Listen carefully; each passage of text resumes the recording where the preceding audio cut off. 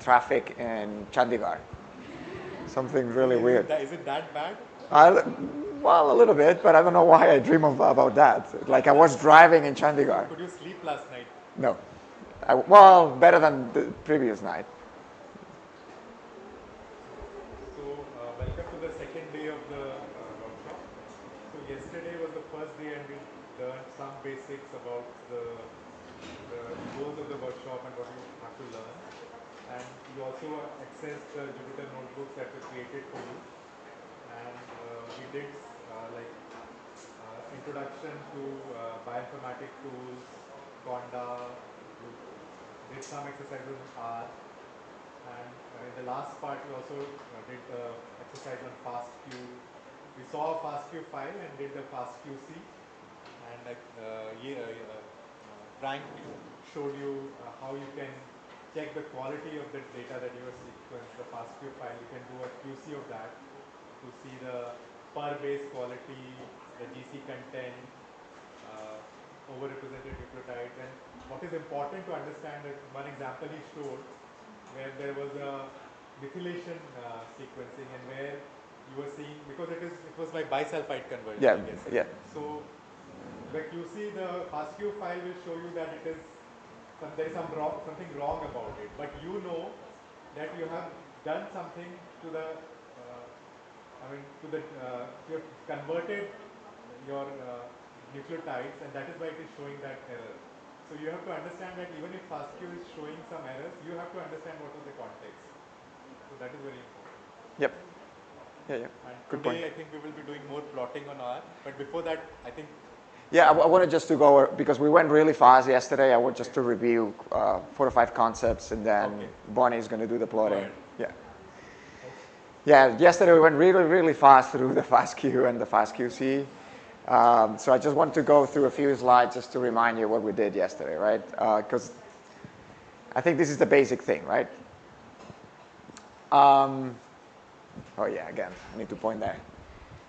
So what is this? The DNA sequence, right? No, but I know that. So what gene is this? I know, you don't know, right? I don't even know. I just pick up one random gene, I put the sequence here. And what about this? A protein sequence, right? Yeah. What gene? Or what protein in this case? It's the same one. Right. So I don't even know. You don't recognize it. I'm not asking you. I was just joking about if you recognize it. But what they have in common.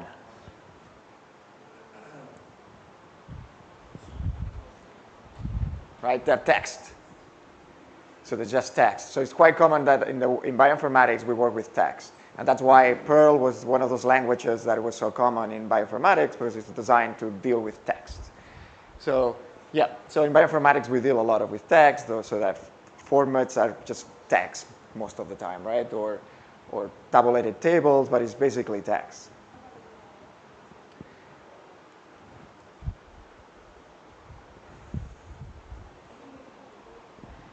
So one of the first formats we used in bioinformatics was the FASTA. Have you heard about this format? Yeah. So it's pretty simple.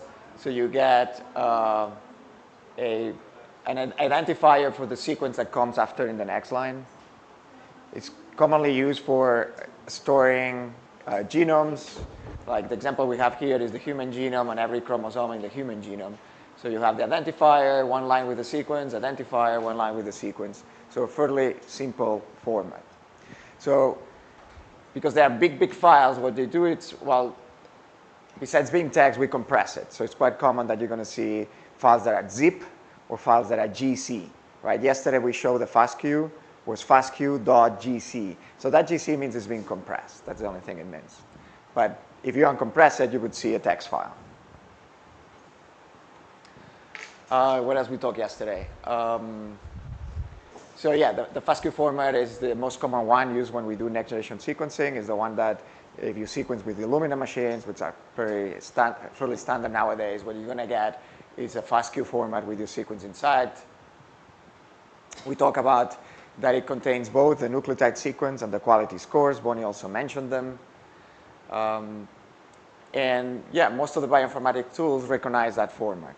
And you don't have to compress it, to just give it the GC files and all the softwares nowadays understand that it's compressed and it's going to do the job, whatever job they need to do. And because they are really big, again, we generally don't have the concept of opening files, we just process them, right? But it's good that we visualize them, right? It's something that we always want to recommend, and probably I'm going to repeat through the workshop. Visualize your data, plot it. All those things are really good. So before you do anything with it, visualize it. In this case, we're going to use FastQC to visualize our FastQ files, right?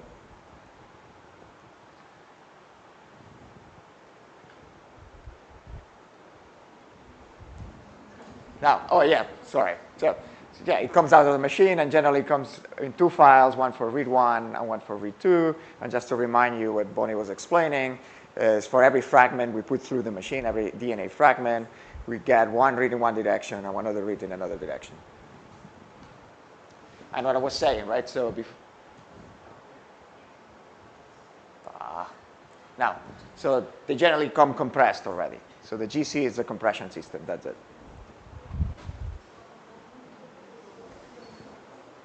Okay, I'm going to come closer. Now, we also saw the format itself. So if you, every read in the FastQ file is 4 lines. We have a very long identifier, the sequence itself, another line that it's the, it's generally empty, it's just with the plus sign. What does plus sign indicate? So actually, I think originally what had happened is you repeated the same ID. So you have ID, sequence, ID, quality scores, and they simplify with just a plus, and they keep it. Actually, we probably could skip it, right? It doesn't make much sense to have a plus. I don't know why we still use it. Sorry, today the it's not responding that well. Okay. Is the pointer also not working? It's a failing for whatever reason. Oh, the pointer? Oh yeah, it's working. Yes. So we also talk about how the quality scores are stored. So every base has one quality score assigned with a letter. So the letter actually is encoding, it's a number. So behind every letter in our keyword, there's an ASCII code, and there's a formula for it, which is the ASCII code minus 33 stores some number, right? That's how it's calculated. You don't have to know all these things, right? But it's good that you are familiar at least with the format. And yes, also we mentioned that they are generally very big files. So it's quite common that FastQ files are going to be gigabytes of size.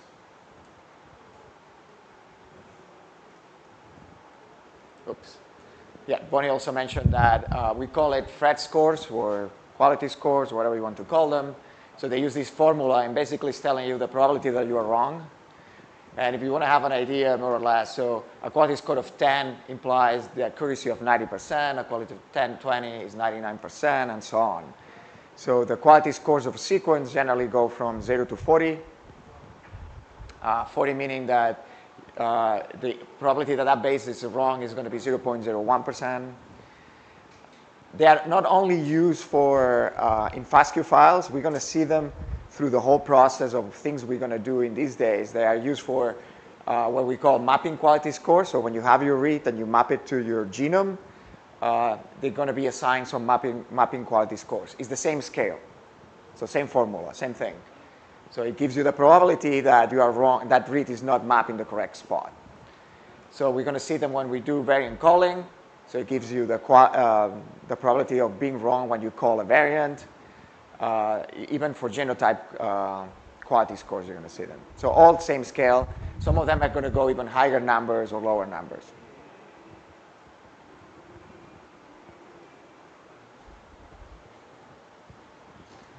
We talk about FastQC, which is a program. It's not a format, right? It's a program that reads the FastQ files, and it gives you a report of the quality.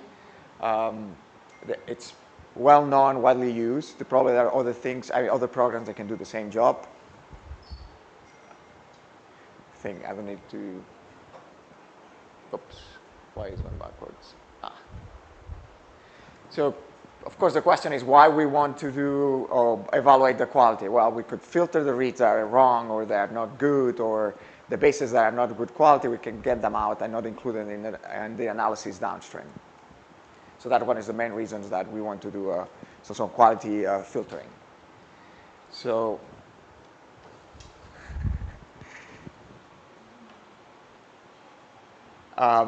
So there are different tools, and there are a lot of them. And somebody mentioned them already when we were talking about what tools do you know about bioinformatics. Somebody was mentioning Chemomatic. It's really popular for filtering reads or filter by quality. We're going to be using FastP because it's really simple to use, and you don't have to play with many parameters in them. These other tools are also popular, and probably there are even more. So a normal step would be you do a fast QC, you evaluate your sequence are good. If you think you need to do trimming, you could use any of these softwares to do the trimming. Oh, and that's it. So we already did the exercises from yesterday. Any questions? So I wanted to review what we did because I had the feeling that we went really, really fast yesterday. This plot is important, right? This one? Sorry, what? This one is the most important of all these? It is, to some extent, yes. It's the one that is going to give you a lot of information about the quality, right? Can you But tell us once again interpret how to interpret? oh, yeah. So actually, I do have more if you want. So this one, right? Yeah. Yeah. So in the x-axis, you're going to have your read. This is very short, by the way. It's just an example that I got from the website. So every position in the reads. And here, in every column, what you have is all the score of your reads in a histogram. So you have a box that represents the 50% of your quality score. So the red line that you see here, that's the median. So, and I don't know how you call it. Box and whiskers. Yeah, the whiskers, exactly. The whiskers is the 90%, right? So that's how you know that it has good quality. So it means 90% of your quality scores are on the very top section of the quality. So that's why you consider it as good quality. But saying that is the only one thing you look at it, well, you could look at other things too. But I think that is the most important one. What does the colors mean? Well, that's made up by FastQC, right? They create some cutoff thinking, okay, the green one is good, the orange one, I'm going to give you an exclamation mark telling you, the quality is so-so, and if it's red, it means the quality is very low. Yeah, I mean, the green is good to go, but I mean, it's a made up cutoff by FastQC, right? It's up to you to decide if it's good enough or not.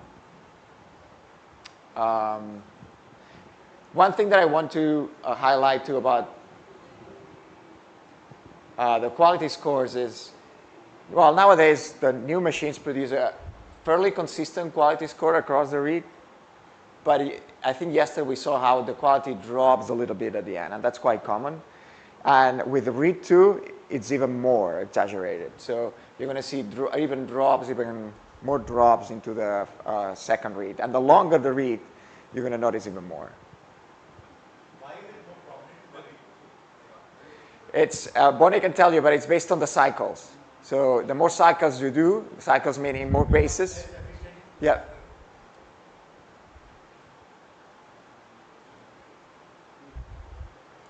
Oh, I have whiskers. I have it here. I don't know. I didn't even remember. Yeah, we saw different ones. Probably another one that, well, we mentioned this one, right? The distribution of the fraction of every base on the sequence should be more or less constant through the read. Again, FastQC is going to give you, is thought to be used with whole genome sequence initially, right? But we saw cases where in methylation sequencing with the percentage of every base changes quite a bit because you've done bisulfite conversion, or in RNA-seq, you see the first bases being also, sorry, I'm blocking you, my bad. So the first bases on the RNA-seq sequencing also changes. They don't keep this trend of being constant, right? So things like that are normal depending on what you're doing. So what we said, it was based on the context, you need to aware in what situations some of the things are not going to follow whatever FastQC is considered green.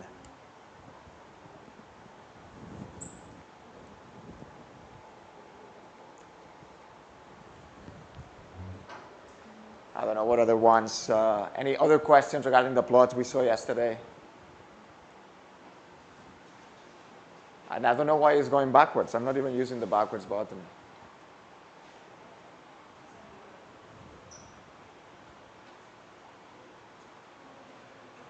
Oh yeah, we talk about sequence duplication levels. That's another plot that you're going to see quite different if you use genome sequencing or RNA-seq. You're expecting duplication levels with RNA-seq. So you're going to get some peaks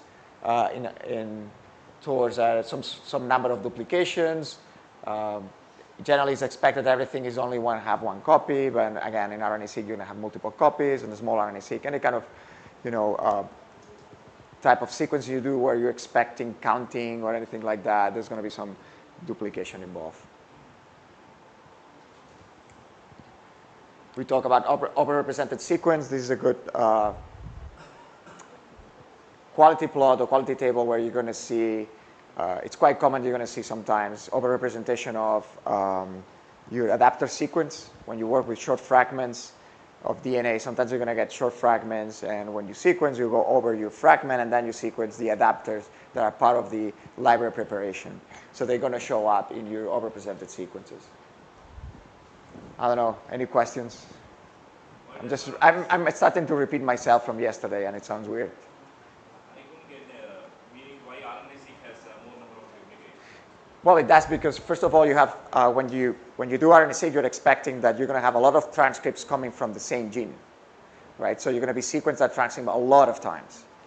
In genome sequence, yeah, you may have duplications, but it's going to be minimal. You're not barely going to notice that number of duplications. But with RNA-seq, you may have a gene that is expressed thousands of times. So you're going to sequence it thousands of times. You're expecting duplication levels. Also, you are working with, when you do genome sequence, you're working with the whole genome. So it's going to be harder to have PCR duplication, or it's going to be much harder to have PCR duplication because you're working with a big fragment of DNA. When you're working with RNA, you're only working with the exons, which is smaller. So the duplication also comes from PCR duplication too. You can have it. Anything you do that you're working with a smaller scale, right, more chances are of duplication. Yep. So you were telling that you have to check for the mapping quality score and the genotyping scoring and all. So is there any cutoff for that? Like as we say that for Q30 it should be around 40 or like that? Yeah. So for filtering, you're talking about, but not in this case of FastQC. You're talking about, the question is, do we need to filter for variant quality or mapping quality? I would say it depends on the case, right? We're going to do filtering, yes. Normally, for variant calling, you will see on Friday, we're going to do some filtering. For mapping quality, depending on your application, I would recommend, yeah, normally we're going to do mapping quality and filtering, yes. So I recommend it. Basically, because so a mapping quality of 0 means probably that read or doesn't map at all anywhere, or it means it maps in a lot of places. So let's imagine you have a lot of A's, consecutive A's in your read. It could map in a lot of different places where there are a lot of reads together, right? So you don't know exactly where it maps. So those ones, you probably want to throw them away. They're not going to give you any information. So yes, we're going to do filtering for those things. So There's not a hard rule about what number you need to use necessarily. so many scores you told us about qualifying a certain criteria to go for, right? Yeah. So which one out of these all, which are the most important ones we should pay attention to? All these scores, all this. spread score, right?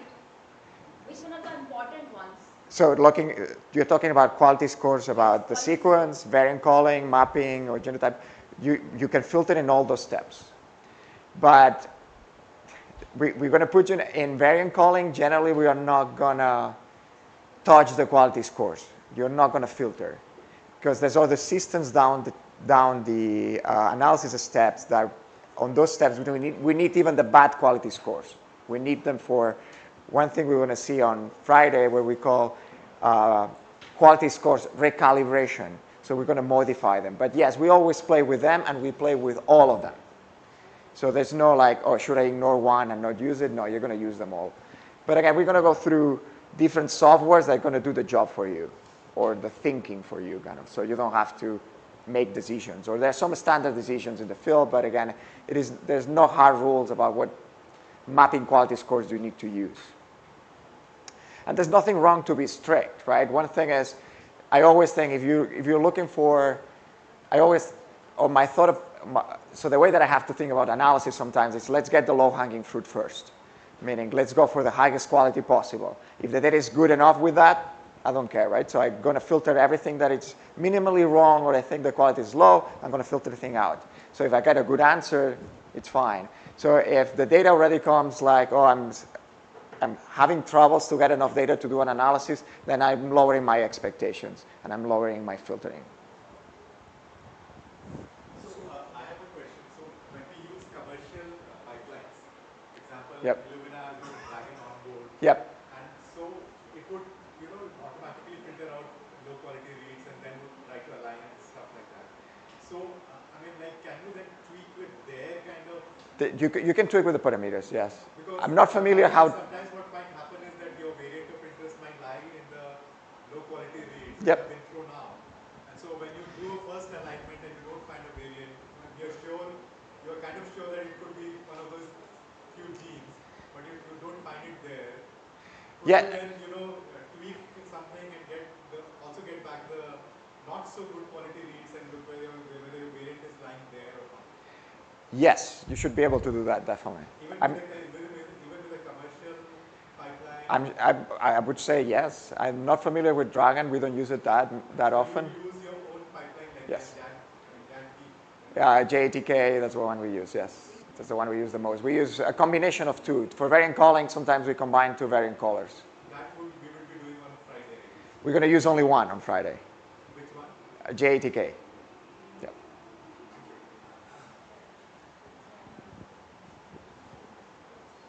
Other questions from yesterday? No.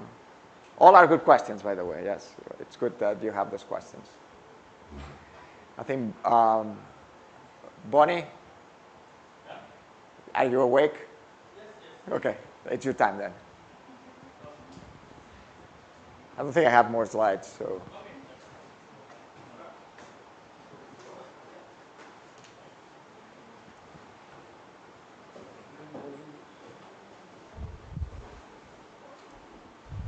Oh, well, I had on the slides about conclusions. So that's what we said. Meanwhile, Bonnie is preparing.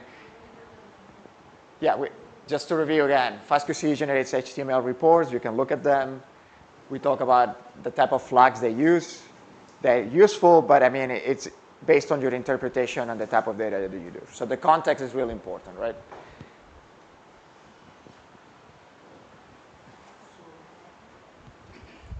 I sent you no, I will use the same thing.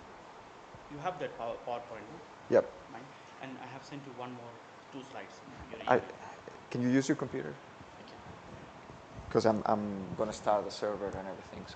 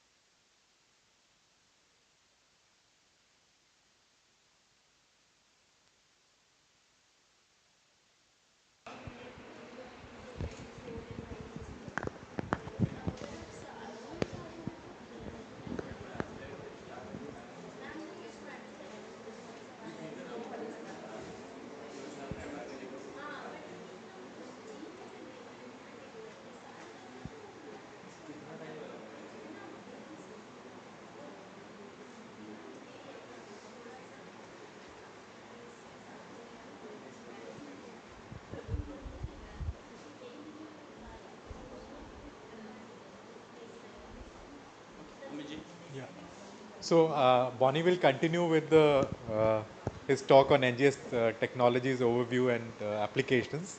But again, I would like to highlight the same thing, that even with genomics, traditionally we believe that genomics we can only do, genomics, epigenomics, and transcriptomics. But now a lot of technologies have come up where you can do even high throughput protein analysis using leveraging the high throughput genomic technologies. So you've got Olink and SomaScan. I don't know how many of you know about it, where you can do a lot of proteins using the power of high throughput genomics. So I mean, this is the central dogma, as you know, DNA goes to RNA and RNA goes to protein, and each level you can, get a broad overview of either the DNA, the RNA, or the protein. In the DNA, you could do a whole genome sequencing, whole exome sequencing, or what we do also known as commercial labs do a clinical exome, where they look at genes which have got a OMIM phenotype or which are relevant for clinical decision making. And then you got like, even in the DNA, you could do a epigenetic analysis either by a methyl-seq or attack-seq. And then you could also do metagenomics with 16S RNA and metagenomics. And in the RNA, you could do a transcriptomics, both nascent and stable RNA. You could do a single cell sequencing, or as Bonnie had highlighted yesterday, you could do a spatial analysis. We don't do a lot of spatial analysis here actually. Histopathology has got a lot of tissue, but we don't have, I think Dr. Amanjeet has got some project where she's outsourcing but not doing it in-house. Okay. Over to you, Bonnie.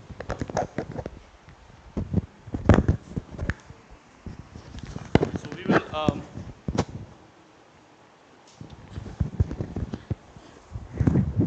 So what I'm going to do, I'm actually going to speak for an hour, and then I will stop at that point, and then we'll continue with our hands-on. So essentially, what I'm hands-on, I'll be actually continuing with yesterday's theme where Francis started with the plotting, and actually I will start. Basically, what I will do, I will actually go one step backward, and I will start with plotting basic R-based plotting, and then we'll build up on that theme, and we'll work for a couple of hours.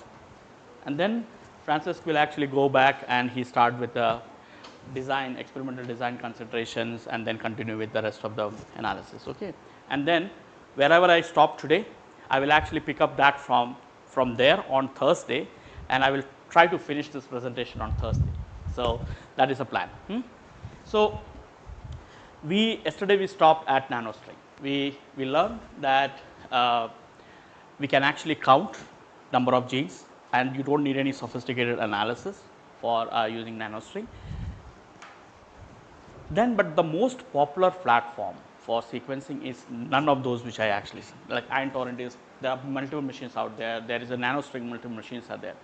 But almost 80% of sequencing market is captured by one single company called as Illumina. And Illumina was actually the front runner for sequencing from last decade, at least like 15 years or so. So when you think about Illumina, first thing what we have to think about how actually Illumina sequence.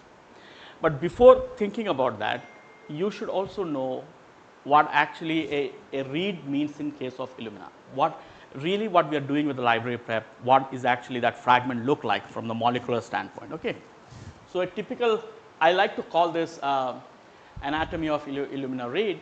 So essentially what Illumina read consists of, this is your DNA insert. So this is from, if you think about this as a double-stranded DNA, this is your 5' to 3' orientation. So this is your insert, and this is from 3' to 5' fragment. So otherwise we just call as Watson and Crick strand. So that nomenclature also exists. So you can actually, or sense and anti-sense strand. So people use various, so either of, whatever way you want to call this. Then you have the read one adapter sequence here, which consists of, also has a index here, and then this is like P5 and P7. So this is the these are the sequence that is complementary to the flow cell. So this is what actually, when a molecule land on that glass slide, it looks for a lawn of oligos, and go and do a reverse complementarity based on your P5 and P7 sequence. You see this Y shape, that is because P5 and P7 sequences are non-complementary in nature. So, up to this, like your SP read 1, read 2 SP sequences, they are actually complementary to each other. But when it comes to the P5, P7 sequence, they are not complementary to each other. Okay. And this was the one of the biggest innovation of Illumina. This is called as Y-shaped adapter. So, this is a patented design, and I think 2025 they just a patent on Y-shaped adapters were like expired. So, if you just think like why somebody got a patent for this, that is actually it was a really a big innovation. I don't know how to actually explain this to you, because every single sequencing company wanted to use this format, and because of the patent with Illumina, nobody could actually use it. So, now this is open. So, the Y-shaped adapter, why this is so? Because you have the P5 and P7 sequences are non-complementary, and then you also add something called as indexes. Okay. Indexing means these can be something from 6 base pair to 12 base pair sequences. So, indexes can be as short as 6 or 12. Most of the cases nowadays we are using 10 to 12 base indexes, which is actually used, the molecular barcode, which is used for defining one particular sample. So, why do you need indexes? Any answer to that question? Yeah, because currently the sequencing output is so high that you cannot afford to sequence just one sample in one lane. So, that means you have to pool, so you need sequencing. Now, so when you have indexes, indexes can be single index or dual index. Okay. So, single index means you have sequence either near P5 or you have sequence near or you have index near P7.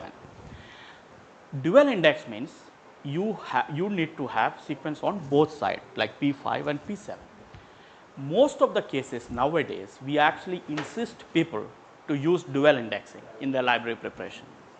Can you tell me one reason why we need dual indexing? What is the reason? To increase pooling, over combination. More combinations. No. You can random 10 base pair sequence, any combination you can create. There is a reason for this. Avoiding. It's a very technical reason. Very technical reason. Okay. Okay. So, let me introduce to one more concept in sequencing technology called as flow cells. So, the glass plate on which sequencing is done called as flow cells. Flow cells can be patterned or random flow cells. What does that mean?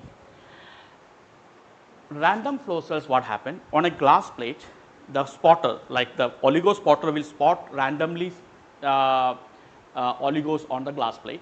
Its positions are not known. It's actually a random position, and now you sequence on them.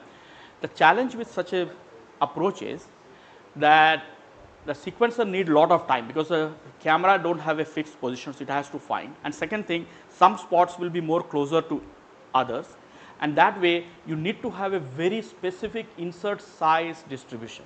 So, like Illumina sequencing, though you do only 300 base pair, but your insert can be as big as 800 base pair. Okay, but if it is longer than that, it start actually affecting the sequencing output. And the reason why in a random flow cells, the two spots can be so near that if a fragment size is more than 800 base pair, they start overlapping with each other, and that is where the problem. So, to solve this problem, what they did, they created a situation called as patterned flow cell, where you have small microvels and the position of each of the microvels are predefined, and so that means it looks like a patterned grid. But and then you actually sequence within those small, the nanovels. But what it created another kind of a problem, and that problem is called as index hopping. Index hopping means that sometime what happens, if you have an extra primer for indexing primer left over in your library, in the well, that extra primer may go, and when the clonal amplification is happening, some of the primer will be used from those random indexing primers, and your read start getting a combination, a index which was not actually the read index belongs to that particular sample. That means this is hopping. So basically, one index is hopping into other. So this is called as index hopping.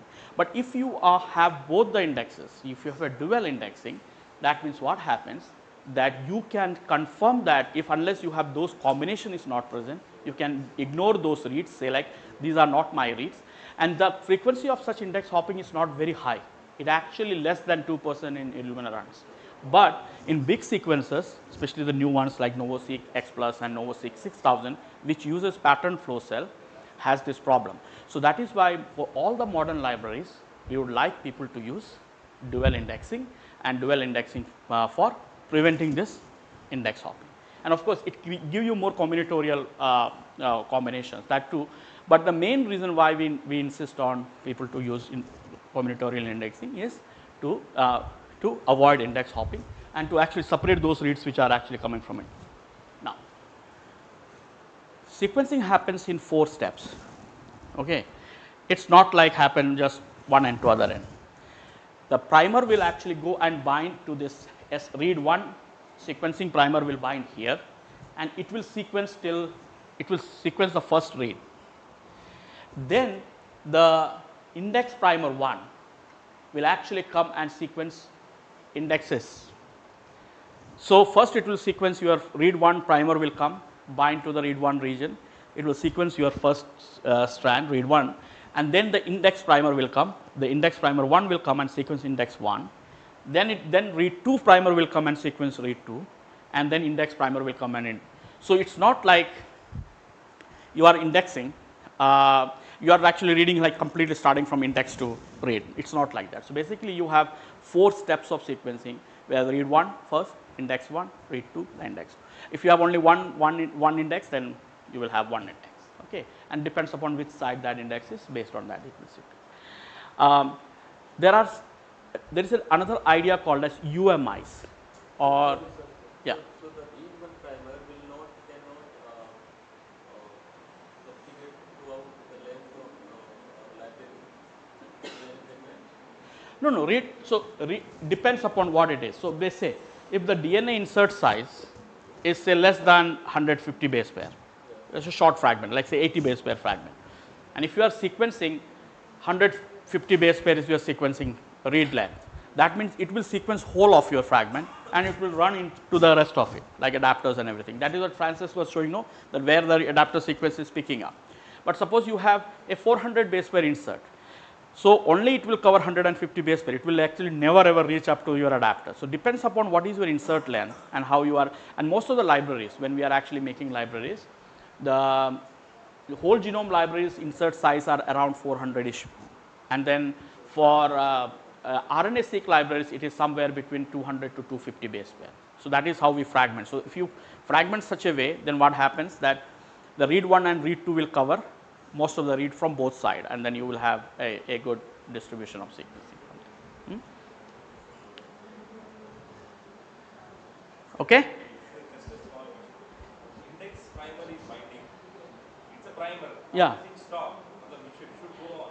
No. You will actually, so basically how sequencing happens, you are actually giving them the number of cycles that needs to be done.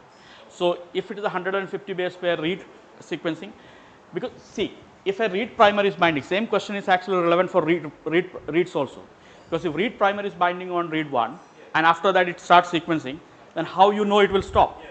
It will stop only because you say like you need only 150, your reaction is only 150 cycle. Reagent in the box is also for 150 cycle. The moment 150 cycle is over, your reaction mixture is over. Even though my DNA insert size is 200 base pairs, You don't have material, you don't have enzyme, you don't have reagent to do that. So that is how it is controlled. Okay. And so when you're sequencing, sequencer needs to be given that what is the index length and in what configuration that you need to sequence. So they will say, okay, 12, 150, 150, 12. That means 12 base pair index, 150 base pair R1 read, 150 base pair R2 read, and then And there are some other ideas like a dark cycle and all this kind of ideas. So you have to mention that what is the configuration, what is the sequencing configuration that you have to use. So if you have only 10 base pair index, suppose. So if you have a just 10 base pair index, then you will be sequencing only 10 base pair. Okay.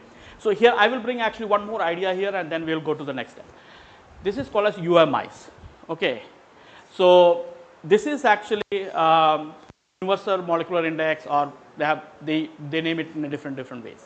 The idea is that you have a random sequence that you use as an index. So that is actually apart from the sample index that we are using. So those UMIs either can be inline index UMIs or with the index. I will tell you what it means.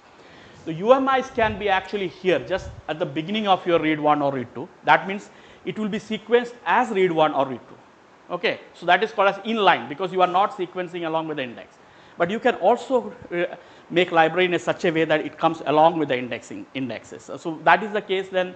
So the second idea of, so the advantage of putting it with UMI with the index is that you will not lose any sequence from your read, because otherwise the 10 base pair, 20 base pair UMIs, whatever you are using, those will be taken by the read. So that from the read. So that is why you don't want to do that.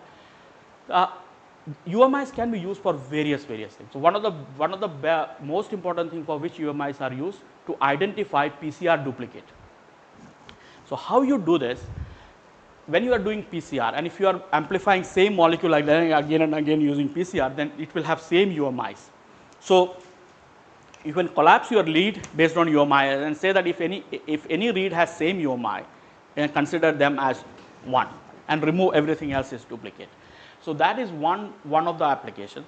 Second application is for correcting reads. So you will have UMIs and then you actually collapse all the reads with same UMI and then correct it for your any kind of error. So UMIs can be used in a various creative way.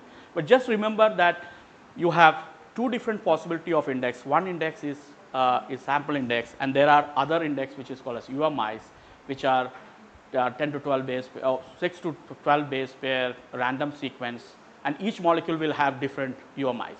Each sample will have one index and each molecule will have unique molecular indexes. Okay. Okay. So essentially what we are doing, we are taking the genome, and the first thing what we do, we actually fragment it into small pieces. And usually for the genome, as I mentioned, the size is usually 400 base pair. On exomes it is around 300 base pair, and then for RNA-seq it is something like 200 to 250 base pair fragment size. So we fragment genome or thing, and then we add adapters. Those adapters what we see, the Y-shape adapters, we will add on the both side of it. And then what we do, we put them on a flow cell. So flow cells have ln of oligos. So based on which way it is landing, it will find a base complementarity with the P7 or P5 oligos, and then what you do, you amplify them, those clusters into clusters. We see that how that we do. So we amplify them, and this is called as bridge amplification, and we'll see how people are actually doing those bridge amplifications. Okay.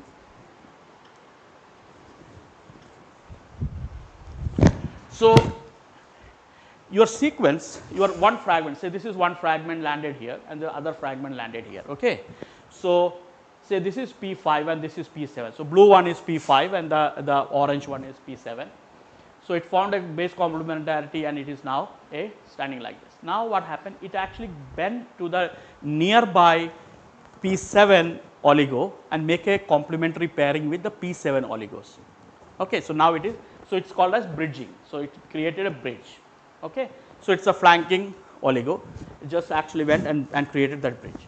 Now this oligo, so now you have a reverse complementarity. I don't have a whiteboard. I actually always like to have a whiteboard. So that's why. So what happens, like so now it is like this, and then you have an oligo here, and you do the PCR and you add the remaining. So it's a single strand. So you will actually adding the rest of second strand there. So which will start from here and end. So now your DNA is double stranded here. So it started from here, it created a second strand, now double strand. It will actually cleave it at that point and now create two molecules. Okay. Now you have two molecules. Similarly, then these two molecules will bend and create 4 molecules, and like that it actually create a bundle. So this is happening in a vicinity, the nearby vicinity. So all the molecule in the vicinity will be close to each other, it will create a bundle, and that is the way the clonal amplification is done. So now you have the clonally amplified DNA. So they get detached so that the sequence is found once the bridge is formed. So how they get They are cleaved from the bottom, and then from the bottom. one side, yeah, and then it actually became a straight, and then again it will bridge, then you create the again second strand, then cleave it off, and so it's similarly you keep doing this for multiple rounds, and that is what it is called as. So once you have, so you will essentially what you will do, you will get something like this. So you have, this is called as clusters, okay. So you made a cluster now. So each cluster is made up of same DNA fragment, and so that is why it is called as clonal amplification, because it's a clonal origin. Clonal means it's from the same molecule. That is why it is called as clonal origin. So you have now clonally amplified DNA. Now what you do, you add, so now you have all these things are there. You add your sequencing primer, so which is present here, okay, which is present here, yeah, which is present at the bottom, because you have P5 or P7 based on its orientation, your sequencing primer is. You added the sequencing primer, it go and make a reverse complementarity, and then you add all the 4 oligos together with a fluorescently tagged oligo. You add it, and then also you are doing one thing, those oligos has a terminator blocker. So that means that if after the first oligos come, first nucleotide comes in, it won't allow second nucleotide to come, because of the, it won't be able to make a phosphodiester bond because of that blocker. So the first, you actually pumped all the nucleotide together, 4 nucleotides. All the 4 nucleotides have different colors, and now what you do, you wash off anything that is not bound, and then you take a picture from the top. It's like drone taking a picture of Chandigarh, okay, over a period of time. So you took the one picture at 7 o'clock, you took the first picture, and so you have all the dots with different colors.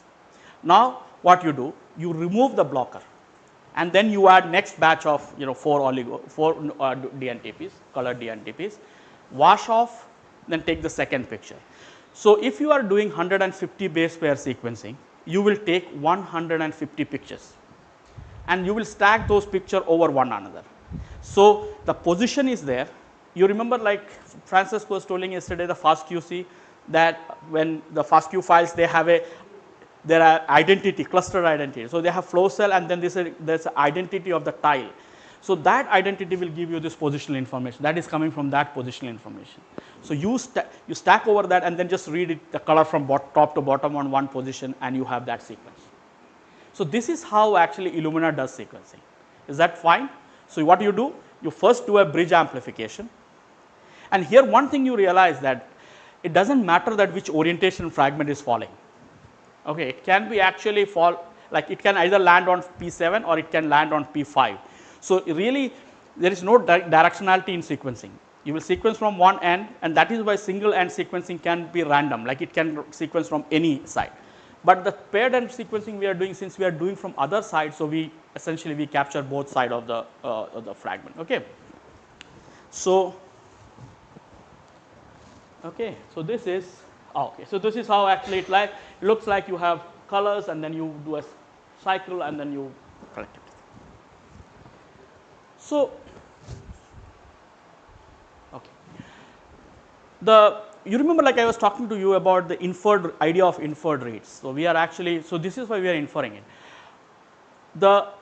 These are just colors and a stack of images, okay, and those stack of images need to be converted into sequence. Is that right? Because I can't give you a set of image and say, like, okay, now you sit and just score it, and then you will find something like that. Like old days when we used to do gel, RFLP gels, and all, you are too young for that. And even sequencing gels, we used to actually score manually. And those who are old enough, they may remember that we used to actually have a radioactive gel, and then we have this X-ray films, and we'll actually take those X-ray films and sit there and score each NTPs and say, like, this is a sequence. So you don't have to do any of those things. So those things are actually done through a system, a software called as base callers. Okay, and the process is called as base calling. Base calling is actually a vendor specific process. That means each vendor has their own base calling softwares and they actually provide that with the sequencer. So, in case of Illumina, they have something called as BCL to convert or BCL to FASTQ. So, it depends upon the latest one is BCL to convert. But other vendors also have their own software. So, the data conversion of their data, whatever format they are capturing data, that needs to be converted into sequence, and that is done through the vendor software. And the process is called as base calling. So, once you call bases,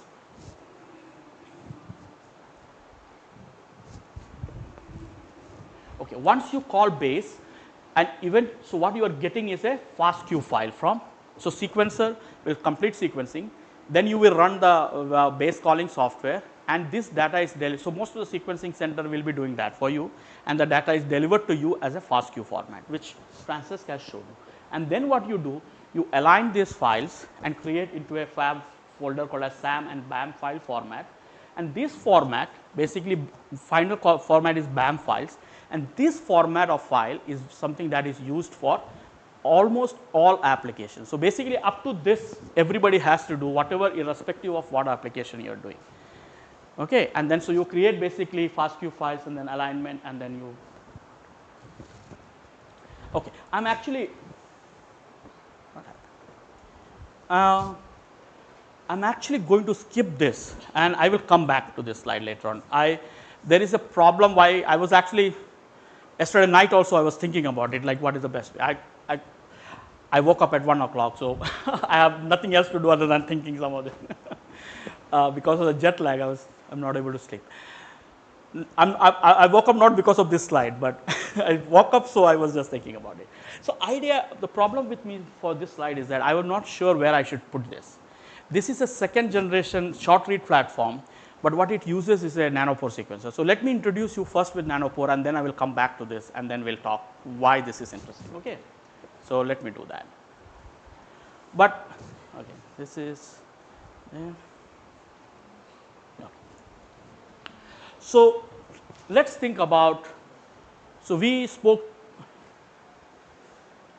what happened? Oh, okay. So,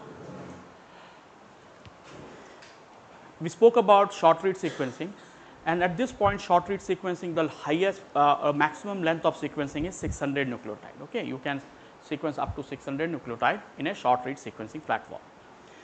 But there are applications when we really need long reads for various, like in clinical space we need it for structural variation, variant detection. In case of rearrangements, and we also need this for genome assembly wherever people are working on genome assembly. So that is where we are. So the question we are interested is that why long read? Okay, so one of the best way to think about this question is, I do not know how many of you have this kind of puzzle you played, or if you have kids then probably they might be doing some of these puzzles. So you have pieces and you actually, they are given you like a bunch of it and you have to, and you get a picture of it and you have to make that picture out of those puzzle boxes. So this is actually an interesting example where you can think of, if you have like 92,000 pieces of puzzle piece, and then somebody wants you to assemble it back, how difficult it is. Okay. And that will become more difficult if you have same kind of, some of the pieces are same, like they are repeats. That's okay, they are repeats. If they are repeated, then you don't know that this repeat will go here or there. So this problem becomes very problematic. But think about the same puzzle is divided into 9 pieces or 10 pieces or 20 pieces. You can do it like in a second. Probably a 3-year-old kid or maybe 2-year-old kid can probably do that, because it's so easy to do it. So same thing is about short read sequencing. Short read sequencing, when you are chopping your human genome into 800 base pair or 300 base pair pieces and you are aligning it back, you are talking about millions of fragments that needs to be aligned to recreate that genome. And you have, or repeats makes it more difficult, because you are only sequencing 300 base pair or 600 base pair, and if repeats actually spans more than 600 base pair, that means you don't know where this repeat will go. But if your fragment size is say 50 kb or 1 MB or 100 kb, something like that, then what will happen? It's easy to actually assemble it back. So it's easy to ease of assembly is the most important thing why you need long read sequencing. Okay, and one of the main character of long read sequencing or third generation sequencing is it's based on single molecule sequencing. So we are sequencing, so we are actually sequencing in the second generation, we are sequencing millions of sequence in a parallel mode. But here why we say it's single molecule sequencing, because here we are not amplifying like clonal amplification or none of those things we are doing here. Rather than we are taking a piece of DNA sequencing. Okay, but we are doing that in a massively parallel way, but without amplification. So it's a single molecule sequencing. So here is an example of two platforms that is very popular. One is called as PacBio and the other is Nanopore. So how many of you have seen really Nanopore sequencer? Anybody has seen the Nanopore sequencer? We have seen it. Okay, it's a very small. I mean, it has other versions also. This is MinION, and it's really my hand actually. Or that sequencer is on my hand. So this is the length of my hand. So you can think about like how small that sequencer is. And you can use this sequencer on field. Like you take the sequencer, plug it into your laptop, and laptop power is enough to power the sequencer itself. And then so Zika virus outbreak when happened in Africa, they were actually able to sequence some of those virus directly from the field. Like the African villages even where they don't have any electricity or something, but they did that on it. And one of the reasons why COVID and the curse of COVID, in worldwide actually you will see that COVID led to a decrease in faith in science because of this sequencer. The reason why that happened, when SARS and MERS happened back in 2009, it took almost 2 years to get first handle on the first full length viral sequence. It took almost 2 years to get that MERS sequence. Because of Nanopore sequencer, within 15 days, whole world has full length SARS-2 virus sequence, COVID virus sequence. And all the pharmaceutical companies were rushing to make mRNA vaccine, and they could do that within 6 months. And because of that, people say how you can make a vaccine in 6 months, and they started all this campaign against the vaccine companies and saying like this is.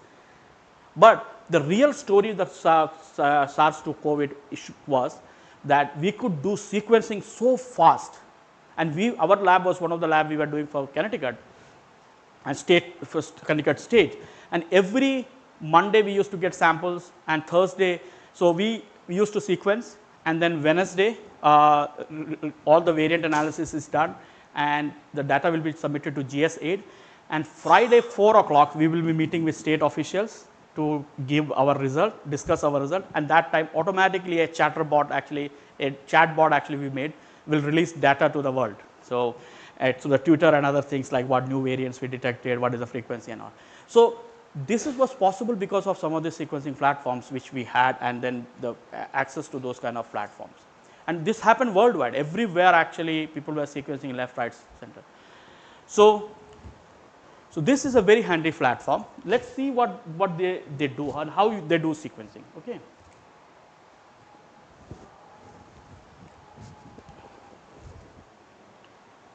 So PacBio, what happens that they have something called as zero mode waveguide. So this is a micro well. In this well, DNA comes and bind attached, and there is a illumination happens from the bottom of this well. And what this instrument is doing,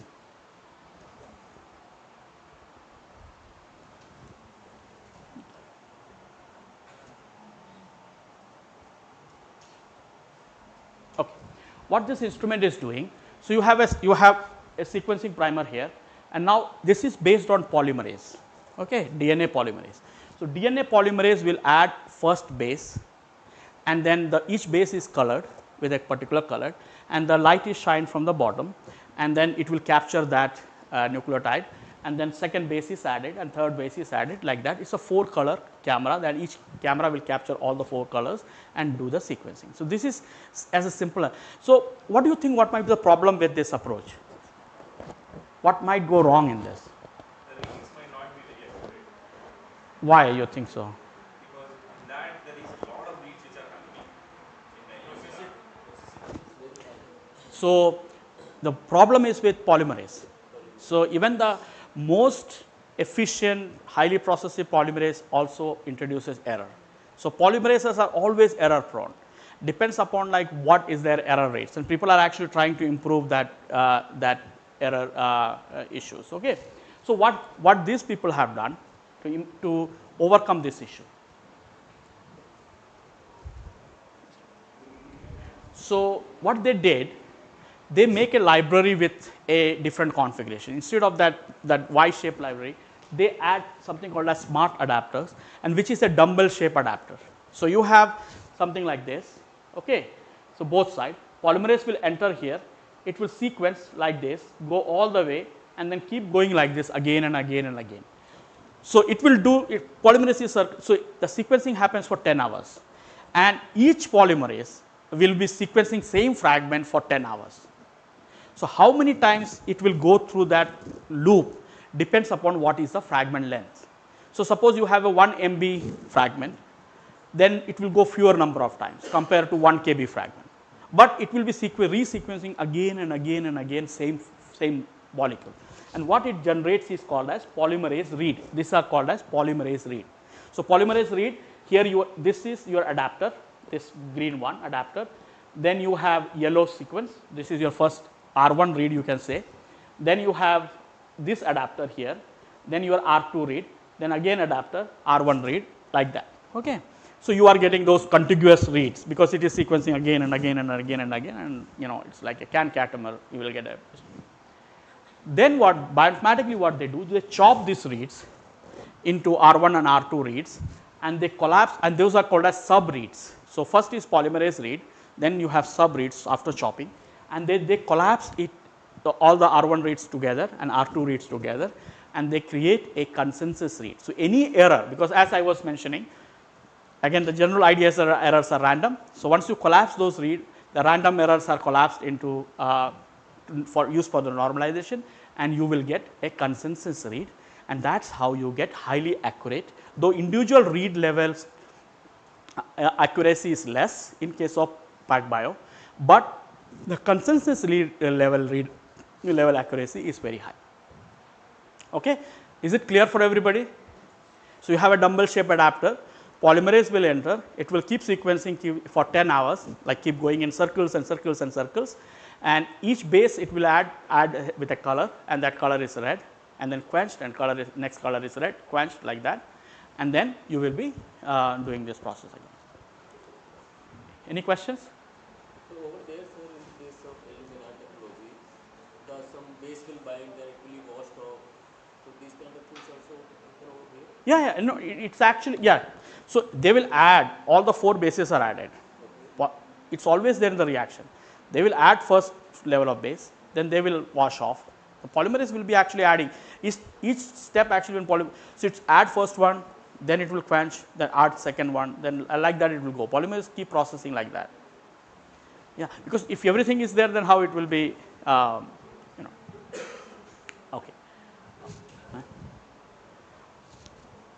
What happened? Okay.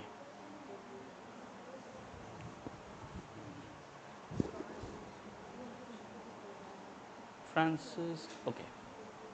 Yeah, so basically the same idea, I was just kind of whatever I was explaining, like you have a polymerase read and you chop them into sub reads and then you collapse them into a consensus read. Okay.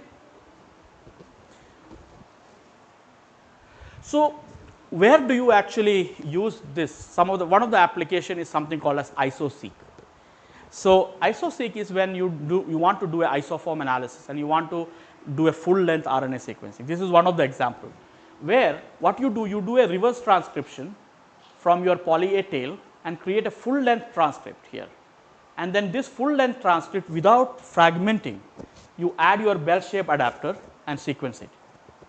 So, if you are interested in looking at isoforms and those kind of things, you can actually generate that from short read through sequencing and alignment, but they are not always accurate. So, if you want to do isoform level discovery and you want to do an accurate quantification, this is one of, and the reason why I was actually showing you this is one of those applications for PacBio where you can study full length transcripts, and this is nowadays people are combining this with single cell also. So, they are making single cell library just before fragmentation, they will move to a library prep for PacBio, which is using a kit called a SkinX kit, and then they will make a full length cDNA library and sequence them with single cell barcodes. So, this isoseq is actually taking over many aspects of RNA sequencing, and since the PacBio is getting cheaper and cheaper, so people are more and more people are using it. So, you can do some of those kind of interesting things with the PacBio sequencer. Okay. Okay, some way it is not working. Okay, that's why. So, the next one is called as nanopore sequencing. So, nanopore is actually the nanopore sequences using a nanopore. It is a membrane, okay? It is a living membrane, and membrane has pores, okay? And the top of the membrane, there are motor proteins are associated with those pores. Now, a DNA, once the DNA comes into the contact of a pore, then a topoisomerase, you know what is a topoisomerase? Yeah, it is actually unwind DNA. So, it unwinds DNA, topoisomerase will unwind DNA, and then it will go inside the pore. Now, the motor protein associated with the pore, that will control the sliding of DNA in the pore, because that process needs to be controlled. You cannot, each DNA cannot move in its own speed, rather than the speed needs to be controlled, because it's not like a, it's not like Indian traffic, like everybody is going in their own way. You have to be like US traffic, everybody following each other in a particular distance. So, that has to be a controlled movement, and that controlled movement is guided through the motor protein, and that is the innovation in this space. So, when DNA is moving inside that pore, something like this. So, if you see here, DNA will be moving through this pore, then there is a voltage is actually, a current is passing through the membrane, and each nucleotide, when it actually passes through that pore, it will create a slight deviation in the temperature, in the voltage profile, and that profile is unique to each nucleotide. I will actually correct this statement in a couple of minutes, but for time being, each nucleotide movement will create a disturbance in the voltage profile, and that disturbance is captured and converted into the nucleotides. So it causes some sort of resistance? Yeah, because each of the nucleotide, when it is passing through that, it actually created a resistance, and that resistance is different. And in fact, that resistance is such a uniquely different, that even cytosine versus methyl cytosines will give you a different signature. So, that means these platforms can do native sequencing, native RNA and native DNA sequencing. You do not have, like in case of Illumina platforms, you have to convert methylation for the methyl seq. Here you can just sequence it and you will get those methylated bases. So, each methylated, non-methylated, hypomethylated, I mean the ionosine or any kind of modification, you will be able to capture through the profile.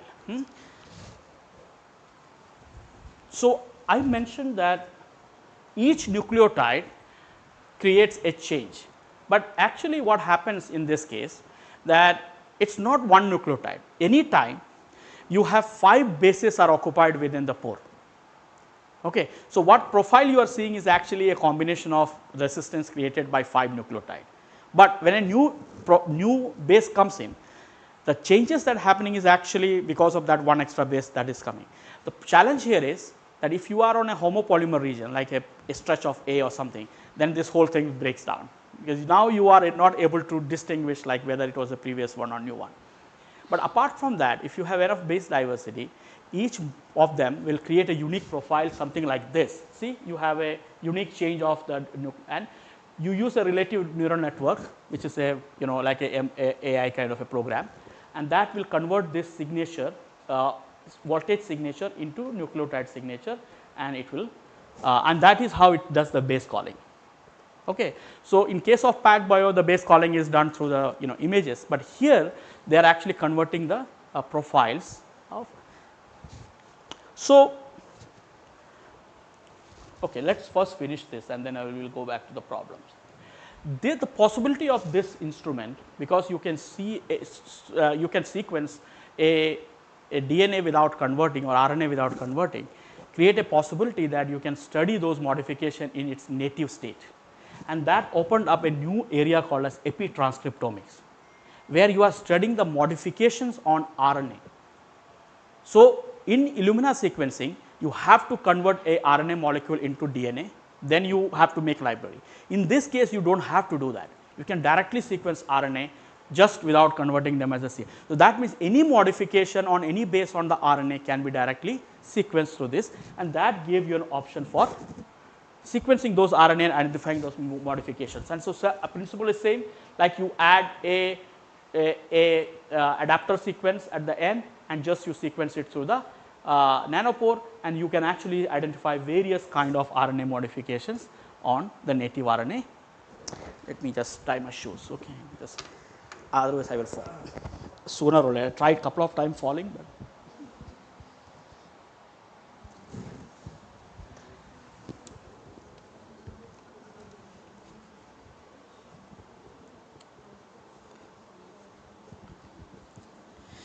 okay. So, what is the importance of epitranscriptomics? Epitranscriptomics is actually shown to be involved in various things, like people are studying them for neurodegenerative disorders like Parkinson's and Alzheimer's and all. It is implicated in cancer nowadays, a lot of people are studying, and it's also, so why that is so, at the molecular level if you look at, it actually impacts every aspect of RNA biology. So, RNA transport, stability, decay, every single aspect of RNA biology is impacted by its modification. And we are still not there to understand the full magnitude or magnanimity of this modifications, and still it is a nascent field. But this is an interesting area, epitranscriptomics, which is something that if anybody would like to follow, this is the next in thing for biology.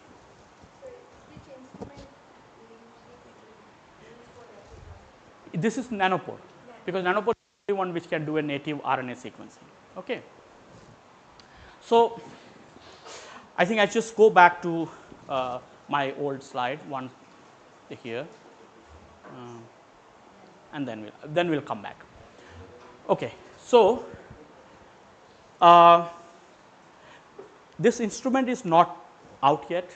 Last week I was in Boston and we saw this instrument in action, and we are expecting this instrument to be available in market in 2026. That is what we were told. This is a sequencer from Roche, and this instrument is called as Axelios. It just created a world record, Guinness record, for sequencing a whole genome sequencing and creating a report within 4.5 hours. So, that means it's an instrument that they are aiming for clinical setup. Okay. And this instrument is a little dicey in terms of where I should classify them, and that is what I was talking about, the dilemma that I have, because it's a short read platform also, and it's a long read platform also. It can do 300 base pairs or 600 base pair sequencing. It can also do 1.5 kV sequencing also. So, there are compromises are there, but then this instrument can do those things. But other thing, important thing is it actually uses nanopore for sequencing. Okay, and that is why it could do so fast. Nanopore sequencings are usually fast. I forgot to actually mention, the rate of translocation in nanopore, the mean ion is 70 nucleotides per second per pore. And if you are sequencing through 500 pores, that many nucleotides are being sequenced. And the other thing is, like, it actually reports nucleotide on a real time basis. If you are doing 16S sequencing, something like that, you connect your laptop to a program called as What's in My Pot, and you can actually within 5 minutes you start seeing classifications, at least at the level of class or phylum and on that level. So, it's a very super, and whenever I teach high school kids, I usually show them, and they are so super excited to see like sequencing happening, because nothing else you can show sequencing happening, and this is like they see on the screen that, oh, this is happening, so they get excited about it. But now the question is, when this is happening, a 70 nucleotide per second speed, something is translocating to the pore, what do you think might be a biggest challenge? Hmm? No, recording is fine. All the sensors, they are really good.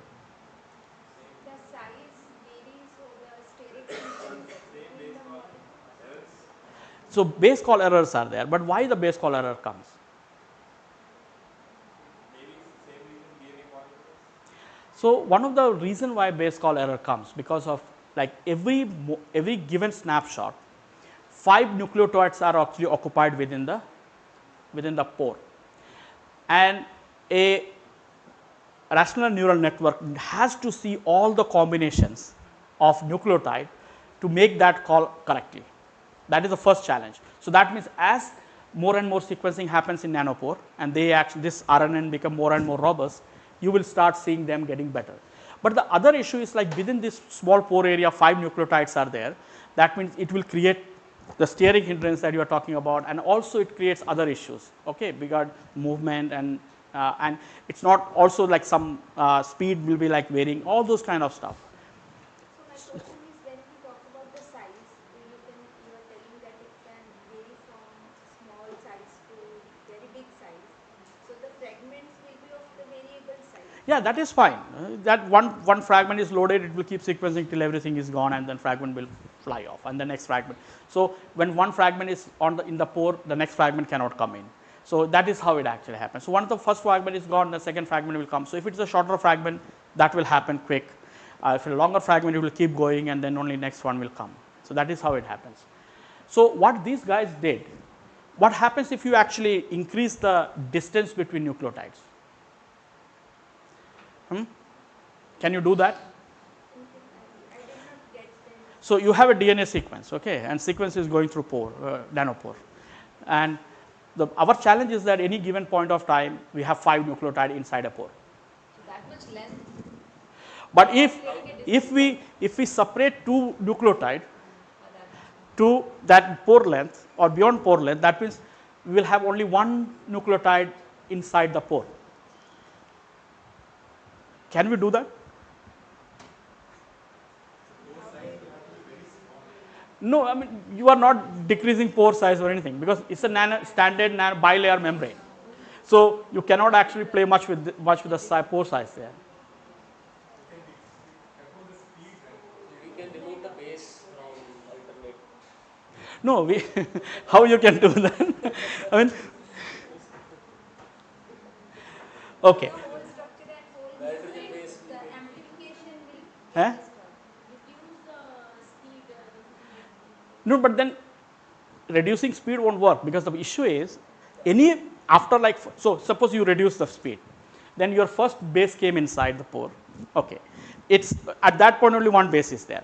The second pore will then after like say 10 minutes second base came, you have space in the pore, that means now you have 2 base.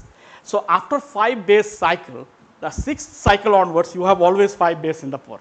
Even you reduce your speed, it is not going to help you. So what do you do? If you were given this problem, what you will do with that? Further decrease the size. Eh? Inside the pore. No, that is what Dr. Amit was saying that you can reduce the pore size, but you can't do that because these are lipid bilayer membranes, so they have a standard size.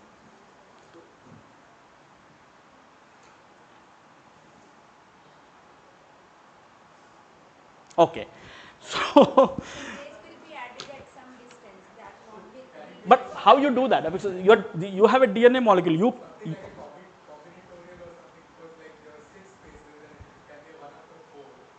So the possibility is like 1 after No. My intention is to get one nucleotide, just one nucleotide occupancy in the pore. I'm not looking at any combinatorial thing. I'm just looking that I don't want a second base in my pore any given point of time. Keep something in the well that will read only one nucleotide at one time. So DNA is exonuclease at the pore. Exonuclease at Okay, let me actually explain you what they did. Okay, this is the beauty of this technology. So cleave the bonds between the So nucleotides. can we put an exonuclease over there? So no, you cannot actually break the bond also because you have this sequencing needs to be done on a continuous basis. No, Because I saw there a cleavable bonds. a cleavable bond is there, but that is for different reasons. But I will tell you what it is. You are cleaving the bond between nucleotides so that So what happens if you actually if you somehow increase the distance between nucleotide. Unwinding the. No, you can't. Unwinding is not enough actually. You already unwound the DNA, so it's actually it's a relaxed configuration. So if you somehow you increase the distance between two nucleotides, you can achieve that. Is that right? So how you do it? What they did, they actually devised a molecule called as expandomer. So a lot of engineering is there in this. Okay. So this molecule is called as expandomer. Now each expandomer has a region that is actually identify your nucleotide. So for A, T, so there are 4 expandomers. Each nucleotide has one expandomer. So you have 4 expandomers. Okay. Now you add this expandomer and it will go and bind like an antibody reaction. It will go and bind on your DNA. Okay. So you have a DNA template. Expandomer binds to the top. Okay. Now the 2 expandomers on the nearby regions, they will make a phosphodiester bond. So you are basically making the second strand. Okay. Now you listen very carefully. You are actually making a second strand. Yeah. So single strand, you are actually you are actually coupling that your expandomer to the nucleotide, and the 2 nearby nucleotide will make a bond. So it will have. Okay. Let me try if I can actually draw it. We have a board, but we don't have a stand. So We can put it on the. no, it's okay. I will actually try. Let me try. Frank is getting a little.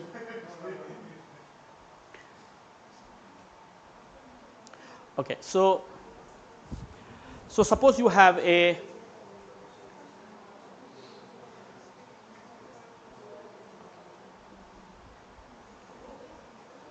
So this is your A, T, G, C, G, G, T, C, C. So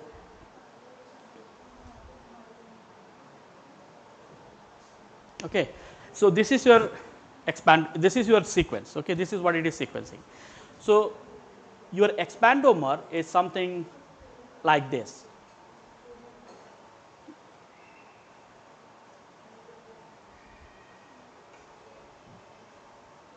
Say like this. I'm just trying to. Oh. So the first exam, this came.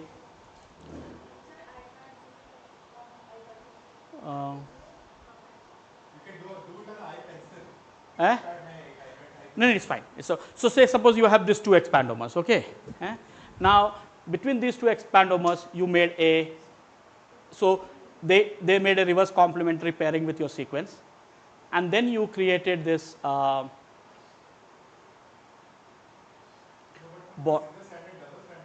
हाँ नहीं मैं बता रहा हूँ. I'm just so now you have this expandomer is actually like this. You grow this. Okay. So you are making that double stranded now. Then I have to go back to my presentation.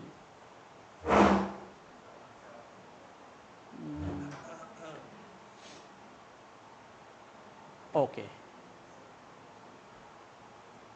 Where am I? So you have something like this.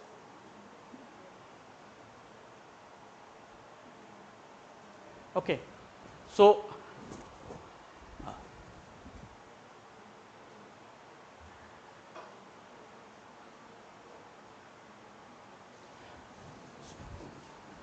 this expandomer now you have back to back like this, and now what you do, you cleave this from here.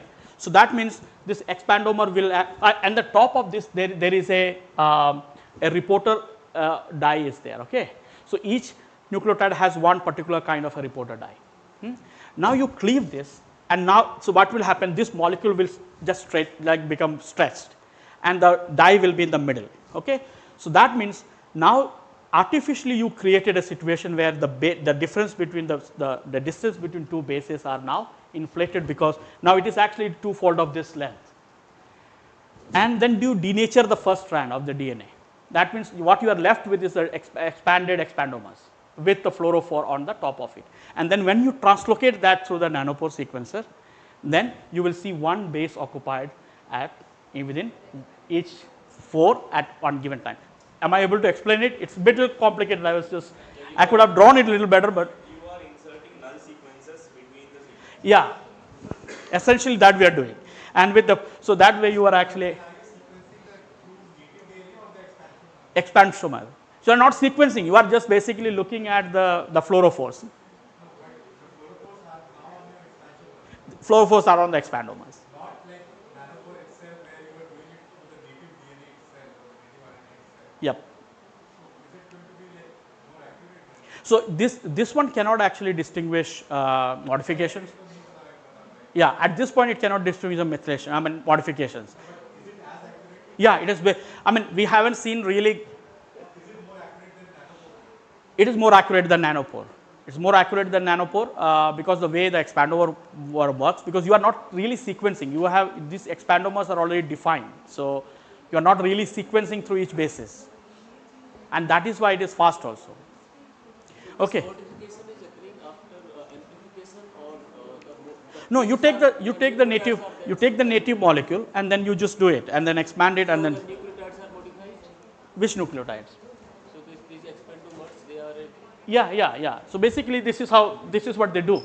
So this is your library, okay. So this is you make a library and then you add the expandomers and it will create a situation like this. So each nucleotide is now longer. The distance between each nucleotide now became higher and then you just pass that through the pore. So that means at any given time, Expandomer? it's a molecule artificial molecule that they created with. It is not a sequence of nucleotides, right? It is actually. It's a sequence of molecule of like it's a sequence of DNA, but it's a engineered molecule, and they are. What the reader is reading now, it has nucleotides, our sequence is made up of nucleotides. But it is reading the fluorophore in that.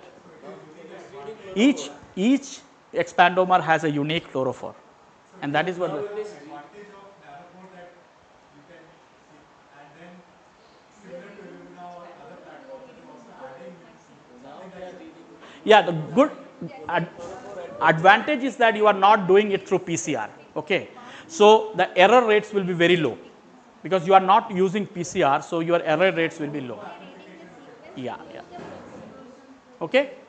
So I am like you will have fluorescence. So one like A has its own expandomer. C has Yeah, its own all expandomer, nucleotides. and whether the fluorescence will be same or they have different label. The Different flow. Yeah, 4 different. That is how they distinguish. we get the six. Yeah. Okay. So that is why they have shown them in different colors. Like we use deoxy-DNTP. Yeah, So in the instead similar way, they are using expandомers. Yeah, and they want to increase the distance, so they actually use. See, like the sequence is still going through that like charged material. Yeah. It is being read, like the difference of that like. So the floor that they add, it's not actually really a floor. It's actually a molecule that they're adding there. That charge difference they are actually taking. Still they are targeting that. Yeah, I just mentioned it floor. Just use that word, but it's not really the light based. It's a charge based. Yeah, it's not image. It's same like a nanopore, but then so this is what these people are doing. So this expandomer is added enzymatically, chemically, or what? Yeah, it's actually added enzymatically, and they have a instrument to do so. So there's a whole robotic system is there which they are using. Okay. If there is some error in adding the Error rates are very low because it's not a polymerase based and a lot of engineering has gone to this system. But one thing I should give a disclaimer because we haven't run these sequences ourselves.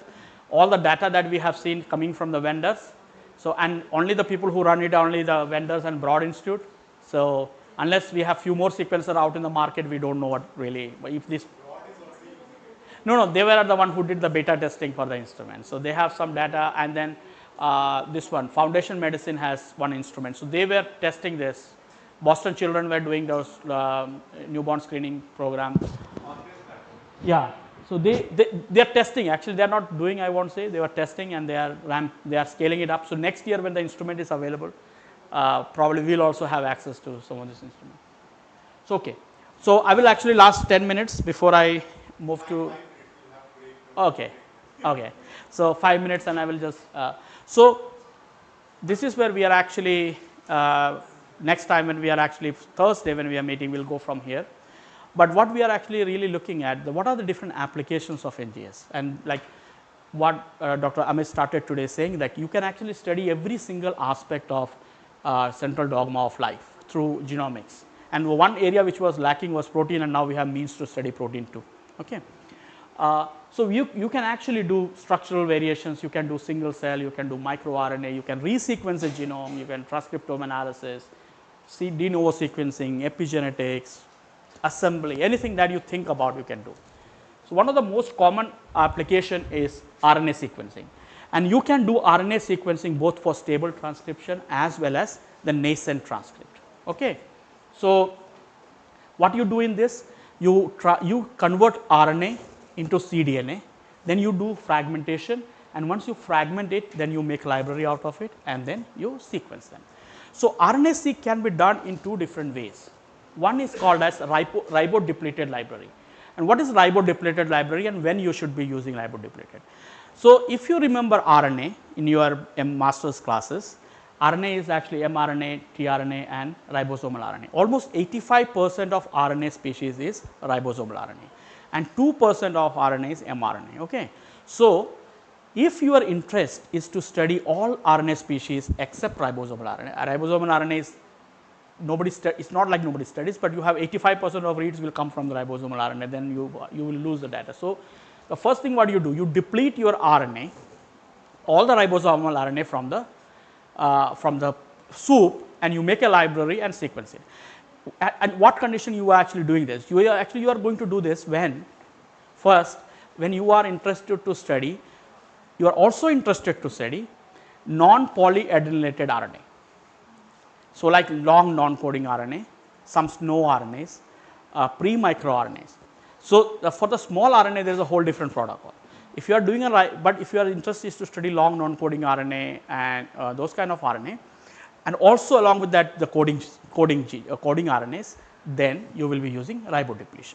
But if you just want to study a coding RNA, you can use a polyadenylated poly-A-RNA sequencing, where what you do, you have a oligo DT attached to a biotin, and you mix it with your RNA species and pull it out everything that is polyadenylated. So you will get most of the coding RNA, and then some long non-coding RNA which is polyadenylated in your soup, and you make a library. So you convert them into a cDNA, you fragment it, you add adapters, and then sequence. Okay. Now when you are doing this, one of the key questions that you should understand, that what you are studying through RNA-seq. Okay. The question that we are interested to know, is it what we are studying is transcript or transcription?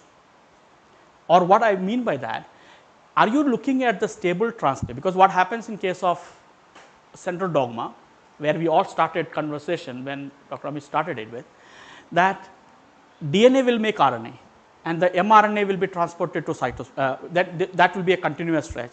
It will get spliced. After the splicing, mature RNA will migrate to cytoplasm. And what essentially we are studying in RNA-seq protocols is those mature RNA.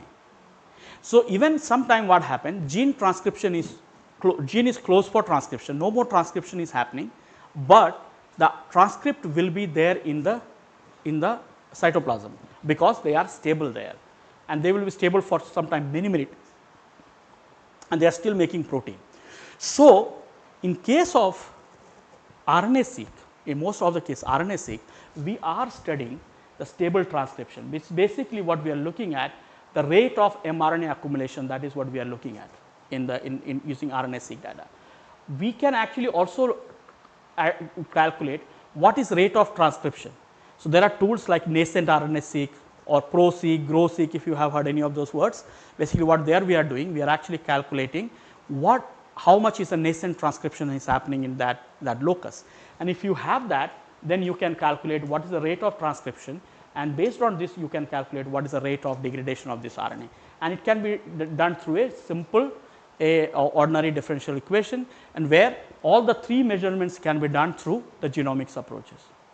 Okay. So Then genomics can also be used for epigenetic studies like ChIP-seq. So if where you are looking at DNA, open chromatin, you can look for open chromatin, or you can look for DNA protein interaction using ChIP-seq. So all these kind of various applications are possible, and in all of this application, the idea is same. You recover the nucleic acid. If it is RNA, convert them into cDNA. If not, you DNA, just recover it. If they are big size, fragment into smaller pieces of like 400, 500 base pair, add the adapters for Illumina sequencing or any kind of sequencing what you are interested in, PacBio, Nanopore, whatever you are using, you add those adapters for those and then sequence them on a sequencer. So this is a general theme, okay. So again, so this is the attack-seq where you are actually looking at chromatin accessibility, and again the idea is same, like you have chromatin, you are chopping it, you are adding adapter in. So NGS can be used for various quantitative measurements, like I have shown in case of identification of various rates of transcription or identifying all those kind of measurements, but also can be used for studying the various characters of DNA protein binding, chromatin accessibility, the transcription rate, all kind of aspects, and various aspects of central dogma. So that is why we started today our discussion with central dogma, because you should realize that we are at a stage where we can make precise measurements for most of the components of central dogma, and we can combine those modalities together to make more complex models of gene regulation. Okay. So I am actually going to stop here today. Then we are actually going to tomorrow, when we will Thursday, when we will start, we will start from clinical applications of genomics, and from there we will go to fourth generation sequencing. So next one fourth generation sequencing, which is single cell and spatial, and we will conclude our discussion. So I think this is this might be helpful for you all. Okay. So yeah, let's have tea. Tea is important. Let's have our national drink. I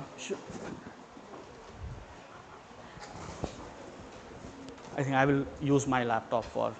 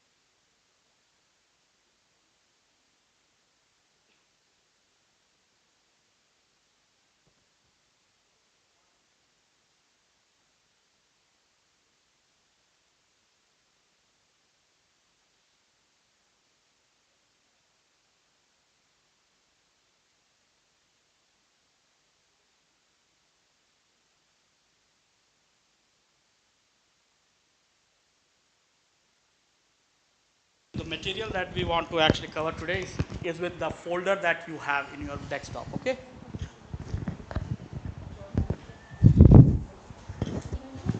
So yesterday, Manpreet might have sent a series of files, and so there is a Word file is there, and then there are a couple of CSV and .text file is there. Okay. So what are we going to do?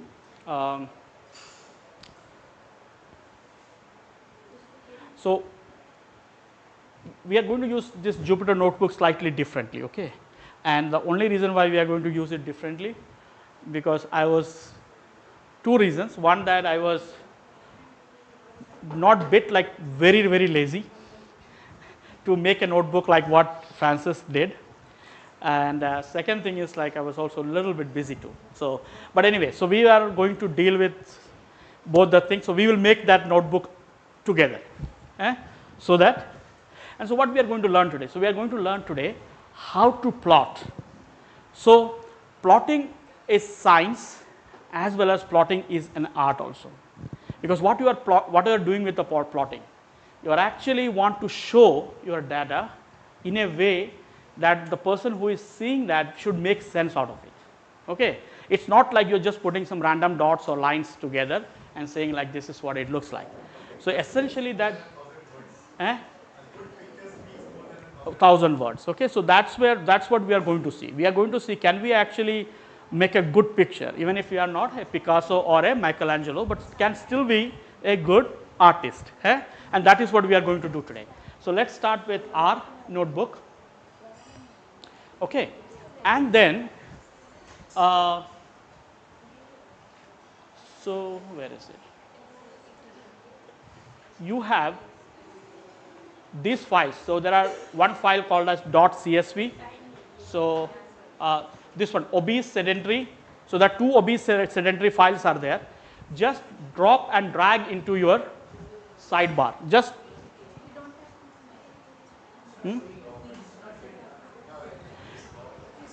it's in your email.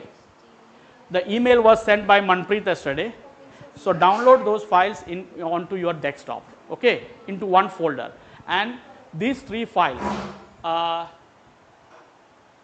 Differential gene.csv, diff underscore gene.csv, obese, those two styles which are starting with obese, those three files you drag from your folder into that zone, or you can actually upload these files from here also. Okay, you can upload, like if you do upload, and then you can actually go to the file and then you just add them and it will upload you into this one. Okay, either way you can do. So I will give you 2 minutes and to do that.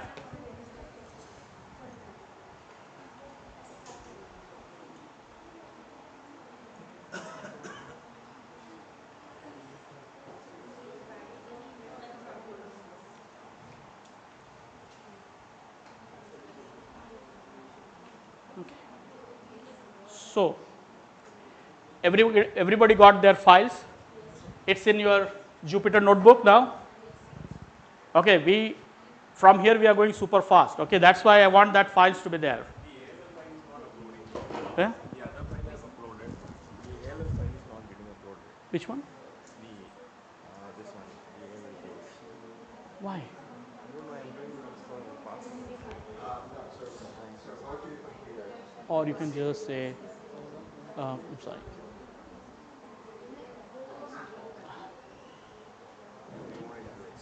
Yeah, I would just, yeah. No, just I was just drag and drop and drag there. Yeah, I did that also. Oh, I take this one. It's not going. Close on that. Yeah, maybe download it and then, okay. Okay, you guys have, everybody has the files in their Jupyter notebook? Okay, extra 30 seconds. This is what Francis gave you.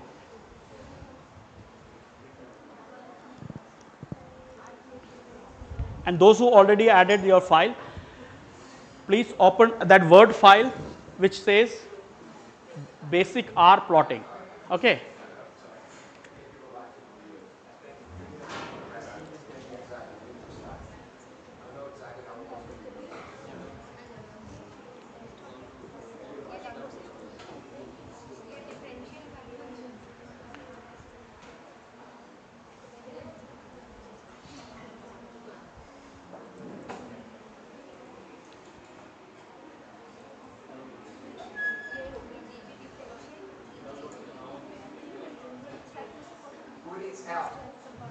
Anybody need help?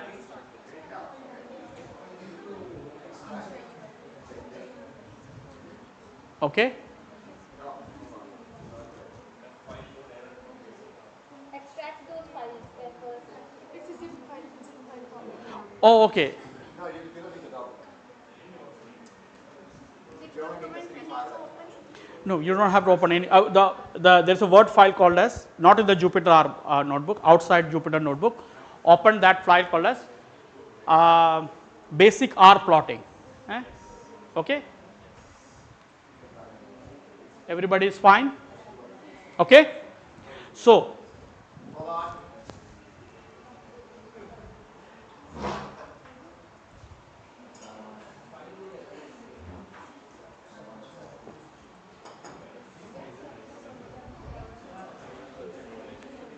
ये देखो यहाँ You need to upload three files. differentiate The one that is complete, the ones that are not documents.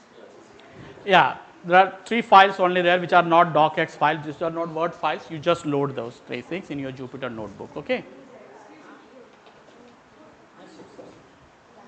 One extra minute. Yeah, that's fine. All of them are that CSV file. Yeah, yeah. You just, I think 2 files are CSV, one is .text file, I believe. Is that right? All 3 are CSV? Okay. Okay. Okay, let's actually start. What I'm going to do,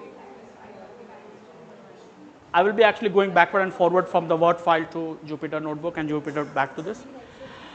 So R, unlike many other programming language, where you can actually, when you want to access a file, what you do, you actually give a path of that file, and you can any program can directly access that through the path.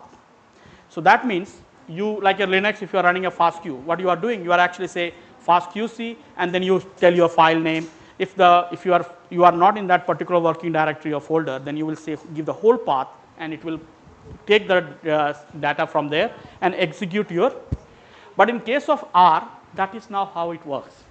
Okay. So, but before that, see, I am not here to teach you R. Okay. I am actually going to teach you how to use R for your application. So I'm not going to give you any theoretical aspect of R programming.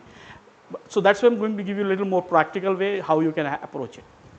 So first thing what you need to do, R has a workspace. So if you use R Studio or you are using R Terminal, or in Jupyter Notebook, you are actually using the R workspace for the executing your. So every data that actually you want to analyze, plot, and anything, you need to call that into the workspace and store that as an object first. So the first thing what you need to do, even if you have all the files, everything, the first thing what you need to do is to store that as into our workspace as an object. That is what the word actually is, object. Okay. So you store them as an object. Now there are various ways to store your data as an object. I'm not going to too detail into that. And there are commands like the usual command that is used for storing a R data into R space into the R workspace is called as a read commands. So you can use read.csv for CSV file. You can use read.delim for tab delimited files, and there are other options for reads are also available, and you can modify some of this for when you go for a higher thing. But for time being, you can use read.csv for your reading your file into R workspace and storing that as an object. Now Francis was yesterday using that sign like dash and greater than sign. He's always doing programming, so it comes easily for him to type like that. I actually does very rarely. That means, so that is why I type always I do equal sign, and so both the equal sign and that sign both are. If you can actually do fast, and you can do like with the what that called? Yeah, it's actually yeah. So you can do that, but you can still use equal to also. Okay, so let's actually first start with copying this, and I will explain you what this means, and then we will go for the next.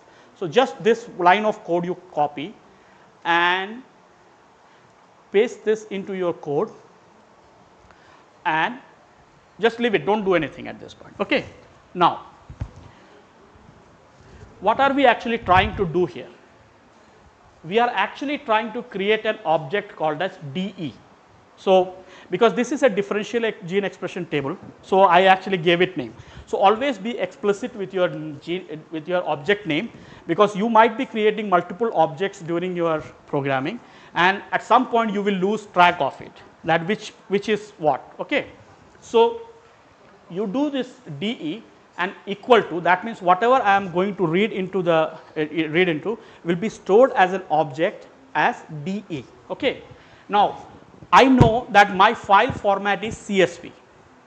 So, that means I am actually going to use a command called as read.csv in this case, and I am actually use read.csv, and I open the parenthesis and within quotes. So, when you have a file name, it is always within quotes, and if it is an object, it should not have quotes. So, when I am going to read DE, I should not use quotes, but when I am reading a file, I need to use quotes. So, since I am reading a file, and my file which I am interested to read is sig_gene. So, basically I am just looking for significant genes which is in CSV format. So, read.csv, and this is the simplest way of, you can actually have more complex construct of this line of code, like you can skip certain lines, you can change header, so many different things you can do with this command. But for time being, we just want to read this file and save that as an object called as DE. Okay. So, now let us run this. Okay. So, now it seems what computer is telling me that it saved this file as DE, but then how we know that we saved this file? Either I have to believe Francis, because he is the one who uses Jupyter Notebook all the time, or we have to find some ways to test it. Okay. So, that what it means, like if we run this code and code is successful, that means our workspace has an object called as DE. So, there are one way of doing it is to, you remember yesterday Francis used a command called as ls. So, use ls and then parenthesis open and close like this, and then if you run this line of code, it will show me that there is an object called as DE there. Okay. But still we do not know what is there in that DE. So, again Francis showed me yesterday another command which was head. So, if we actually use head and we say DE and if we run it, it will show you the top 10 lines of that file, and you know how your file looks like. So, you can actually see that what is there, the content of the file. Okay. Now, these files are usually like big files, 20,000 lines, 30,000 lines. You also need to know that whether whole file was captured or not. Okay. So, for that you will use something called as dim or dimension of the file. Okay.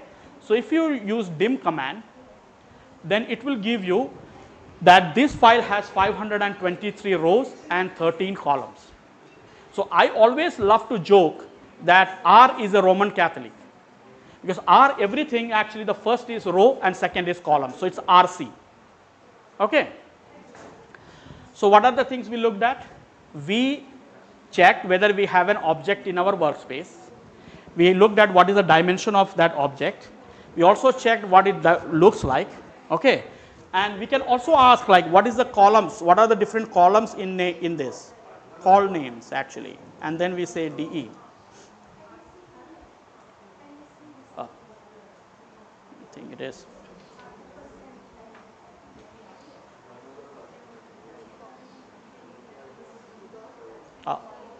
Okay, let me check what it is, but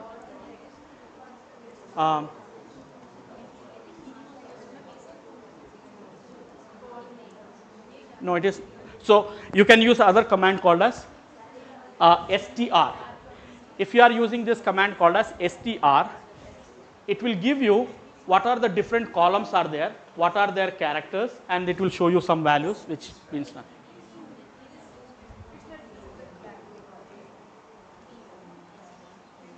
Okay.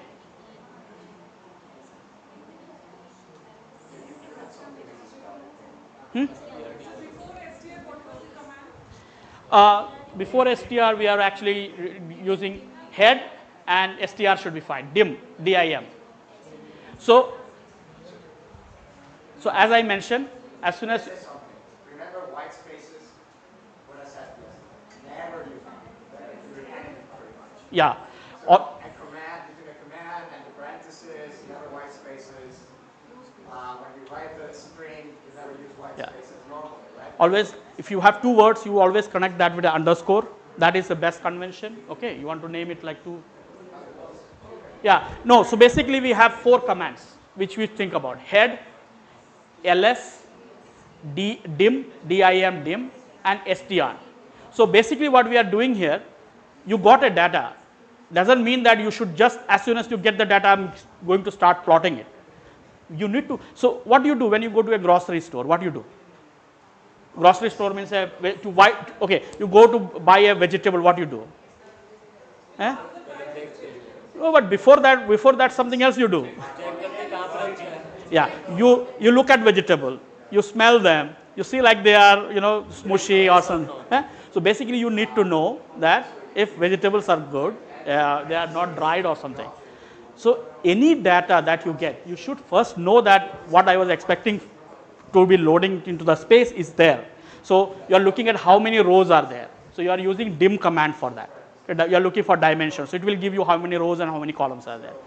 Did you run that dim command, all of you?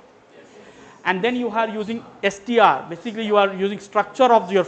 So it will give you all this different columns and its name and all those kind of things. Eh? And then you are looking at head, and you can also use another command called as tail, tail, tail. You can type that and see what you find in tail. Tail, tail. Just tail parenthesis de, then parenthesis close. Eh? Yeah, the last of the file. So you also want to know that if all the files were copied or not, because some truncation happened. So basically, the moment you get a file, you should not start doing everything with it. Just check. Yeah, this is what you are expecting from your file, and is it everything there? Okay. So everybody is with me at this point. What is D here? Name of the file? Yeah, it's an object that we stored. So the file, we actually use read.csv, and we stored the content of that file into an object called as de. D is the name given by You gave the name. All right. Yeah, you give any name. You can give my name also. I'm fine. Okay, okay. So now then we use ls, and we saw that our file is there. Our object is there, not file. Okay, our object is there. So now go to the second line of command. Eh? And don't run it. I will just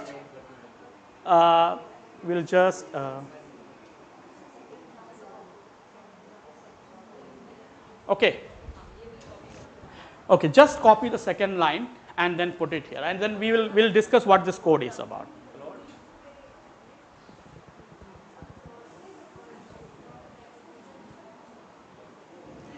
Okay. No, this is only one line.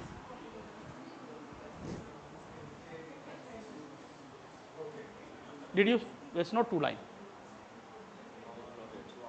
Okay.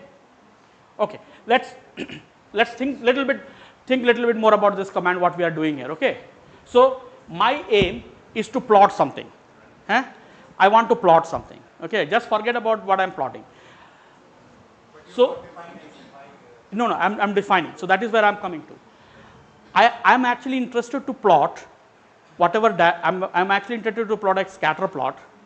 It's a 2-dimensional data. That means we need an x and y, and the x in my x-axis I want to use the column which is obese sedentary dot filter dot count dot mean. This is a column name. So you see this str showing you this all the column names. So there is one of the column which it says the column name is obese dot sedentary dot filter dot count dot mean. That is a column name. Okay, and the second column that I want to actually plot on y-axis is base mean. There is a column name called as base mean. If you actually open your Excel file also, you can see those 2 columns are there in your. You can just check with the Excel file that if those columns are there. Okay. So now, how you define a column? So we have an object. Its name is de. So if you use a dollar sign and then in front of after dollar sign you write the column name, and that is the how you define a column. So now with the DE dollar sign the column name, then comma the second DE column, and so this is what we are, and then what we are doing, we are just saying plot. So plot parenthesis, define the first column, then define second column, parenthesis closed, and run it.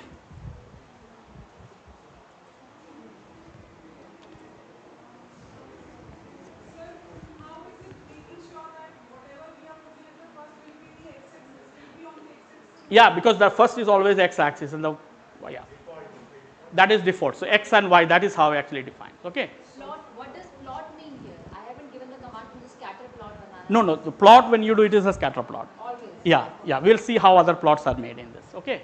So plot, when the moment you give the plot, it is expecting you to have two columns because it's a two-dimensional scatter plot that we are looking at, and then we defined both the columns using the dollar sign. So object DE which we created, dollar sign, the column name, comma, again the second column were defined by DE dollar. So what is the problem with this plot? Do you like to report this plot? You want to show this to your supervisor? Okay, so it's a very bad plot. Okay, but before we really do that, why don't you choose any two columns with a numerical value and plot them in x and y, 2 or 3 times different from the same object. You know, this time I choose these two. You choose any two columns and just plot. Make sure like you can run them. What is this? Oh yeah, like that. So just try two, three different columns. So I just want you to learn how to select a column and then just plot it. On the Excel sheet maybe, or नहीं Excel sheet में नहीं. इसी में से. हाँ नहीं Excel sheet वाला ये वही है. Yeah, you can figure out the names from there if you want, but otherwise you have those names in. If you use str command, you will get that. What is the column names command, Francis? You remember call? It's just call, no? It did not work actually. Call names for some reason.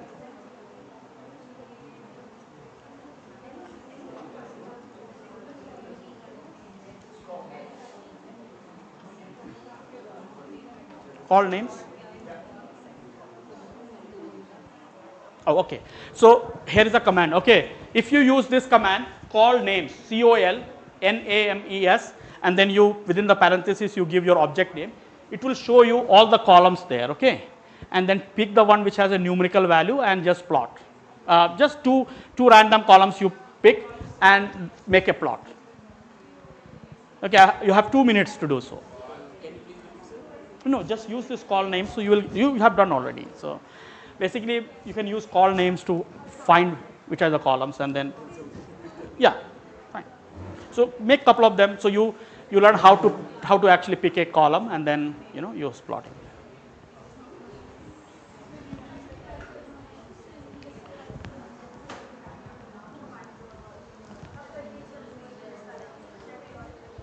Okay, everybody is fine, everybody is comfortable. Okay, so now we made a very shitty plot which we can't even show to ourselves. Okay, that's such a bad plot we made. So what is the problem with this plot? You have any idea why? Yeah, because actually the biggest problem with this plot is that there is one outlier here. You see that one? This outlier. Because of this outlier, all the other data is actually squeezed. So one way of doing it, if we create a threshold for our y-axis and x-axis, and then that means what happened, that one outlier will be threshold to a lower value, and that will increase the spread of the data. But looking at it, we don't know what might be the values. Okay, so we can actually guess something like 10,000 or something will be the value here. So what I will do, where is it? So if you go to the third line of command, copy that and just wait for me to. Okay. So just copy this line of command. Okay. Did everybody copy this command? So see, the first part of this is same what you already did. You are plot, then you choose those two columns, and then you have a new set of command which is called as xlim and ylim. So what you are saying that what is the threshold for x and y. So here I am defining the x limit as 0 to 10,000. So I want my x axis up to 10,000 and y axis up to 10,000. Okay, and let's actually run this. So this is how now it looks like. Okay, so which means that it's not that bad, but I want little more spread. Data needs to be little more spread on my scatter plot. So what I can do, I can actually change my x and x limit and y limit value. So I will actually go and change maybe 5,000 and 5,000. So one thing you should remember here, you don't have to match values. So if it is x like 0 to 4,000, then y can be 0 to 10,000 also. So you don't have to be, those values need not be equal. So you can change those values, and then, so it is giving you something like that. So what finally we could do,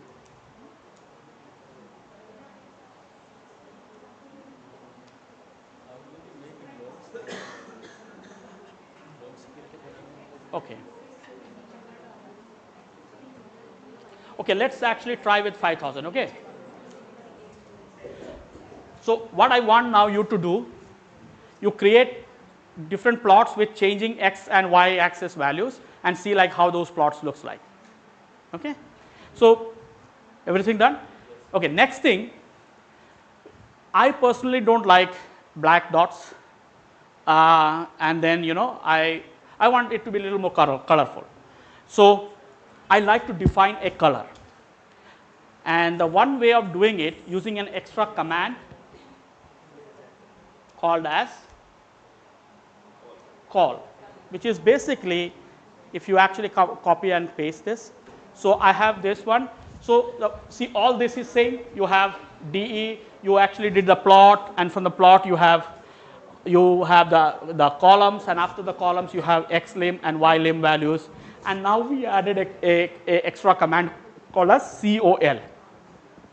And since we are actually giving a text, so that is why it is within the quote. So if you are, so you can write blue, you can write green, you can write purple, and it will give you those colors. So you can actually try a couple of colors, run them, and try a couple of colors. So now my plots are red in color. So from the black, now I am at red. Okay, so everybody is fine till now. You can change colors. What about you? Okay, now I did this, but the problem is that I don't like those open circles. They look pretty ugly to me. Okay, so there is a command called as PCH. Okay, and using PCH you can assign any shape to your plot. So in the Word file you can see I have given values for PCH. So if you are using PCH is equal to 0, that means your dots will now open circle will become square. If you are actually using 1, then it will become circle, like that. So if you are looking 18, then it will become a diamond. Prod will become diamond shape. So let's try few of the pitch. So I'm going to use pitch 9, this value PCH 9, which corresponds to diamond plus. Okay, so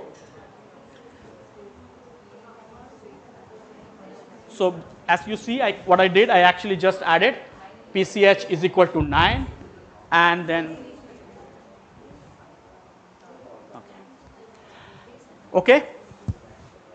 So one thing, so are you able to appreciate one thing, that what I am doing here, I am actually adding more and more commands within the parenthesis. I am not going outside the parenthesis, and I am separating each of these syntaxes with a comma. Okay. So I actually added a new syntax called as PCH is equal to, and my choice is for diamond plus. You can choose anything you want. The numbers are given, and if you run them, now my graph will see. It looks like a diamond plus there. So you can change this to any shape. Would you like to try a couple of shapes? Okay, great job. So I have done that. Now, sometime I like to add a vertical line saying like this is my limit and anything beyond this and above this. So that's called as ab line or absolute line, AB lines, okay. And you can use a command called as ab line. So just copy this, and this is actually done slightly differently, so I'd like to actually talk about this. So in case of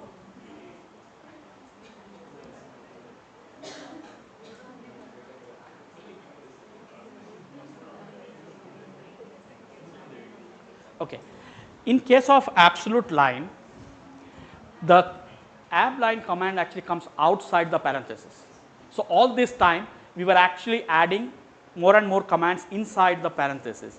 Here the first time we actually closed our parenthesis and started a new line, and we defined what is the absolute line. So AB is equal to V is equal to 2. V means we are talking about vertical line.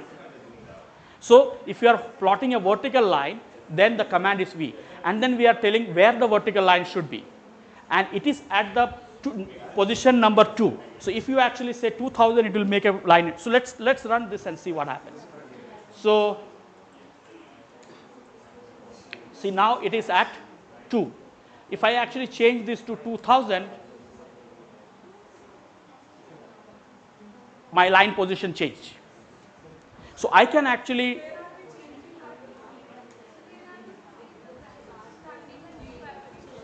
so basically you finish so whatever last time commands you had, you finish it there, and then next line you come and you start this.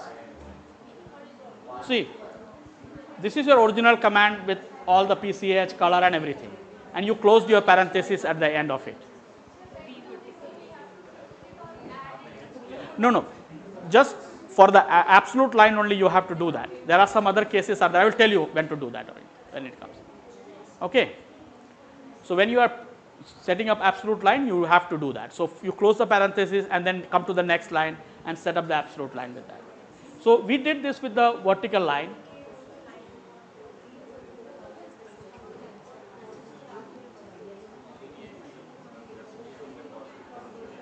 And we can actually do the same thing for horizontal line too.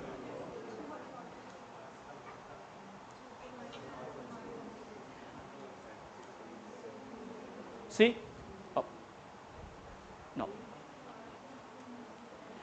Okay.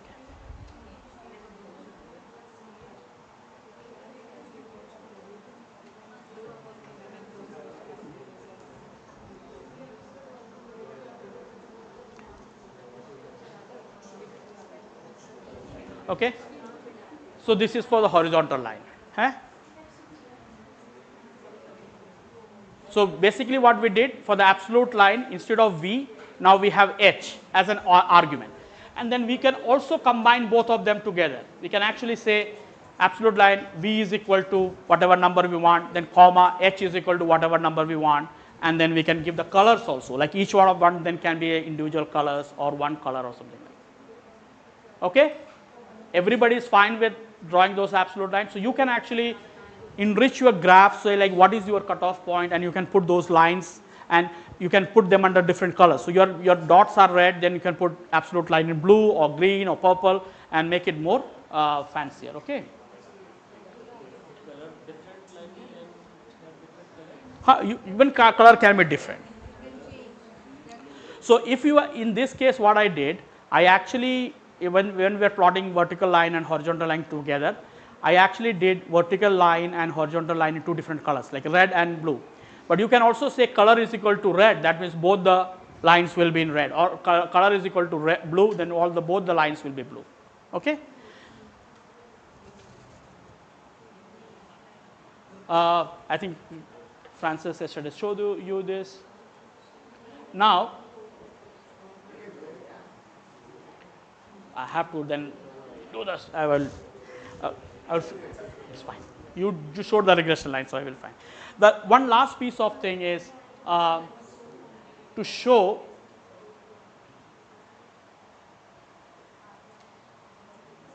okay.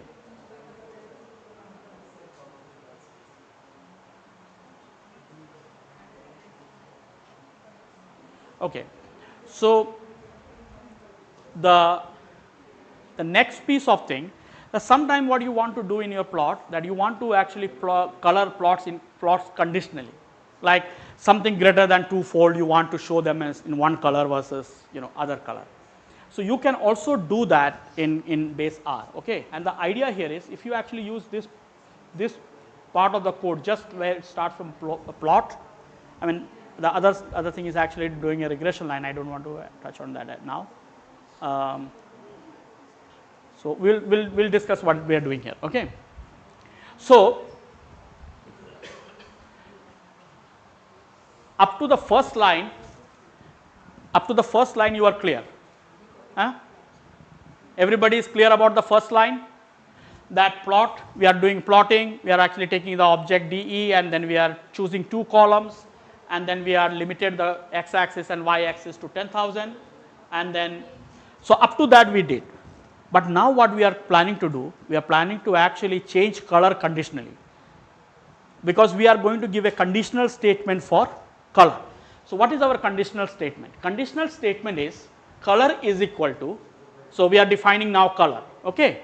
Color is equal to, so we haven't closed our real parenthesis yet. So we are saying color is equal to if else, this is a command for the conditionality, that absolute value of this column DE obese sedentary column is greater than 2000. That means I'm just saying any value you can give. I'm saying like if that particular column, any data point which has value greater than 2000 and absolute DE base mean value greater than 2000. So these 2 columns, I can even use one column also, but I'm saying if both the columns, the data point has value more than 2000, then color it as red.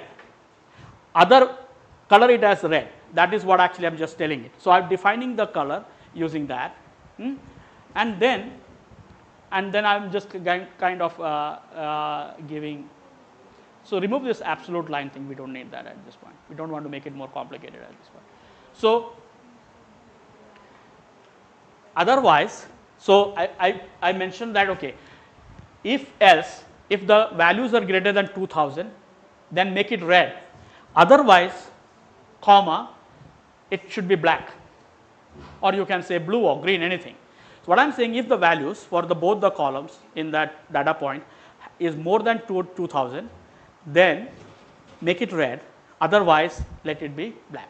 And I'm also using another command called as main, but let's forget about it. You just delete that. It doesn't matter. Yeah. Okay. So if you run this, see what is happening.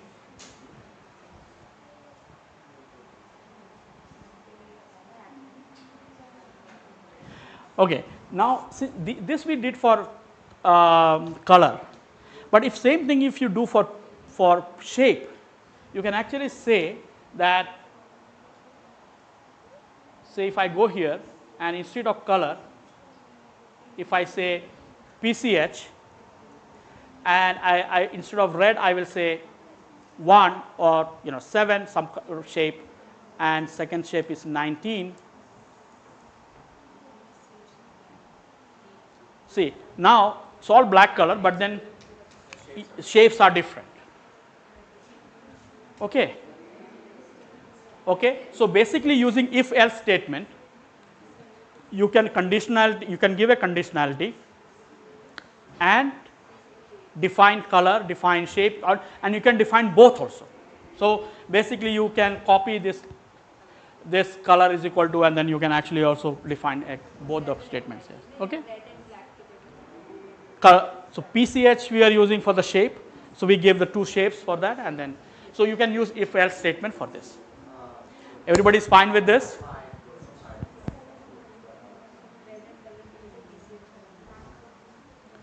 What about you guys? Everybody fine?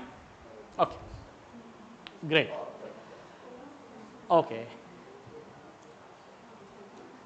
So basically this part of the code will give you how to do the shape and color together. So now you know the basic idea that how you can do this conditionally. Okay. So I'm not going that there.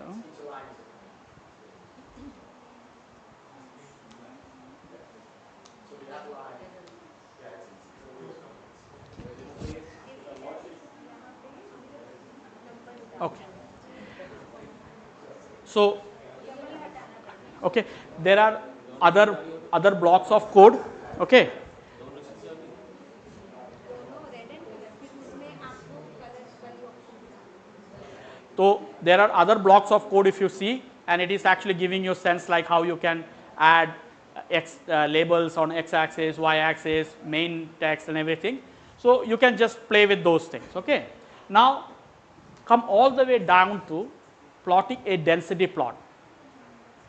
Okay, you know what is a density plot?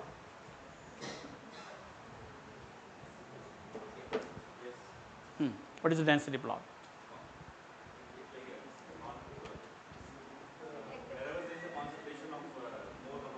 Yeah, it's basically a frequency distribution, a line plot of the frequency distribution, cumulative frequency distribution. That actually the right word is that. It's a distribution of cumulative frequency. So basically what happens, you have like a series of, say you have, one of the best example of density plot is, no, it's not cumulative frequency, it's a frequency distribution. Density plots are like that. So I actually, one of my problem was that none of our data will give you a beautiful looking density plot. So what we are going to do, we are actually creating an artificial data for that. So artificial data, you just copy this line of code and I will tell you what I am doing here, okay, and then copy here.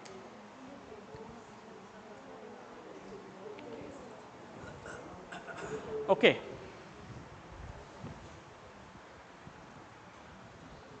So the first two line of codes have nothing to do with any data. What we are exactly doing, we are actually creating some random data. Okay. So what I am doing, I am telling R to do, create 500 random values and store that as an object X. Okay. And the distribution of that data, like the random values those are selected, should be normally distributed, because I want to show the normal distribution, so that looks good. So, and the same thing I'm asking that give me another 500 random numbers and store that as an object Y. So X object X, I will have 500 values, random values which are normally distributed, as well as Y I will have. And then what I am doing, I am actually using plot function. At this point I am saying, if you just do plot X comma Y, why don't you do that? You see what you are going to get. If you do plot X Y,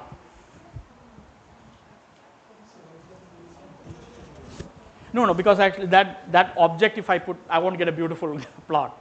Just for the aesthetic purpose, because I was teaching, I wanted to actually show some overlaps and those kind of stuff. So say plot X. Plot X, Y. It won't work, no? Yeah, Scatter plot. scatter plot you will get. So it's just give you a scatter plot. But what we are looking for is that we want a density plot for this. So then we have to define that the plot function need to plot density rather than, so plot density and then you define the object. Okay. So you plot parenthesis density, then within parenthesis you define the object, then parenthesis you close them. Okay. And once you do that, then you will end up getting a density plot like this. So this is a normally distributed function of X. Okay. Everybody got a density plot?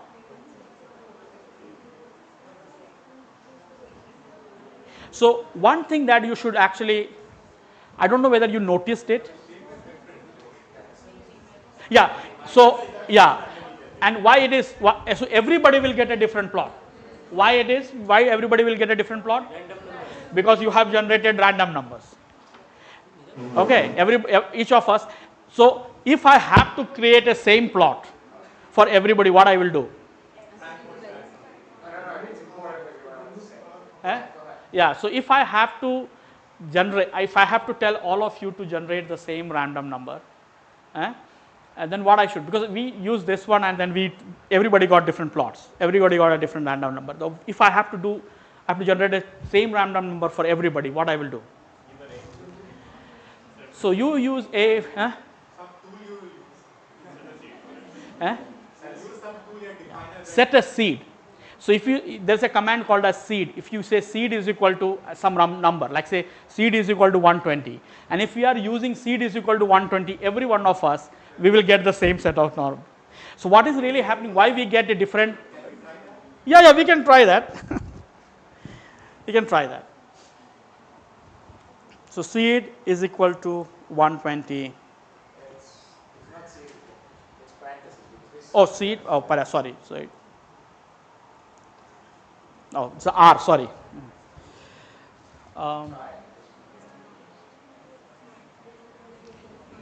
CAD is actually, I think. No, S. I haven't used this function from some. Really? Oh, set.c, sorry. Set.seed. Set dot. Yeah, some of these functions you don't use often. So this is a command set.seed, and then you say 120. Can I add something? Yeah. So actually, this is really important because some analysis you're going to be doing in R, or you do maps, or you do maps, or plots, etc. They use a random seed. So if you, let's say you choose the problem one day, come back Monday, and run it again, the plots may change slightly. You say, why that happened? Because it generally starts with a random starting point. If you don't set the seed and you repeat the analysis, that starting point is going to change. Sometimes you get a slightly different plot. So it's not a bad idea to set it up. Always you do an analysis at the beginning of R. You set it up at some number that you always use. In case you need to repeat, or at some point in your analysis, you're doing something that generates some random starting point. Something that I forget often. Yeah, and especially this is very important for single cell analysis. You have to be really doing it because TSNE plots and UMAP plots are very sensitive to, and they will change each time. And then PIs will ask like, why last time I had something looking like this, now it is looking like that. So why it is so? So one of the practices is to always set up a seed and then keep a number that you like always. Standard deviation or something? No, it's actually. Yeah, the first thing, like like when you go out from home and you cross a temple, you put a coin like that. So it's like that. Or you put a coin, set dot seed, and then you start. So that. Francis, what do you want to explain what this seed does? Well, I just said it. So a computer scientist can tell you better than I do, but the random generators uses a seed to generate that number, random number, right? Whenever we are So you dealing can with set random a things, specific then we number. need to The know. random generator No, even though a single cell, and it's good. Any R code, you start with a seed and then do it. Define the number. Number, how do you check? Anything. Yeah, it just means like you are, but that is the number you should use always. That is it. So it is like setting reference. You are Something. calling that, right? Okay, everybody is fine up to this. Everybody got density plot. You will be able to draw the density plots when you go back. Okay, so now.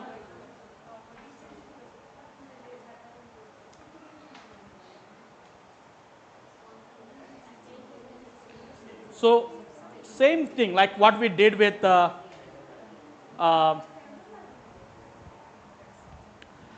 so what we did with our plot function. Okay, we want to now set up few things. We want to set an absolute line for that. So same way like what we did with the plot, we use ab line function and then. Why does that applying command have to be on the second line? It doesn't work if it was the same line. No, it is actually. Yeah, no. Tell. No, I mean, there are two separate commands. One is the plot, and the other is adding It's the like line labels. one becomes one line, two becomes So whatever the functions that are being called by the plot function, that needs to be with the plot, and absolute line is a different command, so that actually goes as a separate line. So anytime you add a different command, that will go as a different lines. Yes. So commands, functions use a different line. Yeah. What I guess is a bit weird is that in R, you use two different commands to work in the same plot. That sounds weird. Some languages do that. part of a parameter or modifying the first line. In this case, R knows you plot something before, and you added something to the plot that you did before. That's what it's doing here. Okay. So everybody fine. So this is same thing what we did with our plot. Okay. So we are not going to spend a lot of time on this. So we just said you can also do the vertical line, horizontal line. You can add both the lines, and the two more commands. This actually is there in the original text that I have added, which is called as X lab and Y lab. So basically, this is for labeling your X axis and Y axis. So whatever name you want to give to your X axis, you can give that within the quotes, and for the Y lab. And there is another function which people use called as main. So main is for the, if you want to have a header for the plot, you can say main is equal to, within the quotes, you can actually give the name of that plot. So you can use X lab, Y lab, and main, 3 different syntax for your defining your X axis, Y axis, and the main header of your plot. Okay. So you can try other part of this plots, like you can do X. So also you can actually set like both the sides of this. So there basically you are defining using this C option where you are combining the value. You are saying like from minus, the first line should be on -2.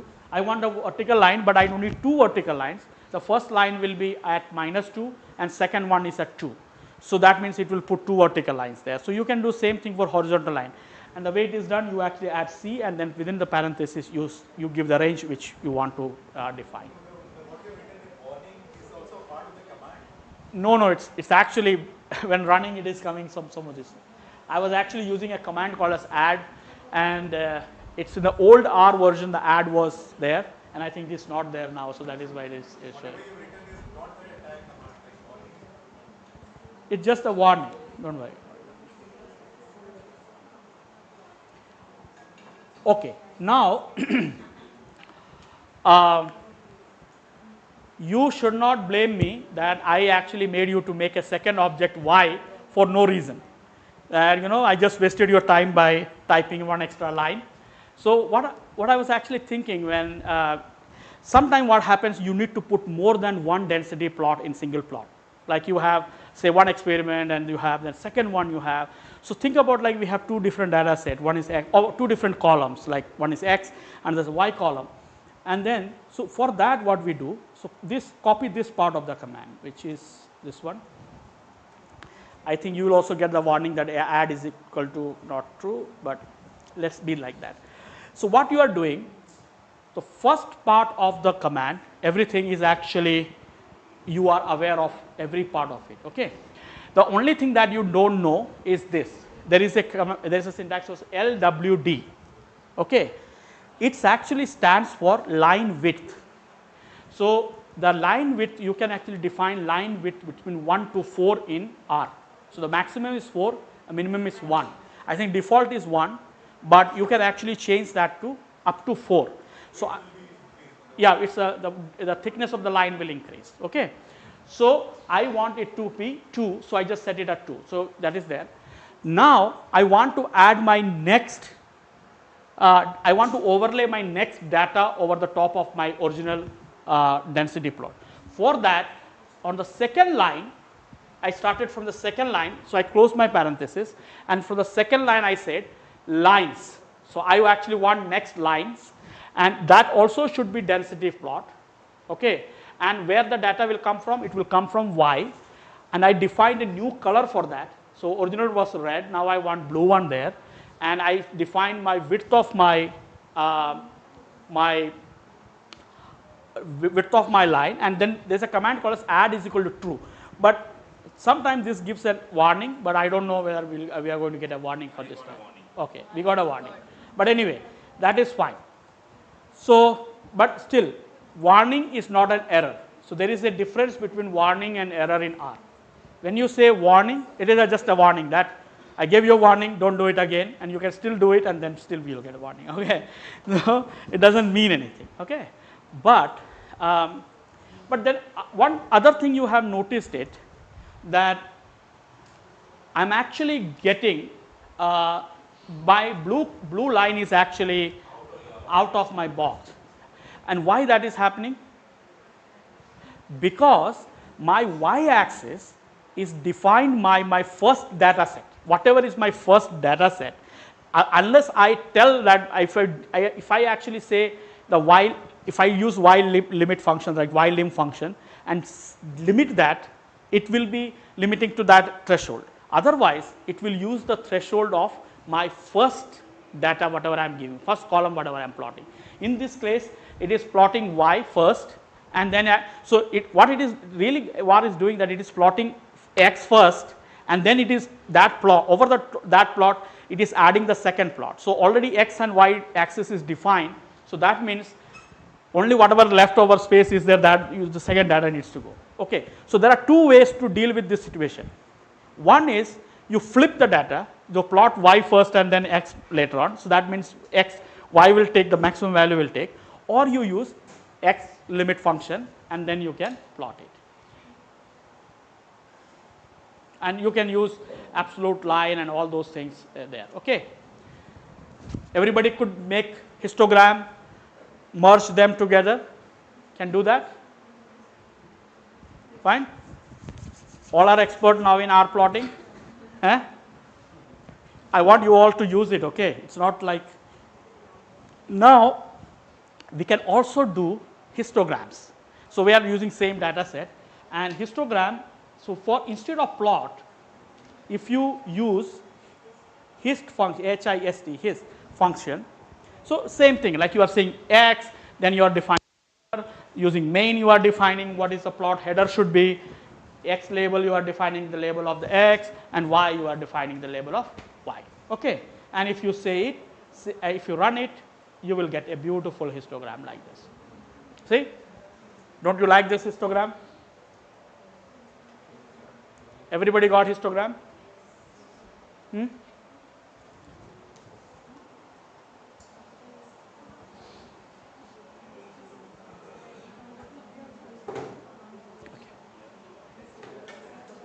So, if you need to add, if you want to overlay a histogram, we overlaid density plot, but if you want to overlay histogram, we need to actually do the same thing what we did with the, but instead of line function, line we used, lines, we will be using hist again. So, basically we are saying histogram, x, color and all these things, and then we are saying y, color, add to t, and then we are just running. So, it will overlay our histogram. But what is the problem with this histogram? We can't see. Okay. So, what we will do? How many of you? No, change, but that is the reason. No, reason why you are not seeing it, not because of a color. That is how many of you actually worked with Photoshop or Illustrator? What is actually the word that you use? It's actually called, no, so layers are there, but so two layers. So basically you are putting two layers, but why we are not? So okay, let me ask some other question. Like if suppose if I actually put a very light color there, say yellow, or very light color, will I see the red? So why we won't see it? We need two lines actually, x की दो lines चाहिए. नहीं, I want actually to overlay, and I want to see both the histogram clear to me, visible to me. So I know what you are saying. I don't want to use that word what you are using. Transparency. Basically, what is both the objects are actually at this point at 100% opacity. So both the layers are at 100%. If we actually change opacity of, or we increase the transparency of the layer that is on the top of it, the top layer which is the blue one, then we will be able to achieve this by. So the way this is done, it is called as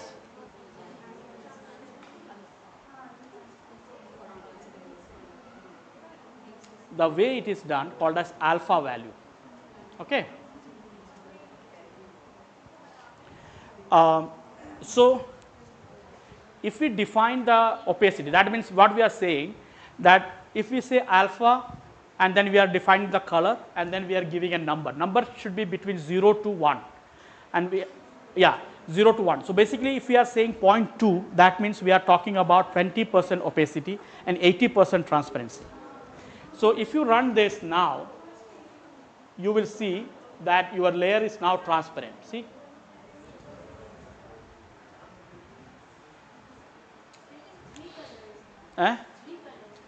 नहीं वो 3 colour इसलिए है कि जहाँ मर्ज कर रहा है that is giving you a different color, and then wherever you have the unique you are getting the unique. Yeah. Okay. So to set transparency along with the color argument you can give alpha and then you set the transparency level, and you can actually try with different transparency level like 0.2, 0.3, 0.4, and you will see as you increase the value to 1 you start seeing it like you won't be able to see the other one, and you see it merging. Okay. Okay. Now,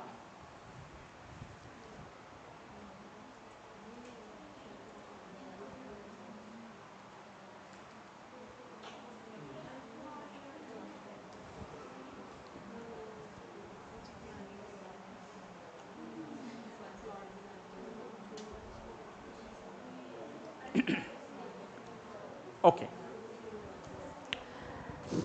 Now, how many of you are actually familiar with box plot? Yeah, box and whisker plot. You want to explain box and whisker plot? Oh, okay. You explain like all the median. Oh, okay, great. Okay. Oh, where I was? I'm a bad listener then, you know. Okay. So, again, the only reason why I'm using our XY data because they look beautiful. You can actually use your original data to make a box and whisker plot. So box plot like histogram, you don't have to like again just change the command to box plot and define your x-axis and y-axis, and then you do everything else is like same. But I actually want to first delete something and then I want you to try differently. So let's delete this thing called as notch. Notch, the last notch is equal to t. That one I want you to delete and run this block of code.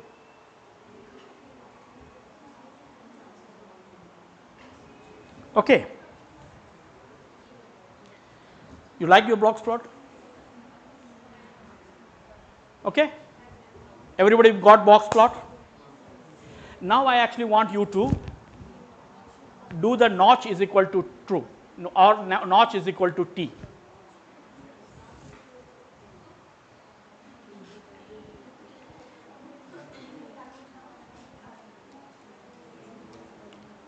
हो गया? Guys, everybody? Okay. Now, tell me what is the difference between these two box plots? There is a notch, like, huh? But why you need a notch? Or what? Accentuate the median. Huh? Accentuated the median in this. No, but then why actually? What is the use of it?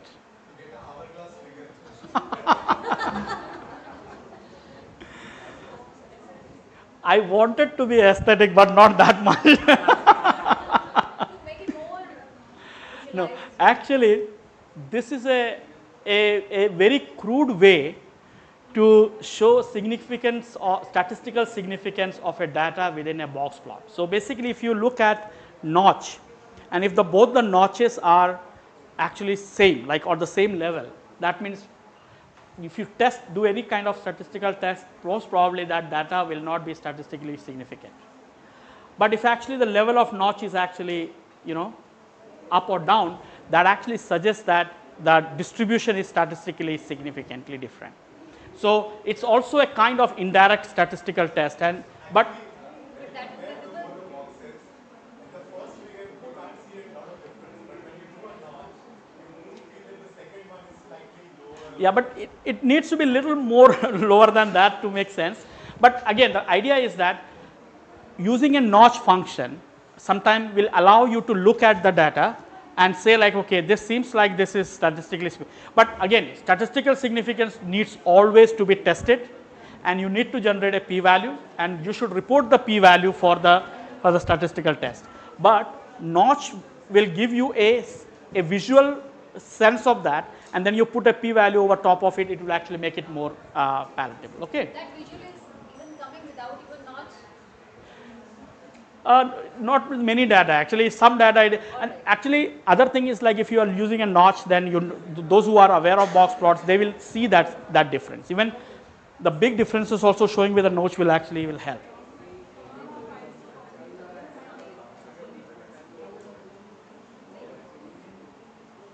Okay. Okay. Now don't look at the code. Don't Nobody should look at the code. I want you to store your obese secondary filtered, versus filtered versus lean sedentary filtered DE table all dot genes. There's a file there, all dot genes file. I want you to save that file as an object in your R workspace without looking at code, and save that as an object name all, AALL all. So that is your second file, the second obese file that you have. I want you to save that file as all, an object called as all, ALL, all, all in small letters, all. This handling all equals Yeah. So this is a CSV file. Use command accordingly, and then store them as.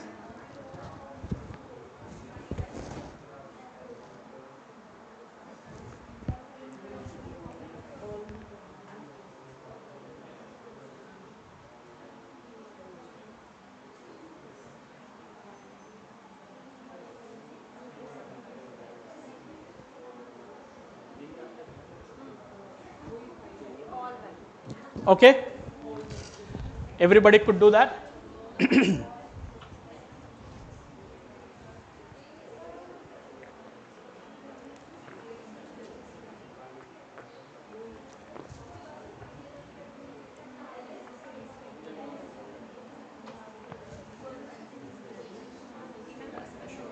Yeah. Try to read the file. Eh? I have the time to read the file. Yeah. Okay.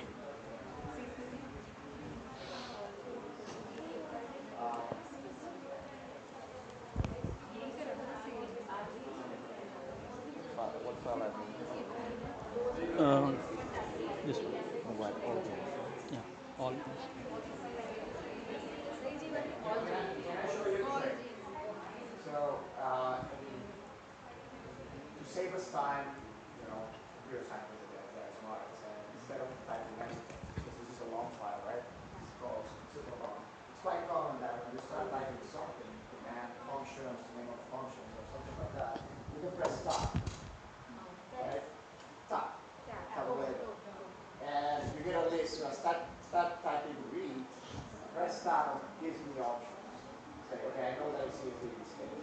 Now I know that I need to give it a file name, right? That goes in quotes. So if I press stop, it's smart and saying, okay, I know you want to load a file. So it's giving me what is in the browser, right? So if I scroll down, it's going for all, and you have it. And you don't have to type copy paste on it. So then now, can I finish on what? Yeah. So cloud is your friend for a lot of things. So you were asking why plot knows that x is x and y is y, right?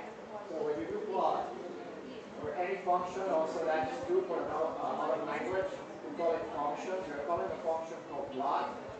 Sometimes expect what we call positional arguments, right? So plot expects to be the first argument in x and the second argument in y. But if you want, you can be really explicit what you want. You can say, so if you press stop, it's giving me what options do I have with top? I have x. So give me x. So I give you whatever was x. I don't remember how you call it. So now you know to press stop. I want to give you more arguments. I know give me y. So you can be really explicit if you want. You don't have to trust that positional argument.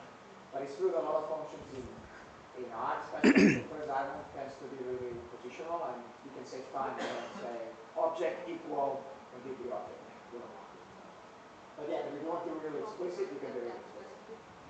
And that, the top is always in fact, right? You can do autocomplete with that.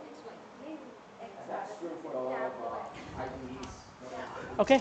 So everybody got the all object? Huh? Okay. So now what we are going to do, we are actually just going to plot this, just plot this, and let me talk about this plot. So this is what it is. It is actually a 2D scatter plot. Is that right? Eh? So what are we doing here? Just think for a second before. Eh? We don't have a column name log 10 like. So what we are doing, we are taking the column which calls all, a p-value column from the object all, and we are converting each of those value in minus log 10 range. So we are actually logarithmically transforming those values. So why we are doing this? Anybody can tell me what I am trying to do? Matching the scales. So there are two things there. Eh? P-value No, what I am actually, P-value can be very varied. Pick the p-value from the same file. so once you actually convert a value into log scale, you are basically making it into a linear scale. Okay, and that is what I am doing. Why? But why I am doing that here? Why I need to actually change my p-value into that? Because I am trying to make a plot which is called as volcano plot. And for RNA-seq, volcano plot, you have seen like everybody showing the volcano plot. So on the x-axis of a volcano plot is log 2 value, and y-axis is a p-value of. So what I want you to do, delete this minus log 10, okay, and then remove this one set of parentheses from there. Just you all underscore p-value, and see how it looks like, what our plot look like. Okay.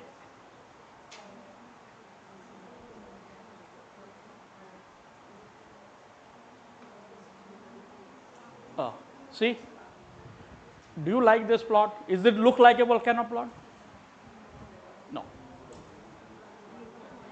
So if I transform this,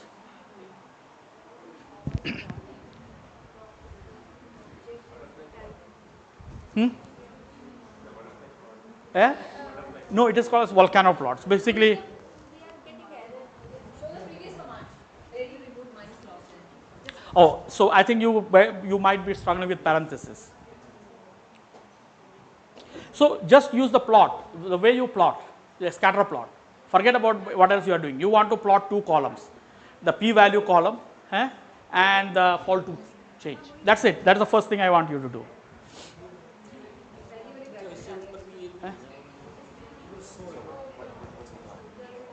I will finish with this in like in another 5 minutes, and then you will start with the experimental design. So you can start your laptop. Yeah, no, this was you will start with the experimental design, and then yeah. Okay. Everybody could get the so why it is called as volcano plot. So how the lava goes, you have seen that how the lava comes out of the volcano. So is that not looking like that? It looks like a volcano is erupting and all these things are going up. Okay. So, yeah, okay. Everybody got your volcano plot? What about people there in the back? You got? तुम नहीं कर रही हो ऐसे बैठ कर? अच्छा नहीं ठीक है ओके ठीक है okay so as usual you can beautify this plot a little bit. So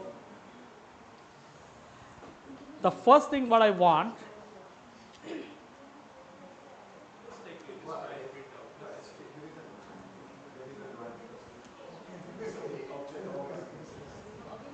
so you can look at the rest of the tutorial. There are things that you can do. It's basically the same, the plot function what we see. We are just using them on a log transform p-value to get different ways of doing it plot. And then you can also use if else function like this.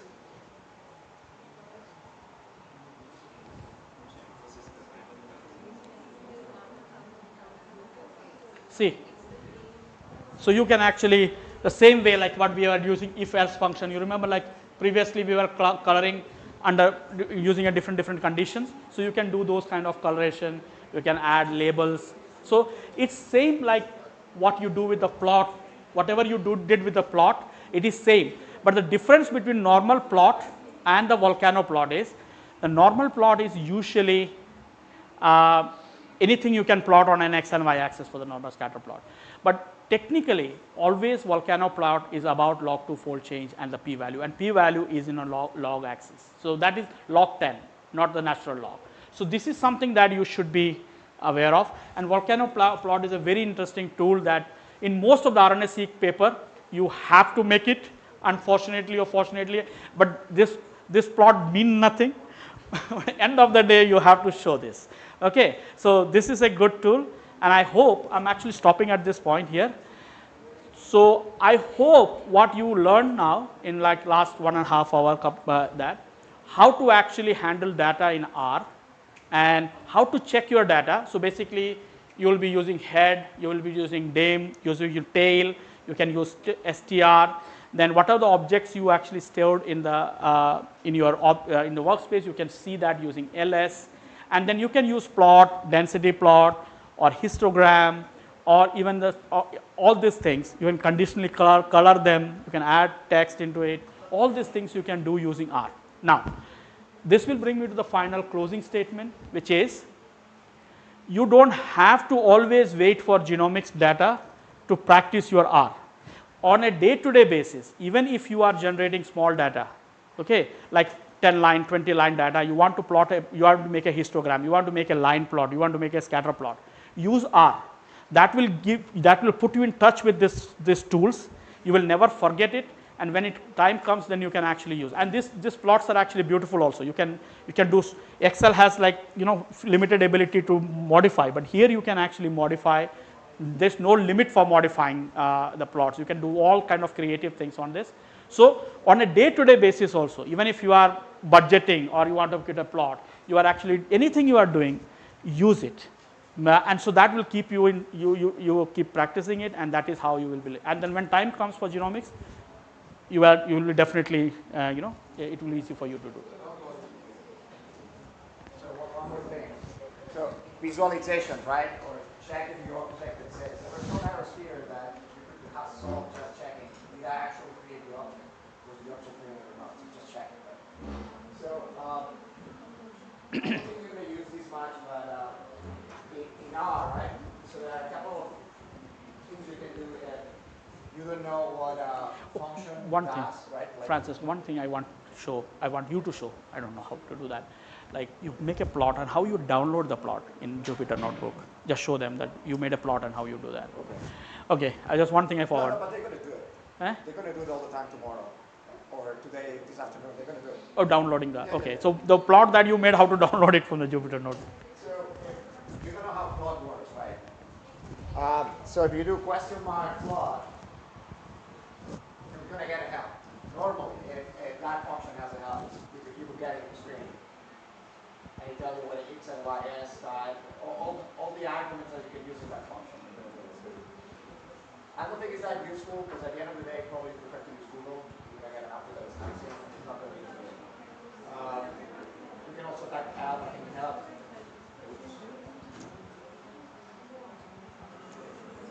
Help, no, help, I don't know what it's going to do, but help should produce the same output. Yeah, it does. So that's your job. The question mark. I think that's it. Yeah. Okay.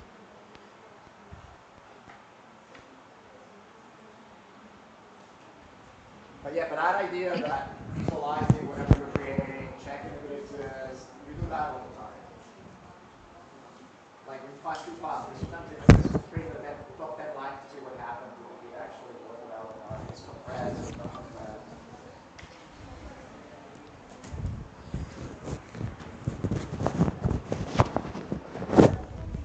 That's just, Yep.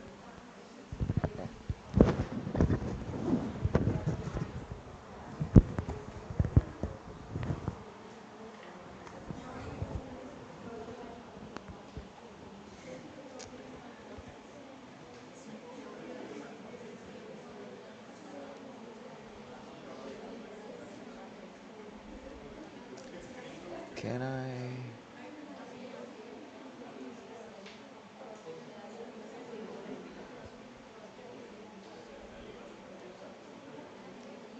But the problem is that usually it doesn't get like that. You have to ask your tutor to do it. Still, but the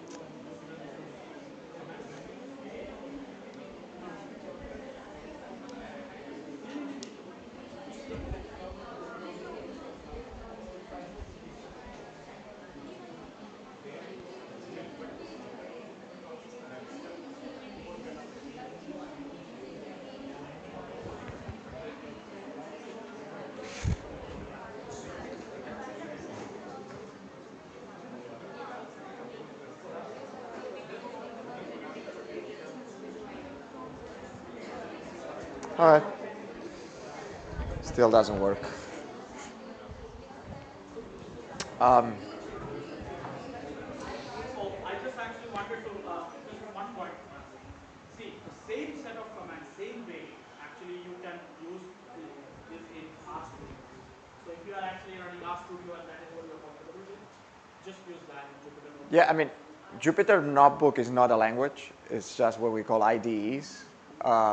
So RStudio is an IDE, Jupyter Notebook is an IDE. They don't, R is the language. So whatever you're typing is just R. You can use it in any IDE. Visual Studio After probably. the workshop, does the ID in the notebook stay with them, or is it just for the workshop? So the Jupyter Notebooks, I can send it to you if you want to, and you can use them in your own installation. But that, so the Jupyter, what we're using is Jupyter App in AWS. That is going to be gone. No, but their Jupyter accounts will be there or No, no? no, they're not going to be there. So the way to use, Can they separately make Jupyter notebooks for themselves? yeah, they can do it in your own laptop. Yes, yeah. You can download. So Conda and Jupyter Notebooks generally work together and they work well. I recommend to work with both of them. So if you Google how to install Jupyter Notebook, probably you're going to get instructions how to use Conda too. I don't know in Windows. I'm not an expert in Windows, so I don't know exactly how Windows works. But I'm assuming it's going to be something similar. I would recommend to work with both of them. So Conda and Jupyter Notebooks. And if we have time, I can prepare a short way, an explanation how to do it. We can do it together, but I mean, it's not that complicated. So you can have your own Jupyter lab, actually it's called Jupyter Lab, running in your own computer.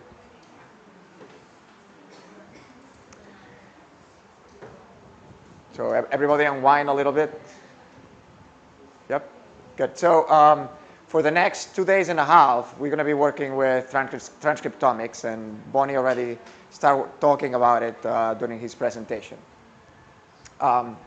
So we wanted to talk a little bit about experimental design, right? Actually, this talk started when somebody asked me, why you don't give a talk about the principle or the main problems you encounter when you deal with biologists, right? The communication between a biologist and a bioinformatician. So what is happening there, right? What are the main problems that you encounter in these situations? So I ended up, I started preparing the talk and I realized I only have one slide. So there was only one slide. So there's only one main problem that I have with, let's say, people that comes to us to do NGS, right? And I'll tell you later what it is during the presentation. Then it evolves to be, okay, what are the experimental design considerations we need to have when you do an NGS experiment? So the focus, though, is going to be for transcriptomics. Whatever I'm talking here is going to be about bulk RNA-seq. But you probably can extrapolate a lot of things we talk to any other type of sequencing.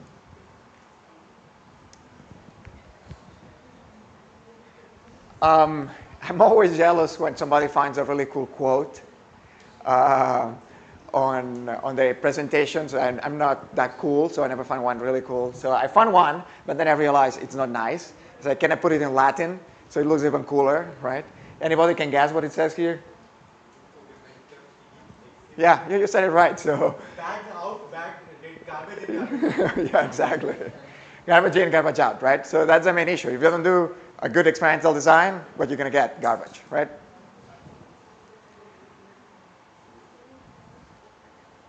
So we need to define some goals here. Is basically what are the main problems we find bioinformatician teams we encounter with doing experimental design and how we deal with them, or things that we need to think about it when you do the experiment, right? So a lot of biologists, when they come to us to the Genome Center, they think, okay, I need to do transcriptomics, so let me send the samples, and they figure out everything else, and I'm going to get something out of it.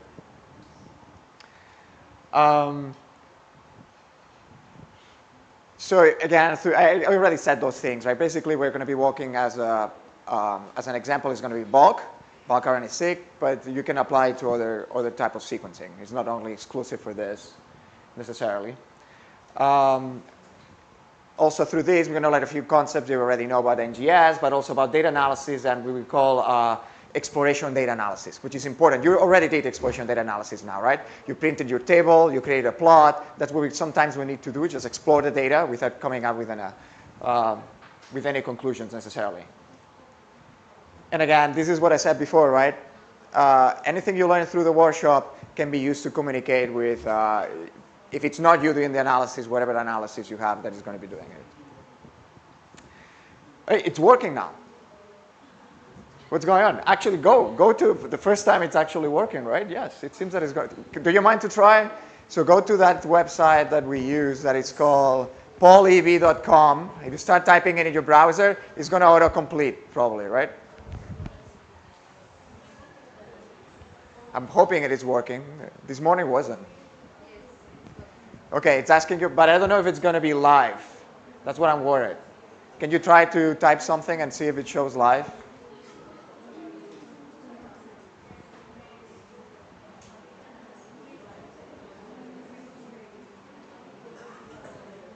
So some people already answered?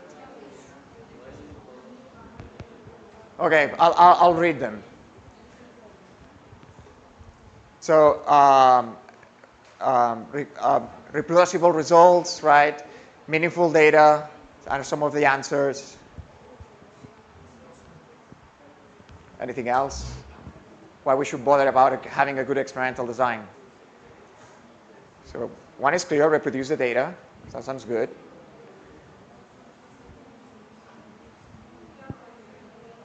So definitely it's not working. Okay, we have more now. Ooh, remember, don't use white spaces because I'm not going to be able to read it. Because I'm only reading data now, basically. It's the most popular answer. I guess it's meaningful data, good information, structured data. Don't use white spaces because it's not going to work. Okay, we have more. Garbage in, garbage out. Okay. Comprehensive results. Okay, everything it's about the data. Okay, that sounds good.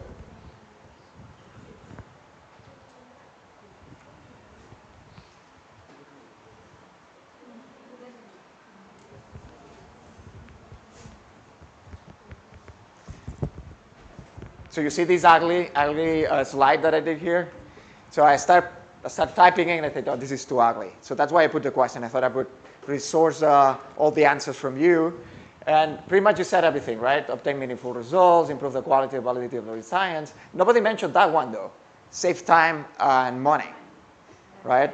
And that's very important for us, too, save time and money. If garbage in, garbage out, I'm wasting my time doing an analysis that I'm giving garbage out, right? Oh, yes, and another one that sometimes we forget. Higher impact factor in the journal, right, that we are applying to. And I was looking, when I was doing all these slides, I was looking, can I find an example of a failure in experimental design in NGS? I couldn't find any, right, because everything you see published is being through a process of peer review, so it's going to be hard, you're going to find a failure. But you can find some examples still. So this paper is not NGS, but it's a GWAS, which is close relative, right? So what they did, it was an analysis of people, right? They have a GWAS study where they found 150 SNPs that were able to use to predict if the person would be really old. And they say they were able to predict it with 70% of accuracy. It was published in Science, so a pretty good journal, right? But somebody started getting the data and doing analysis, and they realized there's something wrong here. So what they did, what happened was that they decided, what they did was to use different SNP arrays for the young people and the old people. So what they saw was an artifact produced by the microarrays being different. right? So if you have done a good experimental design, you should know that you shouldn't use different technologies or different type of microarrays to do this type of analysis. So I was able to find one of the responses of science, and basically they asked them, oh, can redo the analysis and see if this is still truth?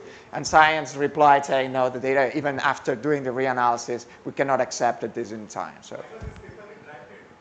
Yeah, it was retracted basically because experimental design wasn't good. So they were using two SNP arrays, one for the young people, one for the old people. So the difference they saw was the microarray. So the type of microarray they were using, it was different. They couldn't compare it because the difference they observed was artifacts. Oh, because they didn't notice that there were two different microarrays. Science, or the peer reviews went through it, and it was other people who got the data, reanalyzed it, and then realized they're using two different microarrays. I don't know the details of how they... Methods are, yeah, what happens... It went through science, definitely. Probably, and the third review never existed. Okay, going back. So we talk about the central dogma. We said we're going to talk about transcriptomics and the applications of RNA-seq, right? Generally, when we talk about RNA-seq, we use it for different applications. Oh, come on. Here we go.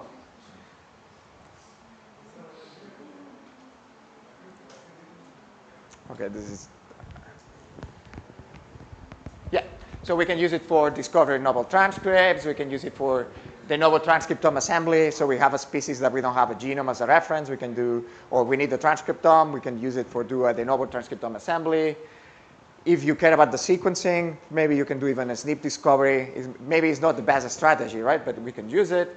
Or we can use it for differential gene expression. That's probably the first thought that you have in mind when you do RNA-seq, right? And generally, when we do that, what we're doing is comparing something with something, right? You may have a control, you may have a mouse control, and then you have some phenotype, and you want to know, okay, what are the causes of that phenotype, right? And most of the time, what we do is using the RNA as a proxy about what is being expressed, what are the proteins being expressed. I think we all know this. Bonnie also talked about how we do bulk RNA-seq library preparations, but that's the main idea, right? That definitely different steps through the process, creating the ctDNA, removing any contaminant DNA. We remove the ribosomal RNA using two different strategies, what he said, like ribosomal depletion or using the poly-A tail. We fragment the RNA. Sorry, I forgot it was. The reverse transcribe happens later. Like get the adapters, size selection. I think, Bonnie, you went all over this, right? Yeah, I just want to add actually one small thing, which I actually forgot to mention. Because we never thought that. Okay. So, fragmentation. DNA fragmentation is actually straightforward. That you can fragment DNA, and there's no intermediate step there. But the RNA fragmentation, there is a issue there actually. So there are two places that you can do fragmentation. Either you can fragment RNA itself, or you can fragment cDNA. So like in case of this picture, Francis is actually fragmenting RNA here, and then but there is actually, you can also fragment cDNA. Why this is actually important, or is it important at all? If you want to see the epitranscriptomics. No, it's not epitranscript. It's about just RNA-seq. Okay, so earlier days when I was fairly young. Oof. When he started talking like this, it's going to be a long story. That's not long. It's actually long story short. So when fairly I was young, then one of the key challenge in reverse transcription was to create a full-length RNA, cDNA. And they, in 2005, I think 2005, I mean, I was still young at that time. So 2005, Frontech came with a technology called as template switching. And that template switching is actually now used in every single cDNA, including single cell RNA sequence. What actually does that you actually create the first template strand, and when the strand ends, it adds an extra GG. So polymerase will add an extra GG. and then you prime your second strand from that. And then, so that's why every single cDNA, double-stranded cDNA that you created is a full-length cDNA. And this strategy is called as template switching. Why this is important? Because before this strategy, when you do fragmentation of cDNA, instead of RNA, if you are fragmenting cDNA, then you have a mixture of cDNA with various sizes, because now all the cDNAs are not full-length cDNA. Okay, so you will get all these things, and then end of the day, what you will get a biased library. Either it will have a 5' bias or a 3' bias based on what kind of library you are preparing. So, but since the template switching chemistry came, after that we are always making full-length RNA. So it doesn't matter that whether we are fragmenting RNA or we are fragmenting cDNA. Okay, so now in all the protocols, they are using TSO template switching oligo. So that's where it doesn't matter. But there was a time, almost like 5-6 years back, when template switching oligos were not that common. Then it was important that you fragment RNA rather than fragment cDNA. Okay? Oh, sorry. Yeah, the last step, right? We have our FASTQ files, read 1, read 2. Nowadays we do both. In the past, with one was enough, and actually we can talk about that if we need to do both of them or not. So once we have the sequences of the files, of the FASTQ files, what do we do with them? Yeah, that's a good thing. We can do FastQC, the QC part of it, and filtering that we already talked a little bit. But now you have multiple options when we talk about alignment, right? So depending on how much information you have about your genome. So if you have a genome reference, right, you have the option of mapping directly to the genome. That would be the first option here. You could, if you don't have a genome but you have the transcriptome, you can map directly to the transcriptome. Or if you don't have neither of those, you could create your own transcriptome and then map it to that transcriptome. There's a big difference, though, between these two ways to do the alignment, right? If we map to the transcriptome, there's no splice sites, so we can map our reads directly. But if we map to the genome, we can have reads that map in exon 1, and the same read, a fragment mapping to the exon 2. So it's being spliced. If we try to map it to the genome, it's going to be really hard because you have an intron in the middle. So the way to do it is using specific alignments that are called splice-aware alignments. So if you're looking at splice site variants, I mean the effect of a splice site variant, you would have to align it to the genome. Yep. If you're looking whether a splice site variant is causing a change in the transcription, Yep. you would have to align it to the genome. Yep. So in case that the exon get extended naturally. Yep. Because generally we do RNA-seq to look at, to look at transcripts, but you can also use it to look at the effect of splice site variants. Yep. Or the creation of new exons or whatever. Yeah, yeah. There are even a quasi-aligners that we are not a talk here, but yeah, let's not talk about them. For now, we're going to talk about two types, right? Which is aligning directly to a transcriptome, that is a classical aligner that you can imagine, taking the read and mapping the whole read however you can, or using the splice-aware alignments. In bulk RNA-seq, there's a step of quantification, because we don't care about the sequence anymore, right? We care about counting how many times we see a transcript in our cell or in our tissue or whatever sample we have. So we need to quantify. So if I see 2 sequence mapping in gene X, it means that I have 2 quantification of that gene, right? So we need to quantify. After that, we do the differential expression analysis. And after that, we can do even more downstream analysis. And we will talk about them when we start doing those analyses, right? So what we're going to do today is going to be part of this analysis. Let me see if it goes. Okay. So we're going to do between today and tomorrow is going to be this. So we're going to do the QC and filtering.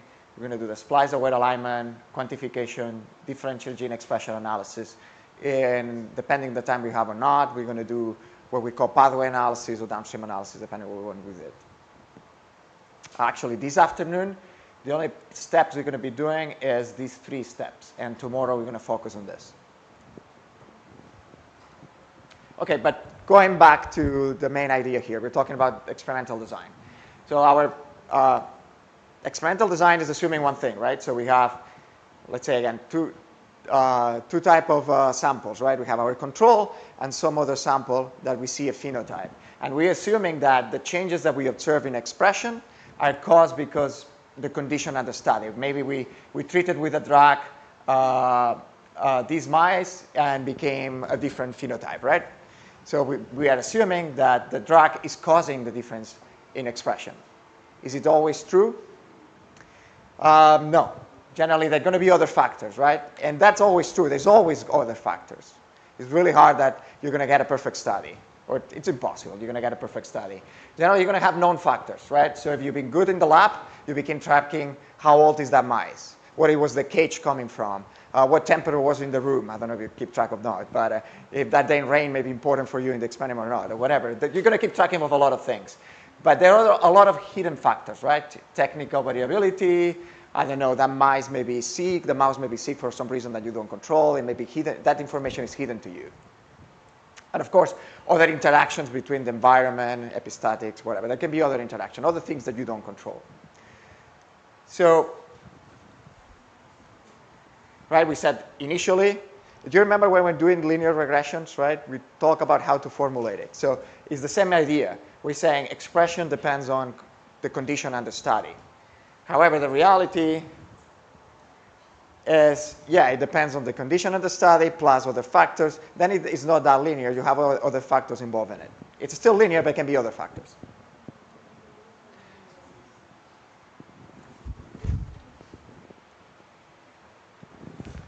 So through the whole process, right, we have a lot of decisions to make in theory and other steps that can affect those factors I'm talking about that can affect the expression. So platform of choice. I mean, Bonnie has been already talking about platform of choices. Depending on your goal of the experiment, you're going to choose one or another, right? In bulk RNA-seq, currently Illumina is the platform of choice. You only need short fragments. You don't need to worry about long fragments. But if you want to capture the whole transcript, you're going to need to move to probably PacBio, which is going to give you a full transcript, right? Bulk RNA-seq, Illumina is the choice normally. It's what we currently use, or the short read technology. But you need to make a choice, right? Or whatever is available to you. You need to make a choice about, do I want to do poly A or not? Do I use ribodepletion? We already talked about that. We also talked a little bit about this. I don't know if you remember. You need to make a choice. You're going to do the type of library is going to be unstranded or stranded. We call it direction, or I think, Bonnie, you call it directional library or not directional. Yep. So basically, you keep information about what strand are you actually sequencing. You're going to make decisions about, do you want to do single end or pair end? You want only read one or read two? The read length, we talked already about it. For bulk RNA-seq, short reads works. How much? We can talk about it too later. Depth of sequencing, how much sequencing you're going to need. And can you think of something that is missing here? Maybe when you do bulk RNA-seq, or when you do any kind of quantification studies. Another important decision. And at the beginning I said I could summarize all the problems we have as a bioinformatician with one slide. That's the thing that is missing here. Non-coding RNA. No, biological replication. It's something that for whatever reason, a smart scientist in the lab, they do replicates all the time. They come to sequencing, they show up with 1, 2 replicates, and they say, okay, what do you want me to do with this, right? So yeah, so I could have summarized my slide about the problems we encountered just with the bottom one. Because basically all the other options we can figure out, right? We said Illumina machine, we're probably going to prefer poly A if you only study protein coding genes, right? Library preparations nowadays, I think the only thing we do is a stranded because it's the same price. Why not to use it? Same things for the rest, but biological replicate always comes from the investigator who needs to be smart about it. So we already talked about this, right? Currently nowadays, we don't have to think too much about the experimental design, about the platform. They give us cheap options. You're going to go for the cheapest one.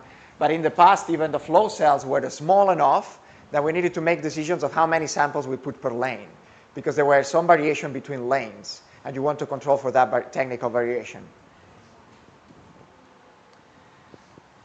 Bonnie already showed the ones that we have available, and depending on your decisions. This one, I'm going to insist a little bit, right? It's depending on your goal, you may choose poly A selection or ribosomal depletion. Generally, poly A selection is the one of choice, But if you care about non-coding long RNAs, then you're probably going to need ribosomal depletion because not all of them have poly-A tails. There's also a difference between price. Generally, FFP is going to be lower quality. Ribosomal depletion is going to be better in those cases. There's exceptions for everything here, right? But those are general decisions you need to make.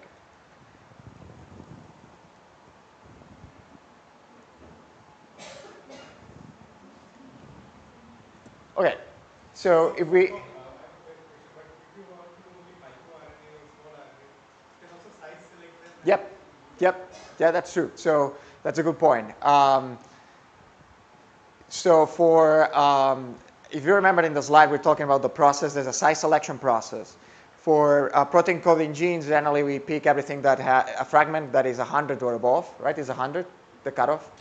But if you want to do small RNAs, you'll throw them away because small RNAs generally are 20. If they're mature RNA, small RNAs are going to be 20 on size, right? So if you throw away everything that is shorter than the 100, you're missing the small RNAs. So in those cases, you can prepare a separate library with the shorter fragments and do a small RNA-seq. Okay, so if we compare the type of poly-A libraries and ribosomal depletion libraries, there's a big difference regarding where they map. When you look at these samples and you look at the depletion ones, you see a big chunk mapping into intronic compared with the poly-A capture. So two questions here. You think we can compare them? So if we do an experiment, somebody comes, oh, I did control samples using poly-A and I use my treatment samples using ribodepletion. Can I compare them? It's going to be too risky, right? There's going to be a lot of difference caused by the technical problem. Sorry? Exactly. So my second question, why do you think we get so many intronic alignment when we use depletion? Depletion is not absolute, so we have something. No. So the reason is you capture immature RNAs because they don't have the poly-A yet. So those are still not spliced, so you're capturing transits that have introns, and probably you're sequencing a lot of introns because of that. That's probably the main reason. Actually, if you're interested only in mRNA and you're using the ribodepletion, Yeah, but it's really, you will be, you're wasting sequencing. immature RNA also Yep. will be sequencing, which will not be able to Yep. use that. So that is why generally we prefer poly-As in those cases, but it's true that when you have a low quality sample, ribosomal depletion can work better, capturing the RNA that you have there. So sometimes you don't have an option. Formalin fix is ribodepletion better than poly for formalin fix? Always For formalin fix. because it's already fragmented RNA and poly-A will be intermediate.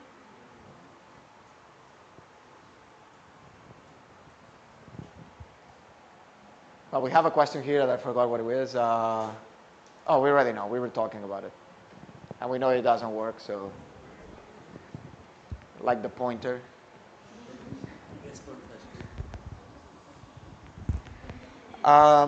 So stranded and unstranded, or directional and non-directional, right? So advantages of directionality. So we talk about what if you have two features that overlap, right? So if you do undirectional, you're not going to know, or non-directional, you don't know how these readings coming from gene X or gene Y. And there are features in human genomes that still overlap. So that can be a problem. Or antisense RNAs. So if you care about those, or you want to know if there's an antisense or not being used or not on your experiment, you're going to have to use directionality. That's why it's important. But I don't know here if whatever you send your samples, they do unstranded or not. In our case, we always do a stranded. It's always worth it to use that information. And you can incorporate that information in your analysis. So you can tell to the software that you use this type of library, so it knows that whatever sequence it is, it knows exactly what strand produced it. What about single N and paren, right? That's what we said. You can do just read one and read two. In the past, we only used read one because it's good enough to know what fragment produces. You only need to know where that fragment is coming from. So having read two doesn't mean necessarily you get doubled information. It's not true. You don't get doubled information. Because with read one, it may be enough to know what this fragment is coming from. It's coming from gene X or gene Y. read one may give you that information already. But still, there's advantages of using parent sequencing, especially in cases that you care about splicing. So you increase the chances of knowing if an exon exists or not, what transcript produced it, if it was transcript 1 or transcript 2 within your one gene. It's also mapping is going to help, definitely. If you work with transcriptome assemblies, you're going to, and in that case, you're getting double information because you need to assemble it. And Bonnie mentioned already, between single N and parent, the difference in price is so minimal nowadays that parent tends to be the standard. So how long needs to be the read, right? Again, it depends on your goal, the decision. If you care only about gene expression differences, you can do short, right? Do you care about actually differentiate between your isoforms? It needs to be long because you need to be able to differentiate between if the transcript has exon 2 is present or not. You need to increase the chances of reads mapping in exon 2. The longer you read it is, the higher chances are that you're going to be able to differentiate between your isoforms, right? Or the presence or the absence of exons.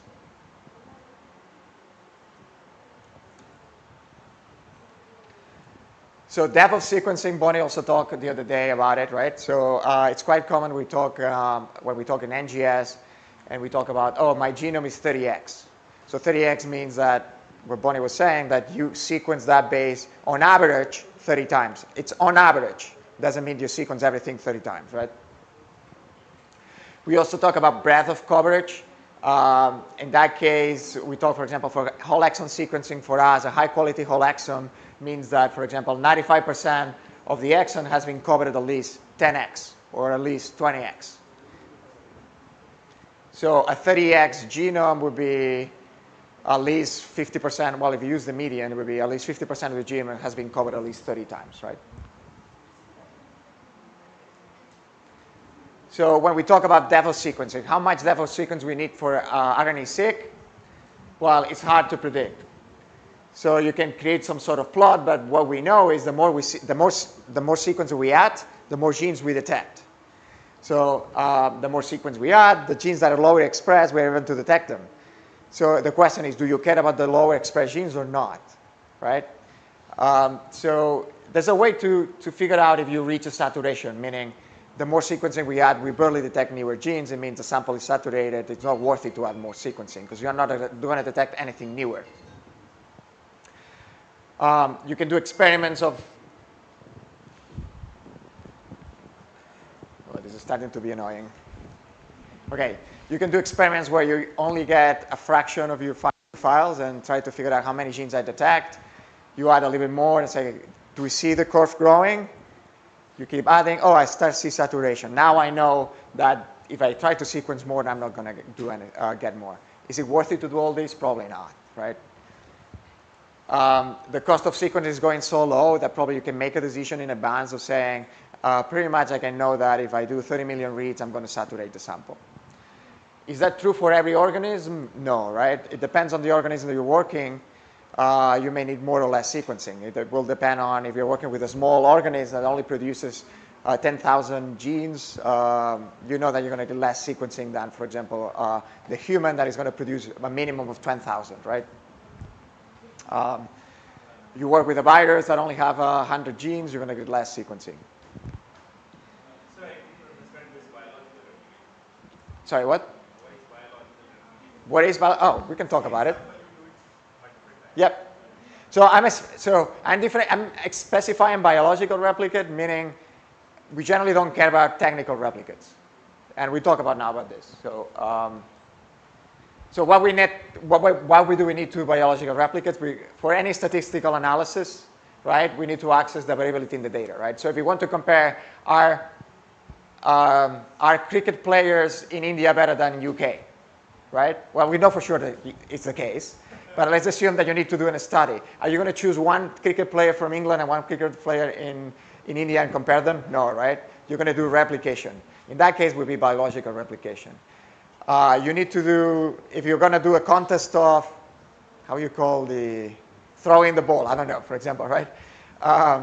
You're going to make them maybe doing one time or two times, depending on the technical variability, that you have. If you know there's going to be a lot of technical variability, you're also going to do technical replicates. In NGS, for bulk RNA-seq, the technical variability is so small that you don't care. It's going to be present, but you don't care that much. The important thing is the biological replicates. So in any experiment that you think about, I need to quantify, think about replication, right? So if you think, oh, I'm quantifying this, oh, probably you need replication, right, most likely. But it's true in a lot of experiments we do. But replication should ensure the data is clean. But why it is causing error? You mentioned a source of Oh, because people, well, source of errors because people comes to us with just one replicate, and then there's nothing we can do with it. That's what I mean as an error. No, it doesn't cause a bias in the data or not. It causes the bias because you only have one replicate. If you try to compare it, you already have a bias because you only have one replicate, right? Whatever that. How will it replicate? At least 3? We can talk about it. The more the better, but what is the minimum threshold of biological replicates you would recommend? Next slide, we can talk. But any questions about this? I think we talk about this to, everybody has this in mind. You do that in the lab. There's no different in NGS. Oh, yeah, so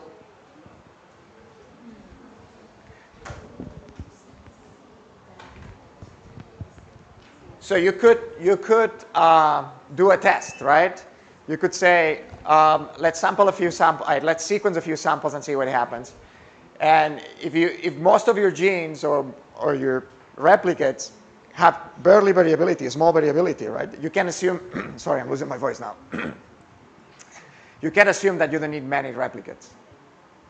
But if you have some expression like this, you clearly need, I need more replication because it's going to be really hard to know if these are differentially expressed or not.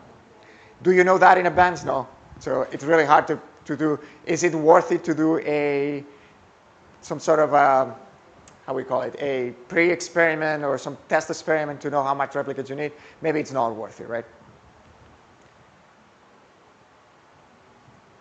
Now the question is, how many replicates? We heard 3 over there. Any other numbers? How many replicates do we need? The more the merrier? That's a good answer, yes. 3 to 5. 3 to 5?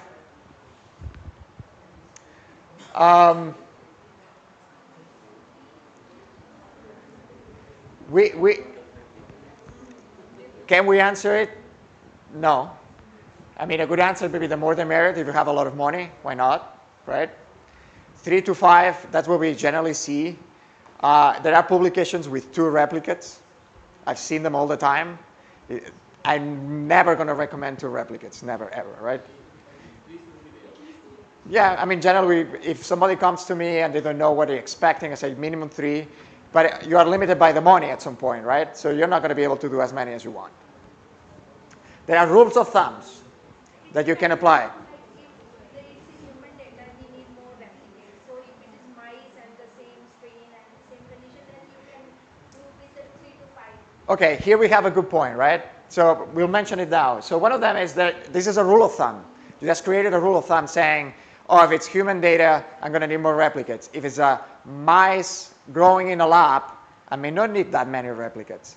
Why? Because you control the conditions. So also depends on your goals. Are you exploratory analysis? You may not need that many replicates. You're just exploring, right? So let's see what happens. But you may care about the genes that are highly expressed, and I want to see big differences. Oh, I'm going to need more replicates for that. Do I care about detecting most of the genes that are differentially expressed? Then you need to add more replicates for it, right? So if you care about the ones that are low expressed or the ones that are higher variability, you need to keep adding. The effect of the treatment is an important one, and people forget about that, right? If you are studying meditation, right? And you're trying to do, so meditation can be complex in the sense, okay, sure, you may have effect, but the effect may be small for some people, right? The effect for other people may be higher. So it's different than treating a mouse in the lab that you knock out a gene, you know that the phenotype is going to be big. So the effect of the treatment is important here, and people tend to forget about that, right? Or, you know, if the treatment is removing the water from a mouse for an hour during a day, you know the mouse is not going to get that much, so the phenotype is going to be small. And the other one we mentioned, this, right? you're growing cells in a plate, you are controlling so much environment in that plate, all the cells are equal, so probably you need less replicate than working in the lab animals, or you're working with wild organisms like humans, that everybody has a different lifestyle. So you already have in mind a little bit of that concept. So years ago, we used to have this type of studies trying to do power calculation. What is better, adding sequencing or replicates, right? Nowadays, sequencing is never a limitation. The limitation is always going to be replicates, or think about replicates. But yeah, we know that replications ended up being what gives you more power.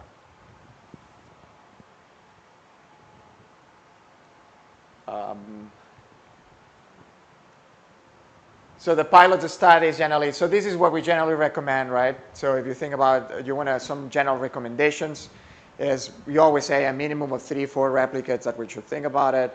And they always have money limitations, so they're going to stick with 3 replicates no matter what we tell them, right? And people comes with 2. So, and when they come with 2, we are not going to change their mind because they already give us the samples. Is it a good idea to have more replicates and maybe a lesser number of reads? Or Yeah, if you're trying to save money in that sense, yes. Yes, so this is what it's telling you. So less sequencing is, you're not sacrificing that much, but removing a replicate, you may be sacrificing a lot, right? So does it applicable to any genome? But it depends on your goals a little bit, again. So it depends upon any type of sequencing, whether the whole genome, whole exome. If we reduce the Oh, yeah. I mean, in these cases I'm talking about replicates, I'm talking about quantification studies, right? So if you are trying to do variant calling, replicates are not important in that case, right? Because you only have the samples that you have, so. But anything that you quantifying peaks, ChIP-seq, all those type of things, you need to think about replication.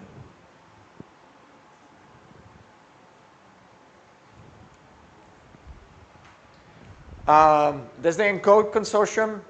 They publish what they call best practices. They have best practices for RNA-seq, ChIP-seq. Probably they have other documents where they list what they consider best practices for their project. Not your project, their project. But if you need to check some kind of best practices, you can access those documents. It will give you an idea. Actually, I don't know what they recommend for RNA-seq in number of replications. I don't remember. Who knows? Maybe they recommend 2. Then ignore them. Okay, going back to this idea, right? So we talk about all the decisions you need to make. But is there any way we can test if this is true, or we have other things that are affecting our expression? We can do that.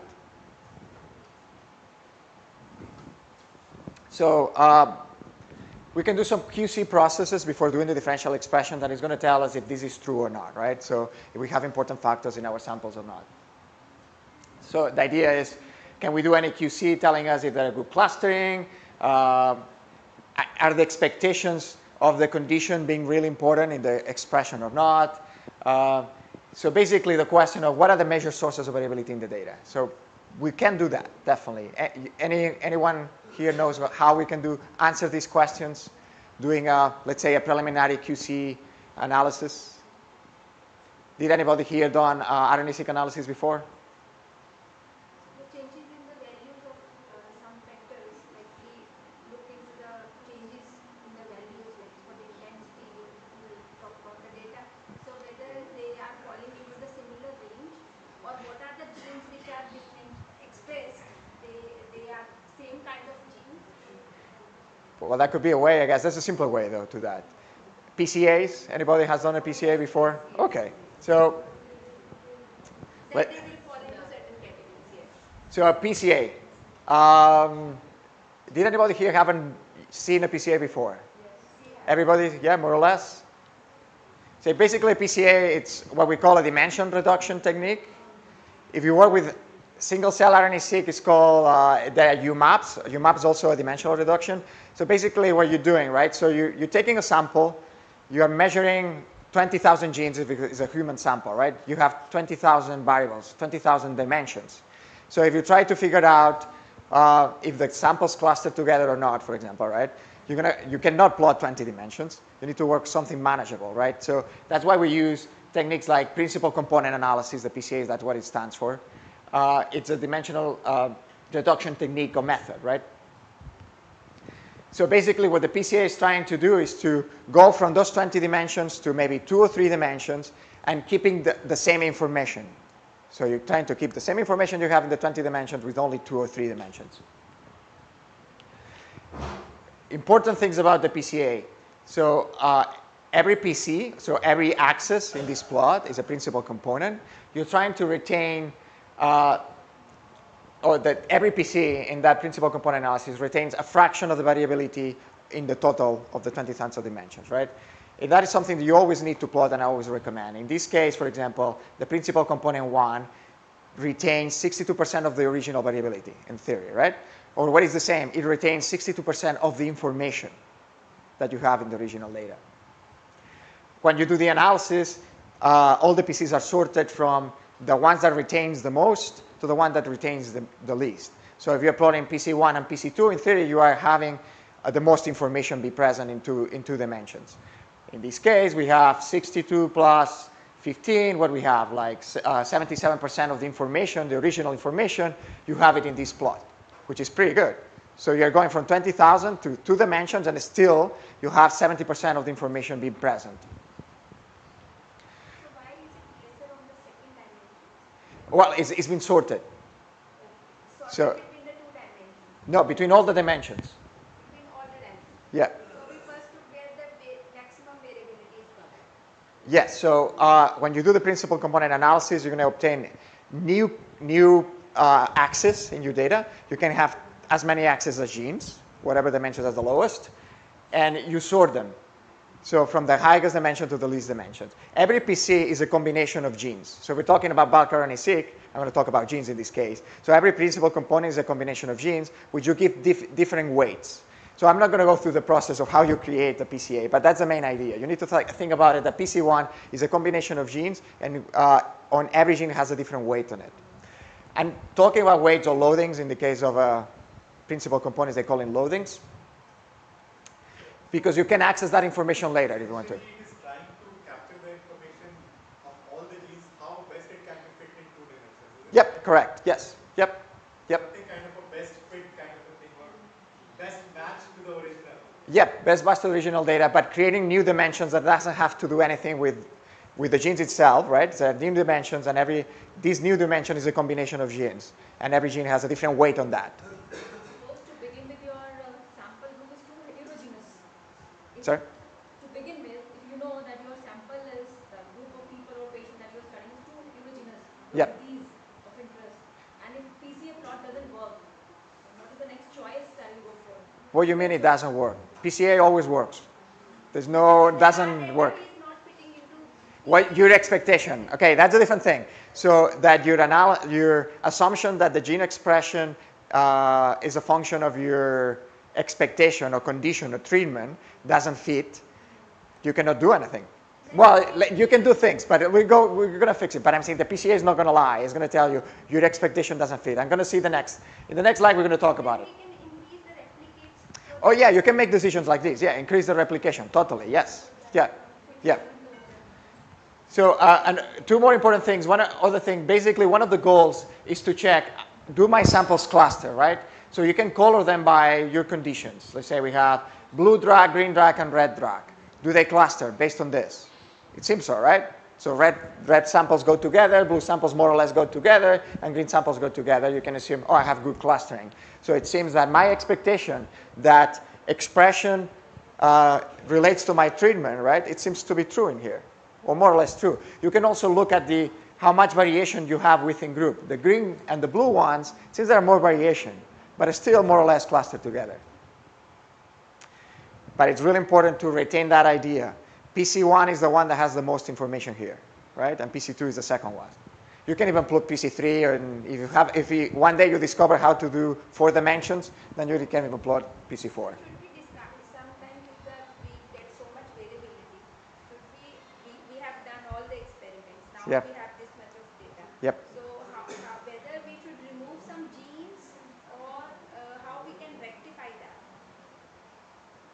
Can we fix those the genes? Let's talk about this next, how we can try to fix. But there's no fixing per se. There's modeling, and we can talk about that. Let's see if I'm answering the question in the next slides. Well, what I was saying, right? So pretty much this PCA is telling, yeah, my expectation that the condition under study is the main reason that is producing that changes in expression, it's true. We know that it's not everything because there's some variation here, right? I mean, not every dot is on top of every dot. There's other things happening, but it seems that the main source of changes is your condition. So here we have an example. So there are mice growing in a lab, right? And I'm a good experimentalist, and I've been keeping track of this information. I'm working with 2 different strains of mice. I've been keeping track where they're coming from in different cages, so I know where the cages are coming from. I know which one are treated and which one are not treated, and also keeping track of the sex of that animal, right? So that is a good practice. And generally, we call these the metadata of our samples. So I've been good keeping track of the metadata of my samples. I've been good. I've been keeping all the information, as much information possible I could. So, but the main goal was, I'm expecting that the treatment is the main source of variability in my data. Is it the case? No, right? So in principle, if I'm plotting PC1 and PC2, I overlay the information about treatment. There's no clustering here. Say, okay, what can be other source of variability in my data causing these separations? Yeah, it could be, right? So let's look at it. So we know this is not true. At least it's not the main source of variability in our data. Could it be the cage? Doesn't look like, right? So at least PC1 and PC2 is not telling us there is a cage problem here, or cage is causing difference in the expression. Could it be the sex? Yes, yes, or maybe? Is it the main source of variability in the data? No. Right? There's some clustering. We see blue on top, red on the bottom. PC2 is separating the sex. So sex seems to be the second source of variability in our data, but there's still something else. It could be the strain of mice, right? There's the only one left. So, oh, sorry, so I'm going a little bit farther here, but yes. So when we do strain of mice, let's imagine, this is a little bit more complex than my idea to show here. But yeah, when we do strain of mice, all of a sudden, PC1 is separated in red or blue with one exception, right? So, but yeah, a strain of mice is the main source of variability in the data. The genomics of that animal is telling a lot about the changes in expression. PCA also may help you with sample swapping, and that's why you have a red dot in the blue section and a blue dot on the red section, and a blue dot and a red dot on the blue section. So when you see these situations where everything clusters perfectly except 2 samples, oh, you mean to review your notes and be sure you didn't do a sample swapping, because probably it's what is happening here, right?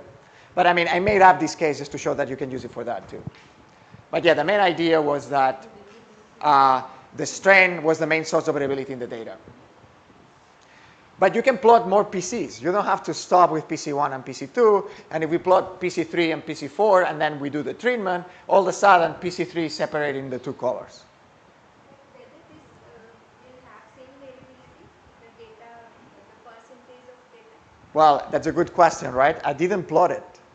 So you, that's what I'm asking. yeah, no, that's a good question. I didn't plot it, so we don't know yet.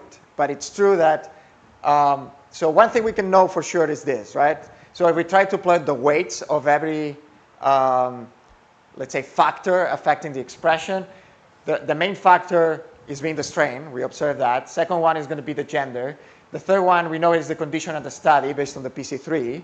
And there's other things that we don't know for sure, right? And your question is how much the condition of the study, right? We need to know the percentage of variability explained by every PC to figure out that to some extent. Before we answer that, so again, I'm going to insist on this formulation. Now we have a different way to look at our data. Originally, we said expression depends on condition. Now we can say, what if we add more factors to our formula? Now the expression depends on strain, gender, and condition. So we can formulate that and resolve the equation too. So we can separate the effect of condition, we can separate the effect of gender, and we can affect the effect of a strain. If we have time tomorrow, we can try to do an exercise like this. The first one is going to be only assuming that we have one condition and that's what affecting the expression. But this is, again, keep this in mind because it's important in the way that you need to imagine linear regression, right? When we do y equal x and whatever the other factors whenever when you do any kind of linear regression. Same idea. Oh, okay.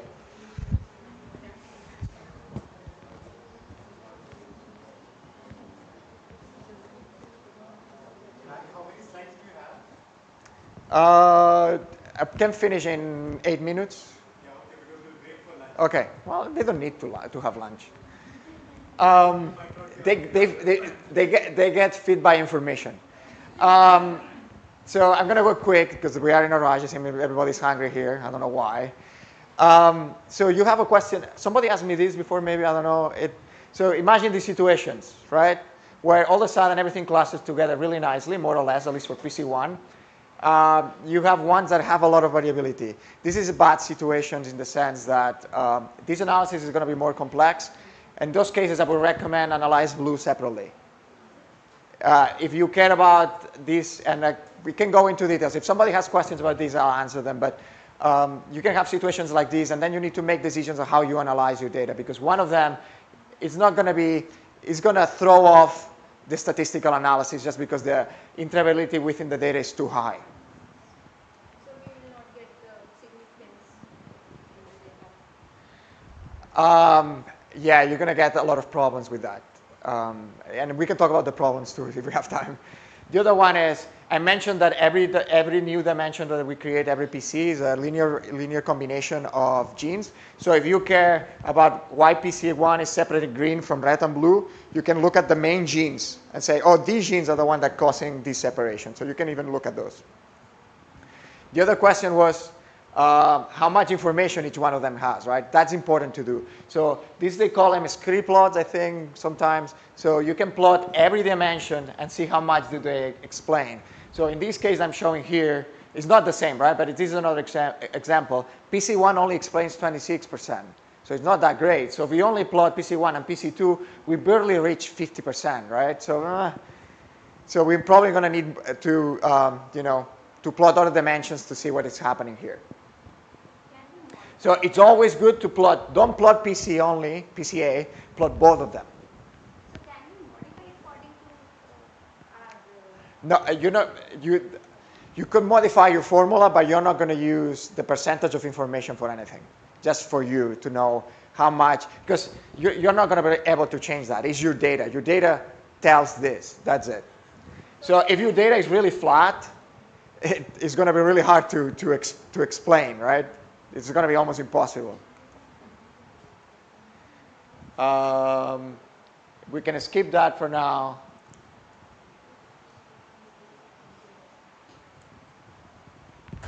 I'm going to try to go fast.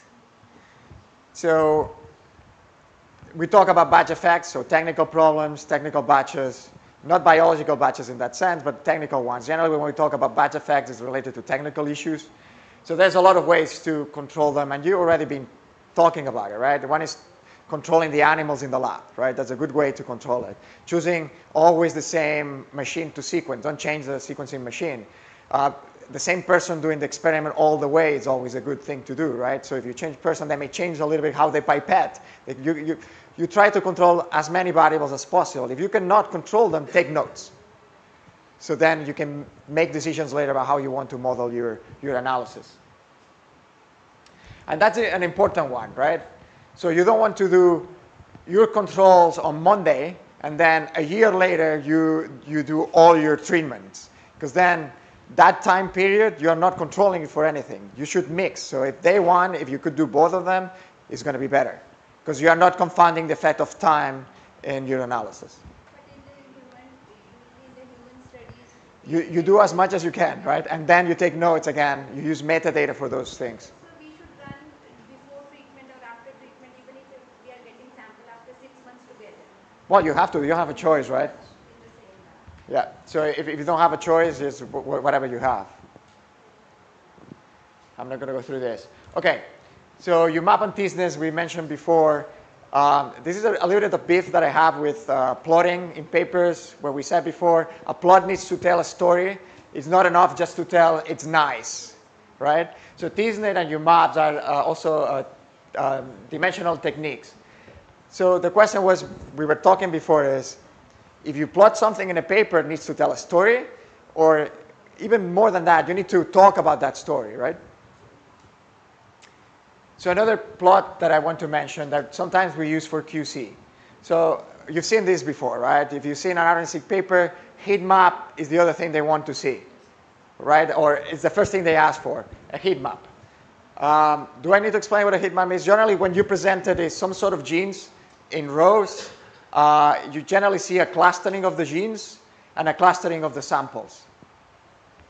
So going fast to this, do you think the PCA and the heat map tells the same story? Or let's put it differently.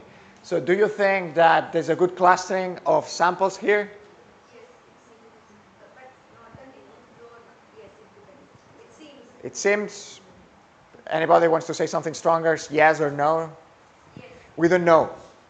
I tell you why we don't know. I don't know how they selected those genes. So I've seen papers, and I think this is one of them, that they say, oh, I'm plotting a heat map with the genes differentially expressed. If you pick what generates differences, you get differences, right? In the PCA, we're not picking. We're taking pretty much everything and doing a plot. In here, I'm picking genes that created the difference, so you're going to see differences. So this is not telling us anything, absolutely anything, right? So why do plot it? Why? But it's true, we always do it. Every time we do a heat map, we plot the clustering of the samples, and sometimes we plot genes that are already creating differences. No, but it's telling that these three samples have this much of expression, right? So whether they Yes, but do you need to do, I agree with you, but do you need to plot the clustering? No. I'm already picking up I'm already biased. Yeah. Yeah, exactly. So why you do the clustering? It's the default. I agree. It looks nice. It's the default. Everybody does it. It's fine. But why to plot it when it's not telling any story, right? So this is quite common in humans. I see that a lot. When you go back to non-model organisms, they pay more attention to those things. I don't know why it is, but in humans or mouse or I don't know, it's a completely different story when you work with these people or experimentalists that work with non-model organisms. They pay more much attention to those things. So I'm trying to create some take-home message before we leave for lunch, but you already know them. So replication, replication, replication, and more replication. We can summarize the whole thing with this. Yeah, RNA-seq, there's no a single process you do depending on your goals, right? So think about the rules of thumb. What is your final goal? Are you trying to do differential gene expression analysis or transcriptomic differential expression analysis?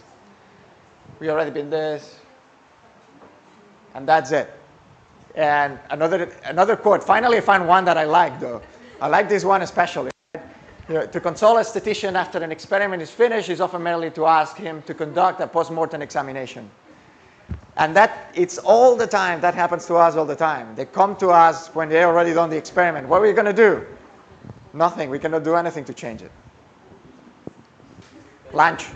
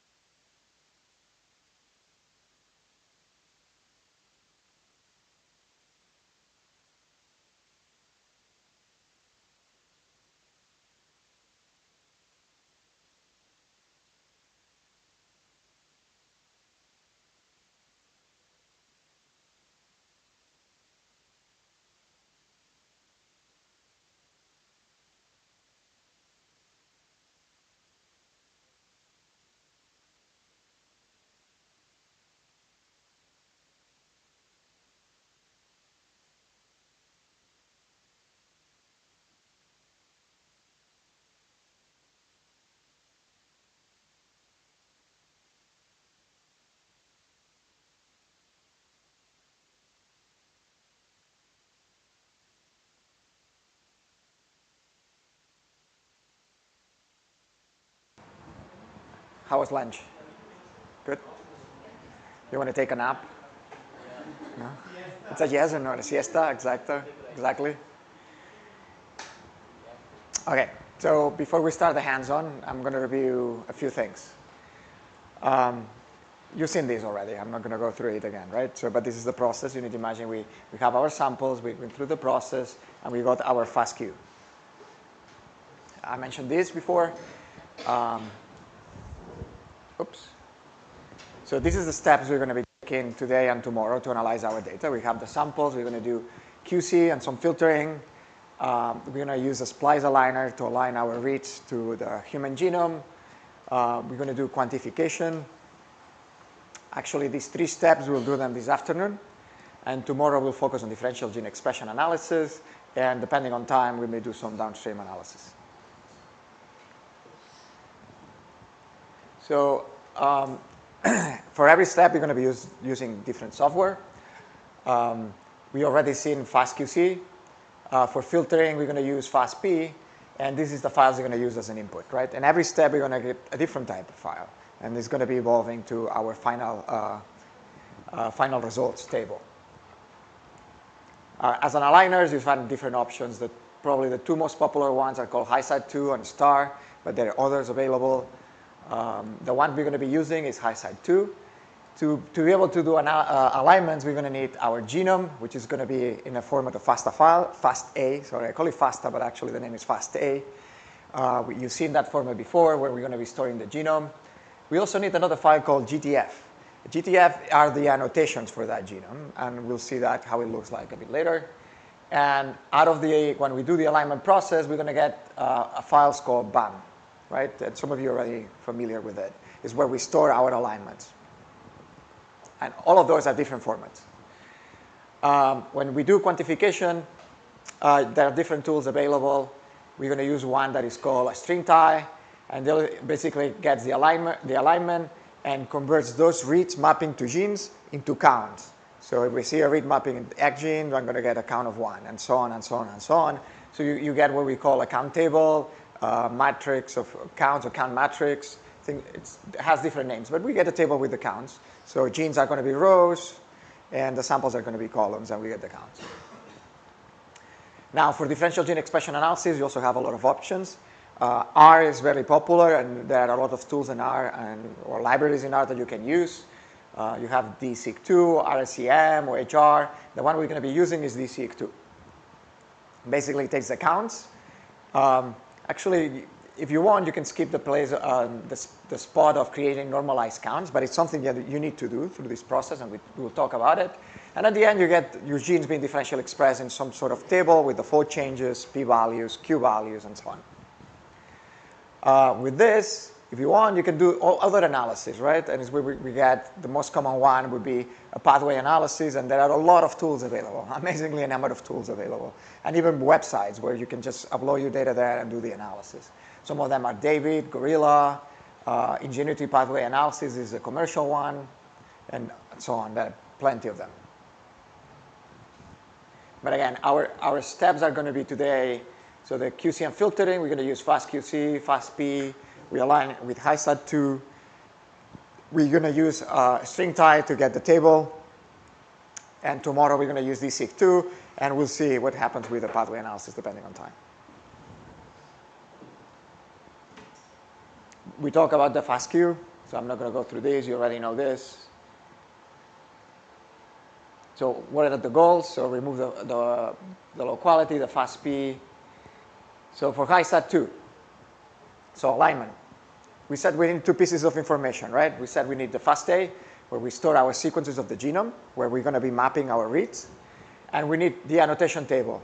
You can do it without the annotation table, to some extent, right? And try to do discovery of transcripts. But if you have it, you're going to get better information, right? So this is the annotations of the human genome, and stored in a tabulated table. I know it looks quite complex, but you remember the BET file, right? Same idea. You get a chromosome, starting an M position, and it tells you what is in there. It's an exon. And then you have, later on, you're going to have what gene belongs to, the transcript ID that belongs to, and so on and so on. So this is how it looks like, the table. You don't need to know many details, but this is a way we have to store the models, or you call it the gene annotation.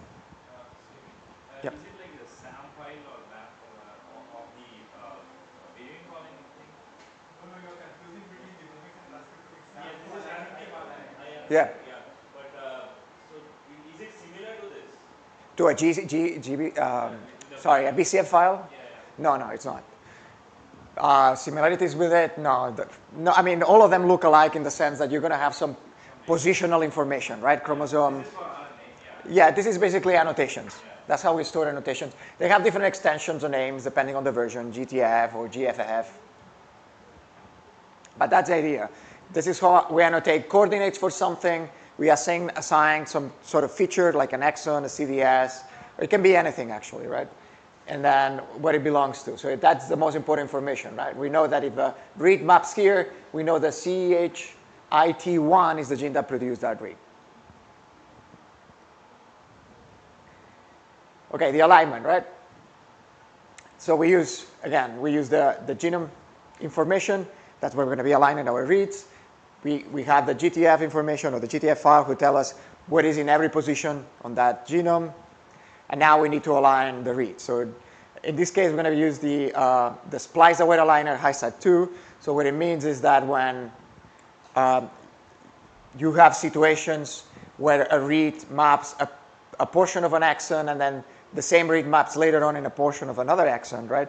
So you need an aligner who is able to detect these situations. If you use a classical aligner, it's not going to be able to map this, or it's only going to map the first fragment and not the rest. So that is why we use this type of aligners, the splice-aware aligners. And the way they work, generally they find a seed and they try to extend if it doesn't map, because it has the information, right? It's able to build, okay, I have a read that maps at the end of this gene. Let me look at at the end of an exon, let me look at what is the other exon and see if I'm able to map the rest of the read. Out of these, we're going to obtain the BAM files. As I mentioned at the beginning of the workshop, I told you that we'll talk about the formats. I think you need to be aware of the formats and how they look like, because even sometimes we visualize them minimally to know whether it's in there. This is what is called a SAM alignment, or SAM file, or BAM file, depending if it's compressed, or CRAM if even you compress it even more. But it's the same structure inside. I don't know if I should go into details, but if you want, we can go a little bit. But the main idea is this is your gene ID. You remember the FASTQ, gene ID, the read ID. In the FASTQ file, you have that long name. So you have it here again. You have the chromosome and position where it aligns.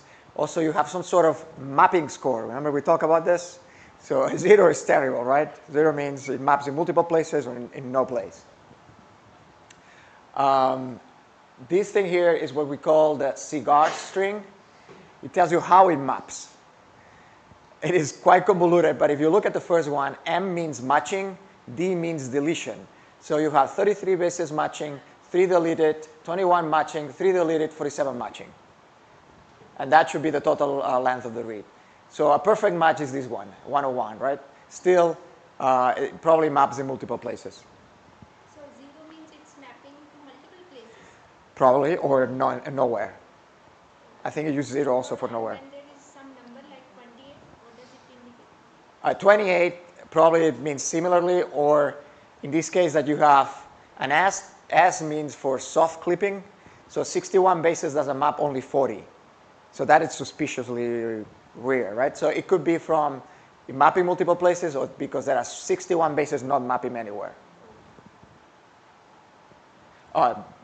So another thing, the read is also represented again, and the quality scores are stored again. So I think we talked about this at the beginning. There are other ways to store your FASTQ files. It could be stored in a BAM file if you want to. So from the BAM file, you could go back to the FASTQ. BAM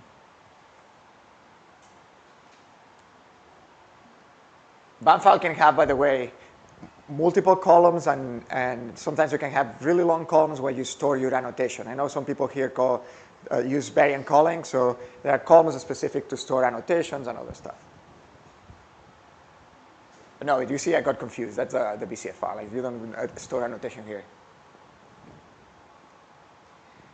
A typical tool to manipulate BAM files is called SAMtools, and we're going to use it also today. Probably if you work with alignments, you know SAMtools for sure, because it's the most common one. If we make a FASTQ again from a BAM, yep. will the order of the reads be the same, or it will be jumbled up to go compared to original FASTQ? If you convert it first to BAM, and then you try to make a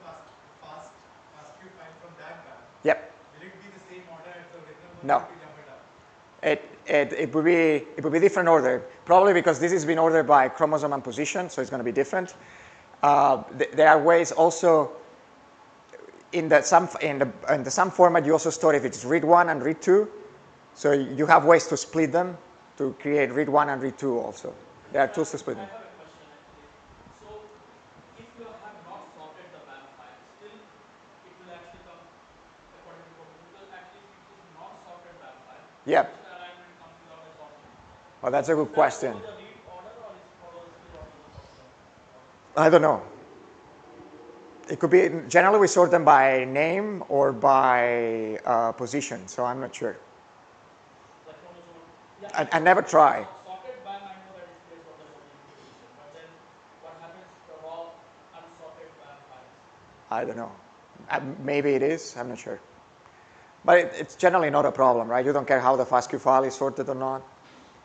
Meanwhile, you're able to recover them. Read one always matching read two in the position, right? Some packages, the conductor package which uses BAM files, especially for seq analysis, the DAXI kind of thing, they want sorted BAM files. Oh yeah, no, that's common. I mean, a lot of softwares that want sorted and indexed, yeah. Yeah, that's something that I don't know if I'm going to talk here, maybe later. So, because these files are so big, we create indices. So like a book.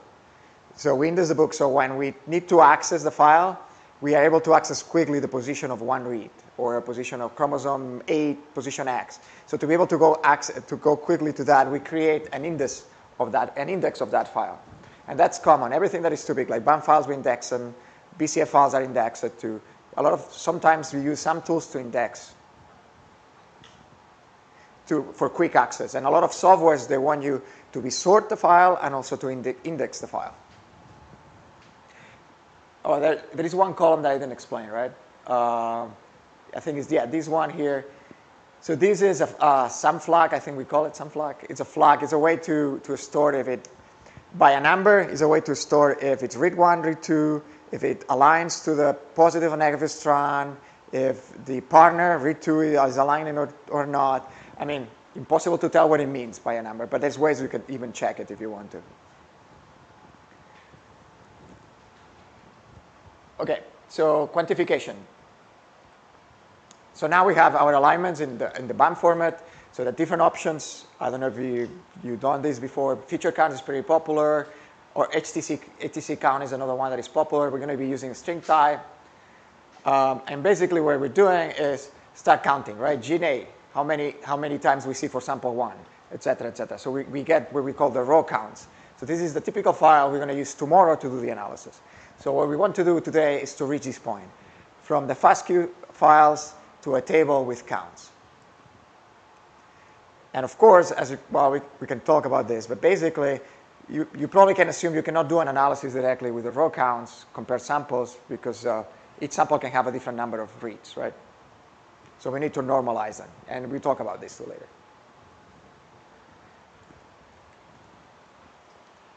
For differential gene expression analysis, that's for tomorrow. I'll show you Galaxy before, but everything, I think I mentioned also yesterday, but everything we do, you could do it in Galaxy, right? If you don't want to do command line and you want some generic analysis, Galaxy is your friend. And if you don't have many samples, because it's super slow. Parted flow is the other one that I mentioned, right? Okay, so I think we are almost ready. So we're going to do these 3 steps. You know the trick.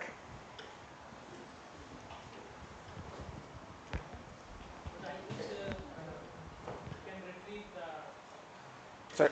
you can retrieve the FASTQ file in BAM without any tools, because in one of my projects I submitted my whole files to NCGN, and one of my files got corrupted, and they said that your FASTQ file is corrupted. And then I searched on my system, my genome station, I couldn't find my original FASTQ file or FASTQGZ format. And then said that you can just give us the BAM file, we will sort it out. So there are some tools that you can sort it out the BAM file by using the query name exactly. You can retrieve the FASTQ file from BAM file, and that's why I submitted the FASTQ BAM file, and from where they retrieved the FASTQ file, and then my project got the accession ID.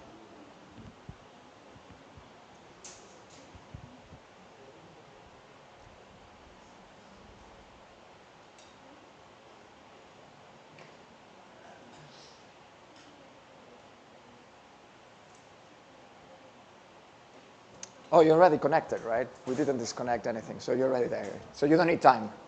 You can go straight to do the exercise. You probably have a view similar to this. You've been doing all this through this morning. So our exercises today are in day 2, FASTQ2 counts. So you can open that folder.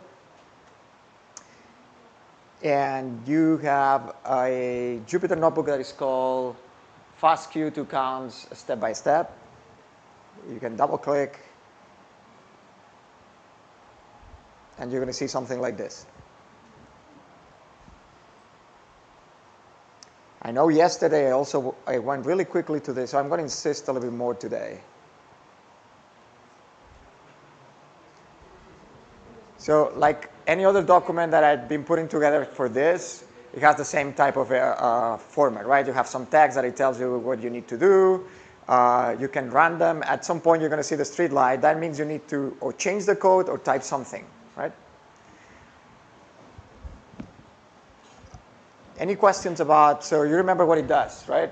So I mentioned yesterday that for this exercise, you can use the terminal directly. So you can type these commands here in the terminal, and you would get the same results. Or you can execute the Jupyter notebook step by step if you don't feel comfortable with the terminal. And you should get exactly the same results. This is a Python notebook, but we are cheating and utilizing this. Can you read the screen, or it's too small? From the back? Small?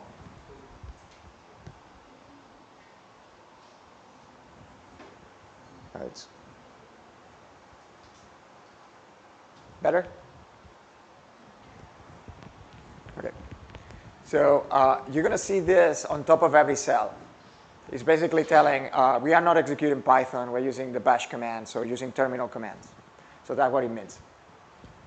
What I'm trying to teach in this first cell is basically, this is how we define the variables in bash, very similar to R, right? There's not much difference. Echo is just printing. So basically it tells you what it does, right? So you don't have to wait for me if you want to execute it.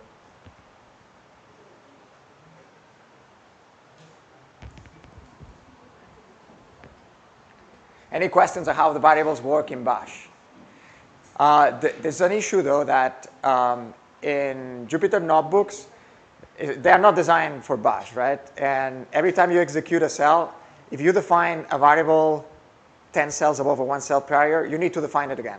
It's not like R that knows that a variable is defined. In here, because this is not designed for bash, you need to define it again every time you use it. So how we run commands in the terminal, I explained that the other day too, or yesterday. You generally open the terminal, navigate to the program, what it is, type the name of the program, and you execute it. Generally, I believe it's similar to what we did with R, right? When you execute a program, in R you execute a function, you give him arguments, or we call it arguments or parameters, right, for that program. So it's the same idea. So this is just one program with a few parameters after it.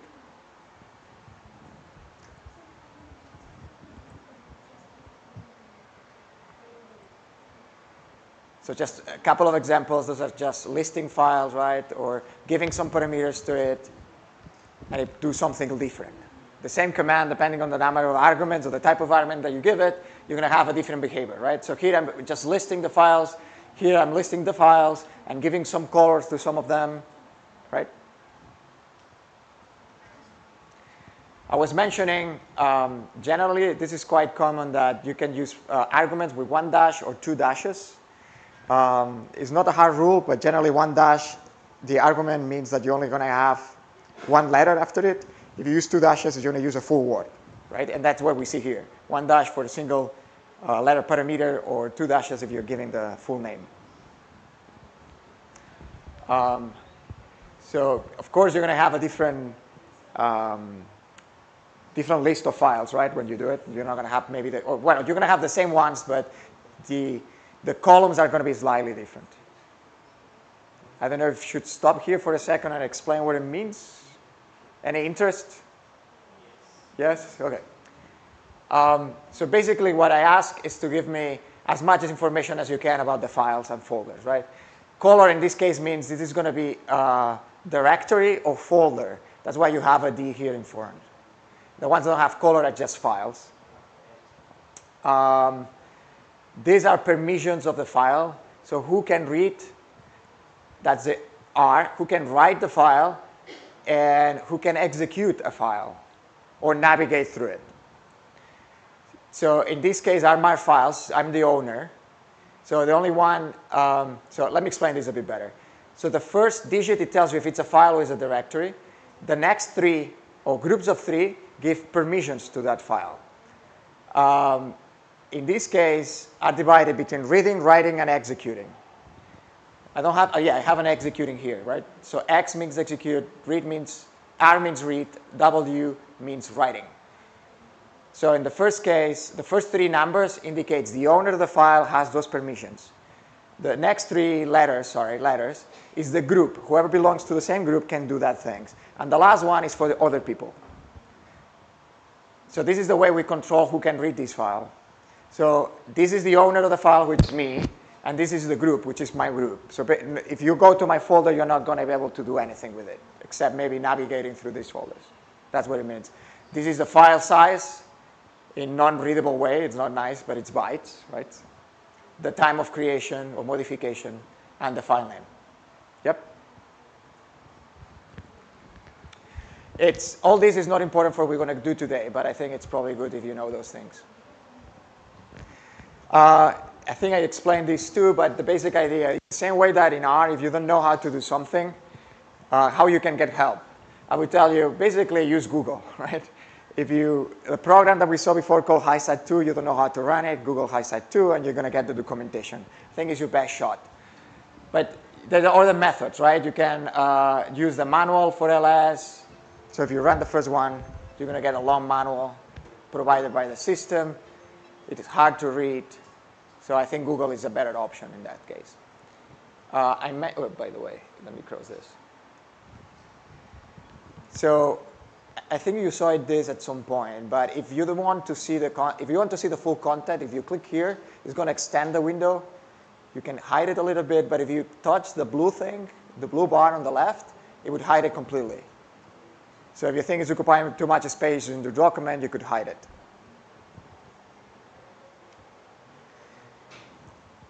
I think another important thing you need to know about Bash, it is, you notice that we execute ls, and it's not in our folder. ls is a program that lists the content, but it's not in our folder. How knows the system where to look for ls, right? So there is a variable called path in our system that the OS is the first thing that it reads. It tells me, so let me explain again. So path contains a lot of folders in it, or a bunch of folders in it. So when you start your system, the system reads the path. It contains a lot of folders, so it tells me every time you try to execute something, I'm going to look inside of the path variable and see if I find it. If I find it, I'd execute it. If not, I give you an error. And again, you can try, right? So we can give a try if you want. So if we try to execute ls, we already seen that it finds the program, right? If I try to execute HiSat2, it's not in our folder, right? It finds it. Oh, sorry. No, again, you see? I need to do the trick.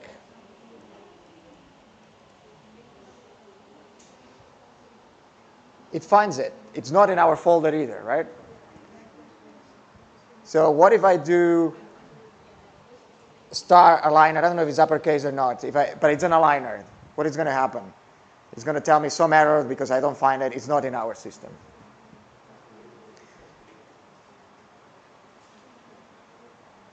So try to print path. Right? Remember, echo is the equivalent in R for print. It gives you a bunch of names of things and a colon, another folder, a colon. So these are folders separated by colons. So these are the three folders when you start your system that the system tries to look for whatever you try to run, right? ls, it's probably in user bin or bin is where ls it is, right? So a way to know what it is, I think I put it upstairs here, right? So if you ask which ls, it will tell you what it is, what is located in the system. So it's in bin_ls. So it means bin_ls must be in our path. Sorry. So bin, so you have user bin and bin, so it must be there, right? So it is in our path. You could modify path if you want to, and add more folders if you need to, but you don't have to, but you could. But if you work in your system and you want to add, I don't know, you create a program or whatever, you could add it to your path variable if you want to. But to store it, you need to modify a specific file.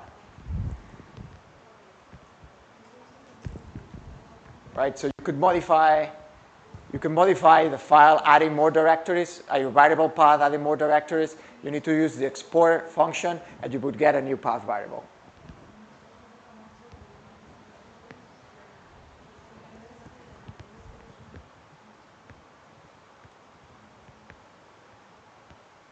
You see that I run ls again, but all of a sudden, when I run ls, I run it in the same folder, right? So I have day 1, day 2. This is the original folder that we have. Sorry, not the same one, but the same.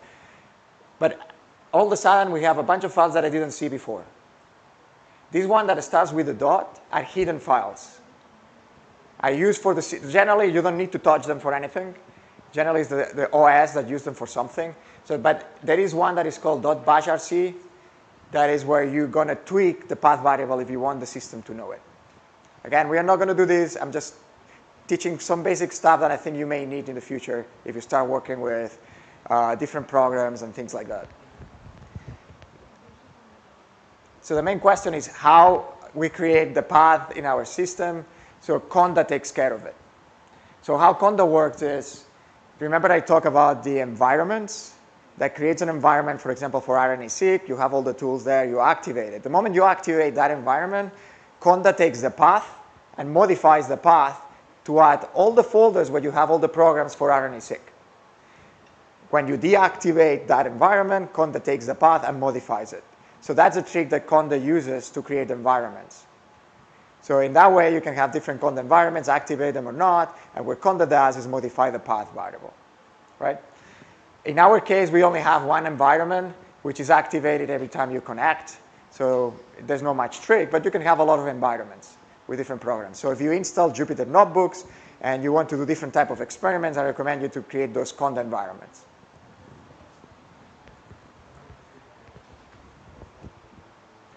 Questions so far before we start? We got an idea how Bash works, how the programs are used. So if sometimes you say, oh, I'm running HAZAD2 and I don't see HAZAD, it doesn't work. Be sure you got it in the correct, well, HAZAD2 it's available, but you could check it's a program that is available or not in your system. Ask which, for example, if you want to know what it is. Okay, should we start? First exercise. We've done this before. We talk about some of the things that you see here. Before you run it, can you guess what is going to happen here? We talk about head multiple times. Head is a common function in Bash, R, Python. You're going to get the top number of lines, right? It depends on R, I think, is the top 6. In Bash is the top 10. So basically, we are uncompressing and printing this file, piping it to head. So we're going to get, did you run it?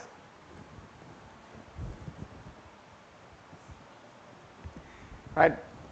We get the top 10 lines of our FASTQ file. And remember that this is what I said, I think, yesterday too, that all our samples are stored in the same type of system, which is a folder per sample, an unaligned folder, and the read 1 and read 2 inside of it.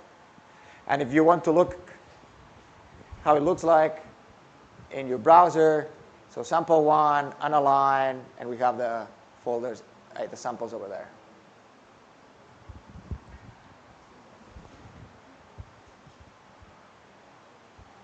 Okay, should we run FastQC for our first samples?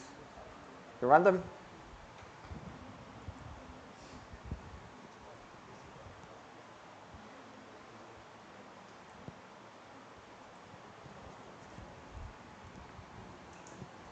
Okay, FastQC is going to produce the output, whatever the file it is, the original file you're running it is. And if you notice, we give them the name of the program, and the only only argument that it takes is the file. That's the only thing you need to give it. The name of the program and where is the file. If you want, we can go and check how it looks like. The cool thing about Jupyter Labs is if you click in an HTML file where the report is, it opens it easily, right? Check the QC and tell me if you see anything wrong. Should we accept the file as it is?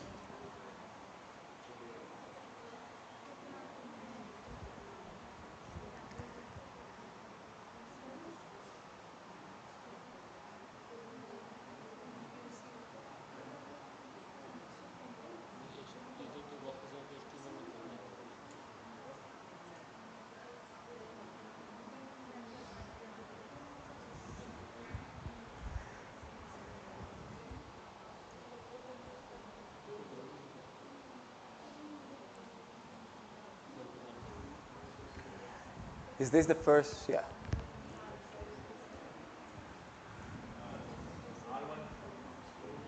Yep. So this is the first warning we get, right? We always said that is context dependent. So this is generally, as far as I know, is produced by the random examiners that are used to amplify our libraries. So they use random examiners to attach to the RNA to produce the cDNA. So they are not so random, and that's a problem. Well, the problem for this plot, not for our analysis. It's not a big deal if it's there. Overrepresented sequences. Yep, let's look at it, right? Oh, doesn't accept the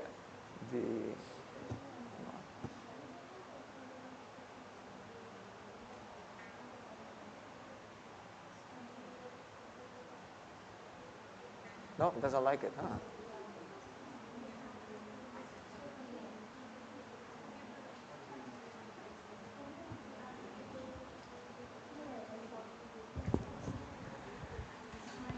So anybody wants to make more comments? Here that said we should check the overrepresented sequences. I mean, poly A, I don't know what it is. It could be nothing, right? A bunch of C's and T's. We are not going to do anything with them. This is not that uncommon. Bonnie was talking, it's part of the process of library preparation. They use adapters. So most probably this comes from having a very short fragment. You sequence a very short fragment. So when the sequence the fragment and then continues and sequence the adapter, which is next to it. We could trim it off. It's telling us that only 390. That's not that much, but it's what it is. Part of the trimming process, we could remove those, definitely. And I don't know, yeah, it's visible here a little bit, right? Universal adapters, Illumina, you can see them that you have some short fragments that after 40 bases, you start having the adapter present. Yes, any questions about the FastQC? We've seen them already 3 times. I guess you're bored about them already. No?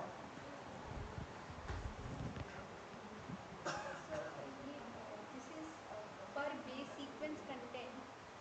You have to that if the GC content. Sorry? So, Yes. what does it indicate the sequences in this So if it was completely random, it would be flat, right? If it was a representation of the genome, it doesn't matter what position of your read it is, it should be the same, right? But what it's telling you is it is not that representative. There are some sequences here that are constant, that don't represent the genome. And this is produced by the N6, where we don't random examiners that are used for the cDNA process preparation. Which is, so again, normal. Yeah, it seems that align always, the random examiners, it seems, so the transcript always gets, so the examiner always gets in the same position, so it seems they are not that random. One thing that you probably noticed, did you open the sample, the R2? I think we mentioned that the quality of R2 is a bit worse than quality of R1. It drops earlier.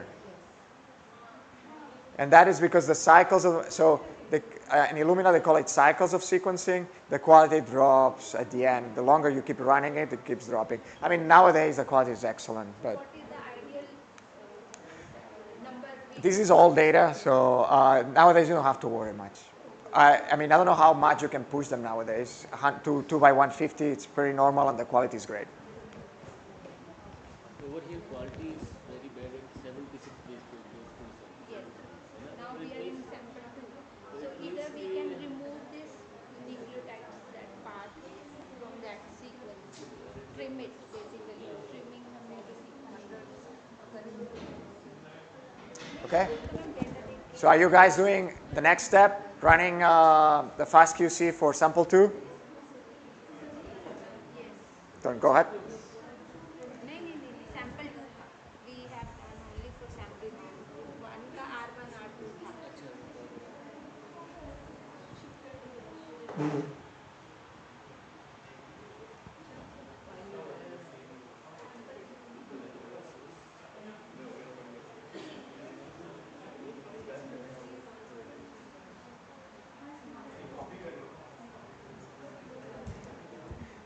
So I don't want you to get confused. There's 2 FastQ files, I think, in the original folder. Ignore them from now. We're working with sample 1 and sample 2 only. ये यहाँ पे मैंने इसको वो करके देख रही हूँ. जैसे यहाँ पे हमने sample 2. So I'm getting no such file or directory. Okay. You made a mistake. Yes. inside that underline वो folders में जाके Okay. underline में and then उसके अंदर बनी है HTML files करके. And just to, anyway, if you prefer to work with the terminal, you can still do it. So you can run the same commands from the terminal. It's the same thing. So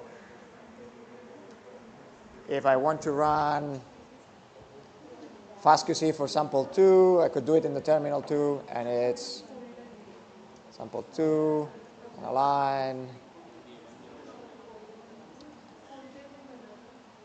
right? And it runs in the terminal, same thing. नहीं वो किया मैंने. वो मैंने किया. Dash डाला. sample 2 यहाँ पे किया, इधर भी sample 2 नहीं किया. dash repeat the process for sample 2. कि मैंने इटरेट किया. I think they're not getting that those files are getting saved in that folder, not where Sorry. So I have run, this is 10 lines of FastQ file, right? If I need to get. Yep. So I have used. No, but you don't need to do this. Okay, so just run the. No, okay. So you're doing the first exercise, right? So if you go up, so why everybody has it the other way around? We run the FastQC for this file, right? Yes, yes. So this is the folder sample 1, Yes. subfolder analyze, and this is the file. Yes. Now what I want you to do in this exercise, the one here, is repeat the same thing for sample 2. Okay, I'll do it.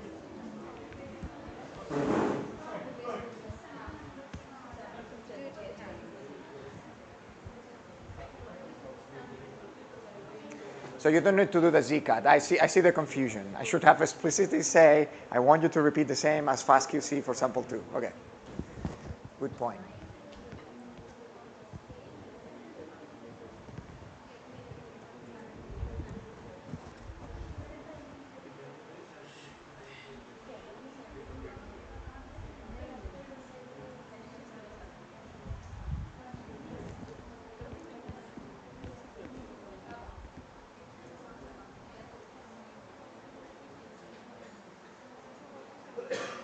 इस पर directly नहीं जा सकते क्या? इसमें click करने से तो ये मैं नहीं मालूम हिस्ट को दिक्कत कर रहा है. Because this is data, na? This is लगता है data, नीचे this is स्क्रॉल not करके जाओ. connected. हाँ, नीचे स्क्रॉल मैं कर थोड़ा ऐसा करना चाह रहा.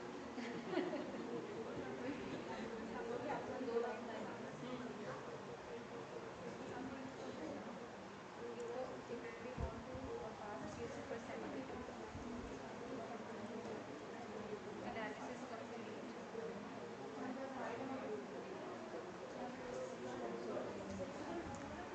Easy, right? Yes. Piece of cake? Copy pasting very easy.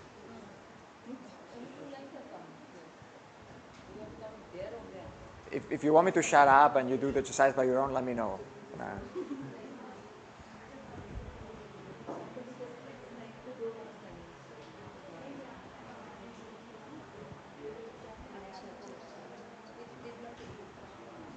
Any issues with the second sample?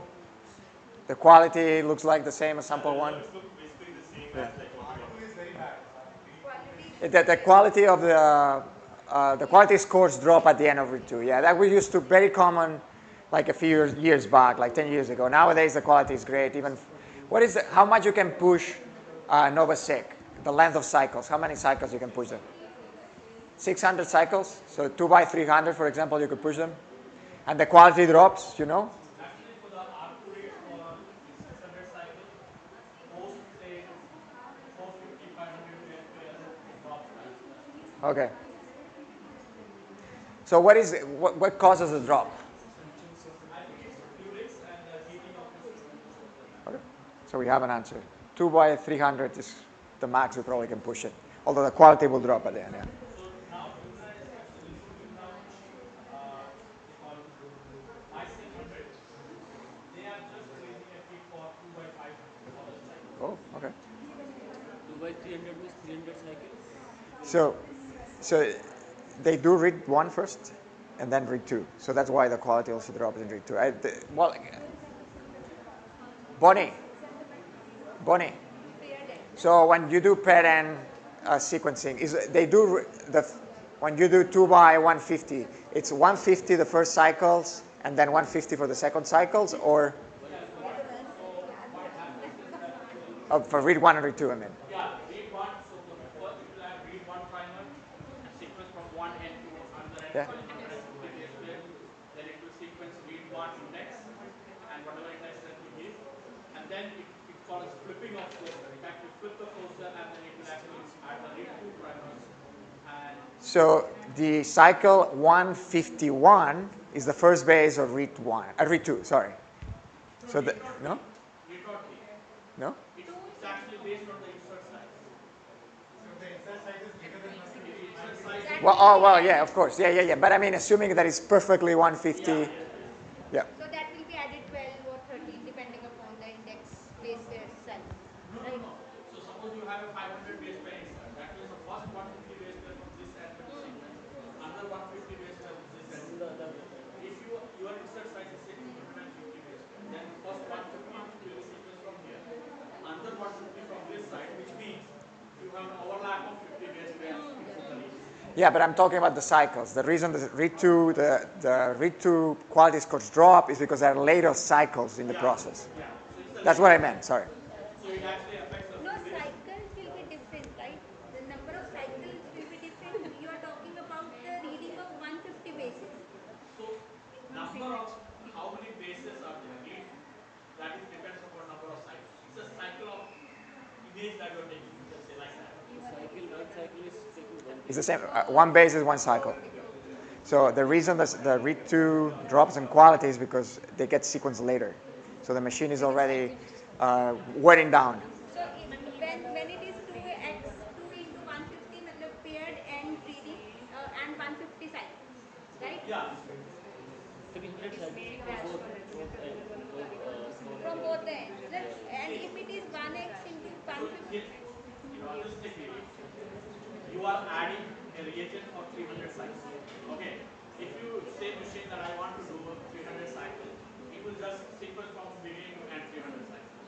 You can also say that okay, you do 2 by 150. You can also actually say I want R1 has 200 cycle and R2 has 100 cycle. So you can set your Any sequence the combination, way you yeah. want. The only thing is it will only do 300 cycles. And whichever way you want it to do. Maybe he said 150, 150 maybe initial after the reagent may not be there enough for the Yeah, exactly. another 150 sequences. Yeah, he mentioned that there are different reasons why the quality drops. So next step 2, guys. So trimming, right? We check the quality is more or less okay. We can trim low quality bases. We can trim adapter sequences out of our sequences. So one tool that can do that is called FastP. And one trick, if you don't know the arguments for a program, one thing you can do is just run, generally works, is run the program name without anything, giving no arguments, no parameters, nothing, and it would provide some sort of help, right? It tells you what it is. It tells you that if you provide some sort of -I and an input, you're going to get something, etc., etc. So you could read the manual like this if you have any questions. So the next cells, what we're going to do is to trim sample 1, right? And we're trimming read 1 and read 2.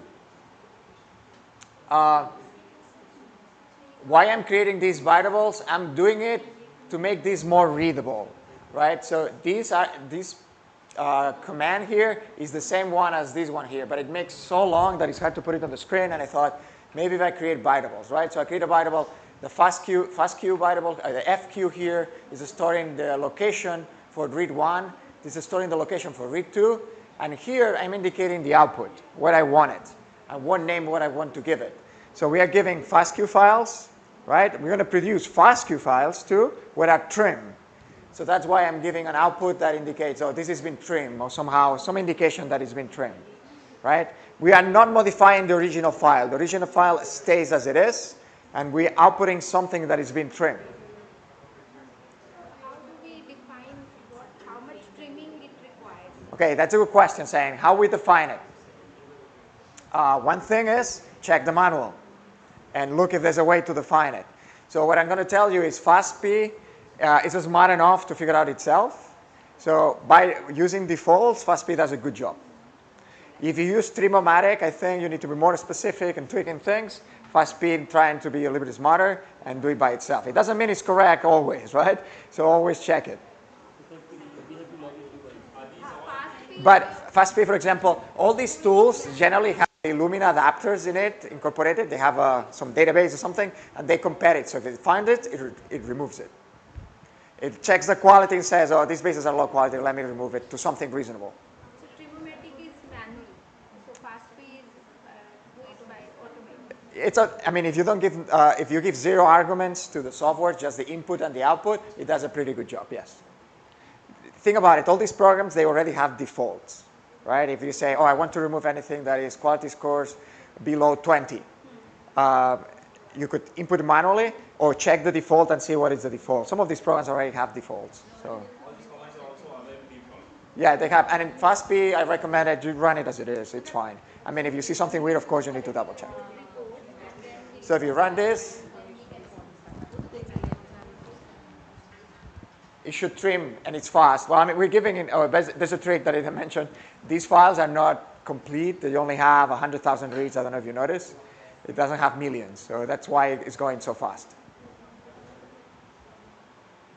So the initial 2 files over here, these are our inputs, out1 and out2, these are output. Well, don't ask me. You printed the manual a moment ago. What you're asking me? You have it there. It tells you what it is. So we have different This is the location. Yeah.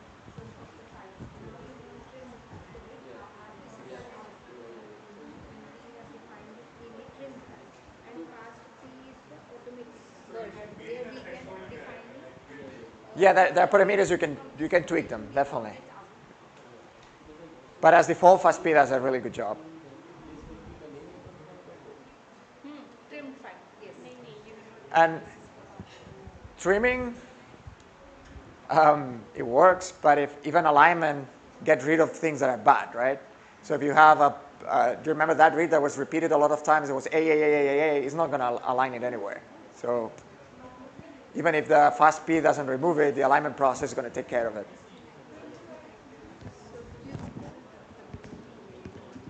So here, the Q20 basic. So if we set the cutoff of Q20, You know how many you remove. so it's giving us options, right? Well, it gives you a report, right? So it tells you how many bases are Q20 and above. So you have 95% are Q20 and higher, Q30 is 91 and higher, and there are 0 that are 40. So Q20, so you have 4 point something percent that are below 20. Those are probably the bad bases, yeah. It talks about duplication rate. it gives you a final report, right? It tells you how many reads pass the filter. So we started with 100,000 plus 100,000, that's 200,000, and we lost 3,680 after filtering. Where can we see these trimmed files? Sorry, what? Where can we see these trimmed HTML files? report. HTML report. What file, sorry? So final file. Oh, the final? File. What is the final file? You should So know. it's HTML format, right? No, that's a report only. What is the trim file? Trim file will be same. It's the same folder, you indicated it. Okay. You indicated out and the location. But it's not there. The sample trimmed is no sense. Underline. Trim. It's a Trimmed. Yes. trim.foscue. Yep, that's the output. But it's true that the software also created a, oh, my bad, sorry, I didn't, it's true, it's not in the same folder. I forgot to tell you, this function here created a new folder called trim. But you should know the location because you indicated here. Yes, sample one with Yeah, so I wanted to keep them separated so it doesn't mess with the other one. So that's another common thing we do. We create another folder. loading error. And you have the HTML report, right? I don't know how it looks like. I don't think it's going to look that good because we're only working with 100,000 samples, but HTML पे है नहीं. नहीं नहीं है yeah, it doesn't plot anything. But ये HTML की पे sample one any problems? Excuse me, just I want to know, there is like just to give reference like fast command and fast command. Yeah, you can give them at once because they need to keep the same. When it removes one read, it's going to remove the other one too. So you're not going to remove. So let's imagine read 2 is low quality, but read 1 is high quality. You're going to remove both of them. You don't want just remove read 2. You want to keep the pairs. So if you need to remove one of the pairs, you're going to remove both of them. go to its location. So you need to indicate read 1 and read 2 per sample. Yeah, you indicate both of them at once.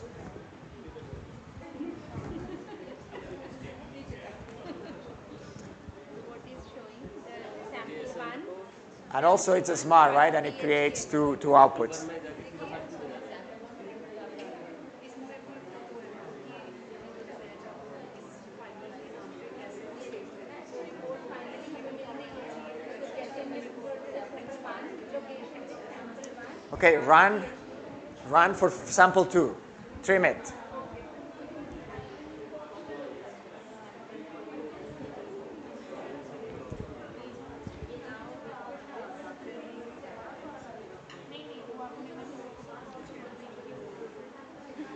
Remember to create a new directory called trimmed.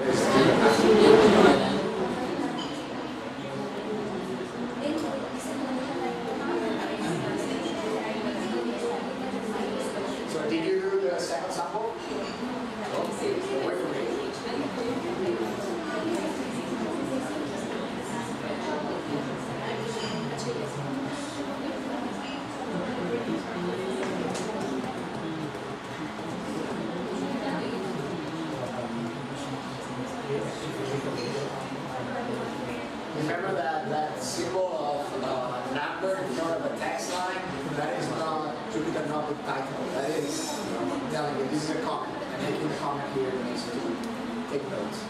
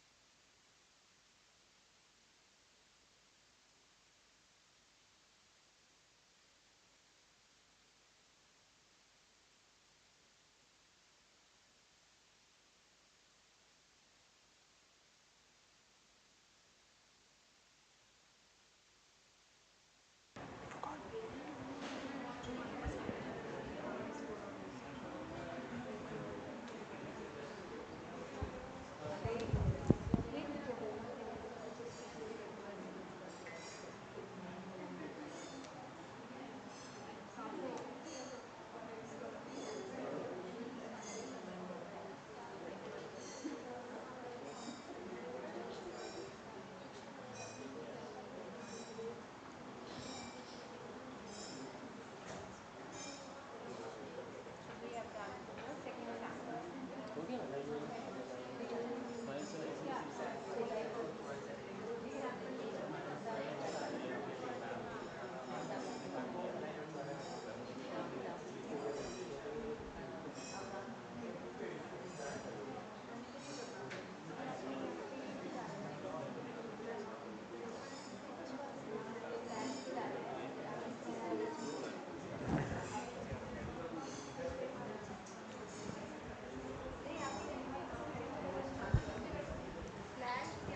Oh, actually, I explained what the forward slash means. I forgot about it.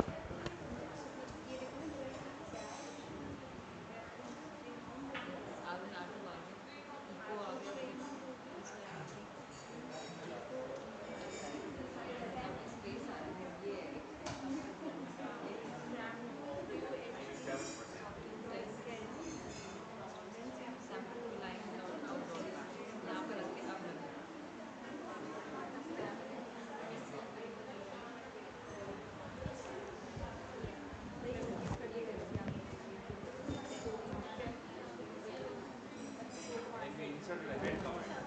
Say what? Then we inserted a head command. Head.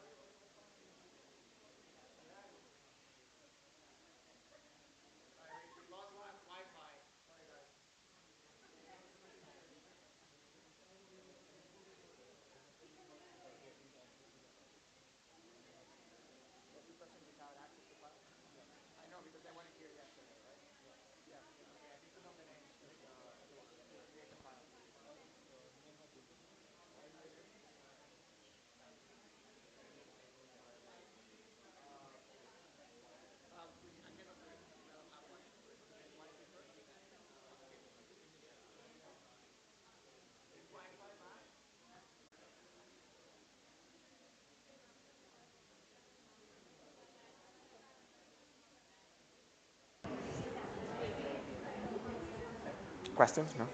Oh.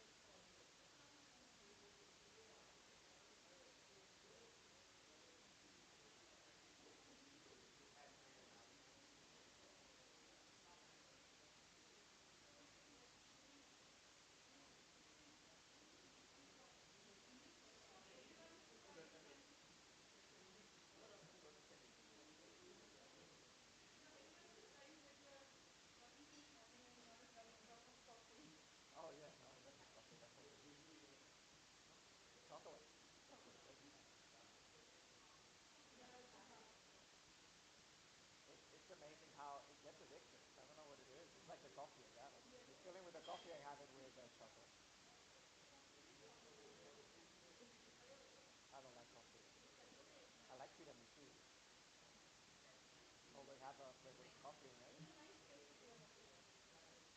Very healthy. Okay. Which means your heat cycle needs to be properly set in time. So I'm just looking longer and longer every now. So coffee is such a lesson learned. Again. Awesome. You need water? You have water? I do have some water. So we have it over there. Oh, CO2. There's one here too.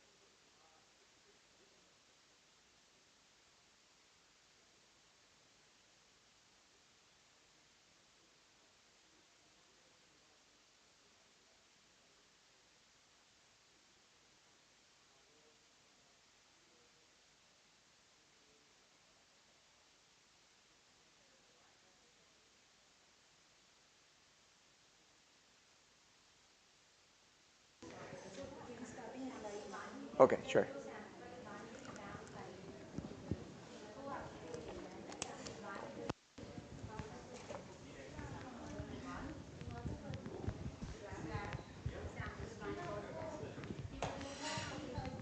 I'm not able to understand what I'm going to clear here. I use ChatGPT, but it's not helping me.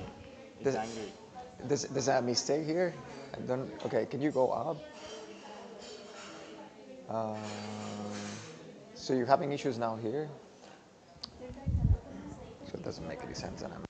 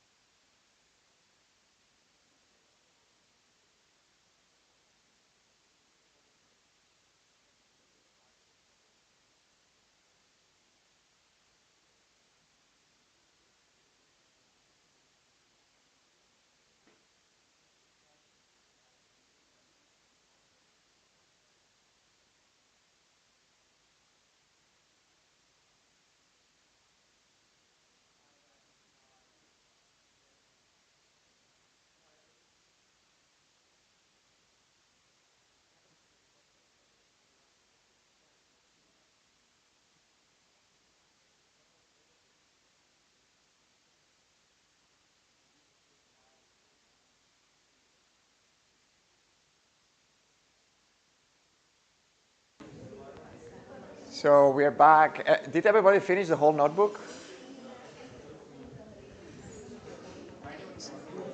So what about step 4? Quantifying gene expression. Did everybody did it?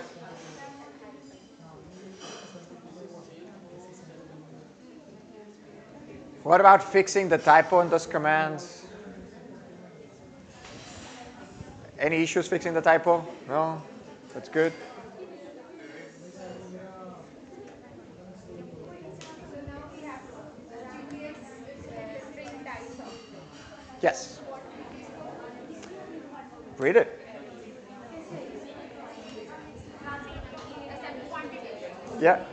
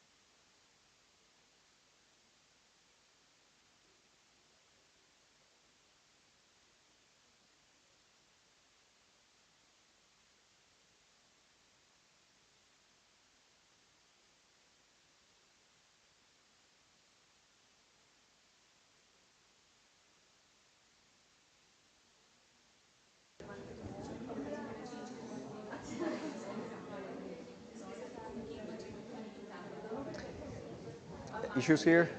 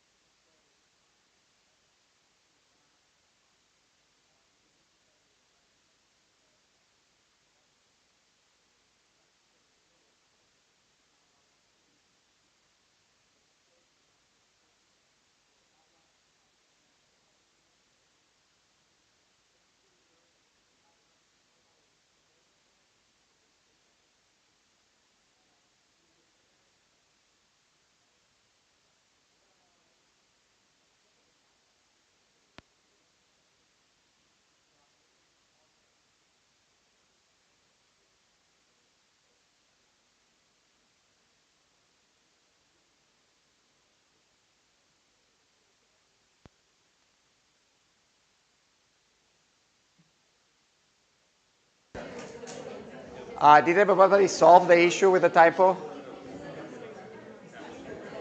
So just below it, I have the documentation of all the parameters. And if you pay attention, there is one that is misspelled. That's why you get the error. Should be -G to provide the GTF file. And I think this should run.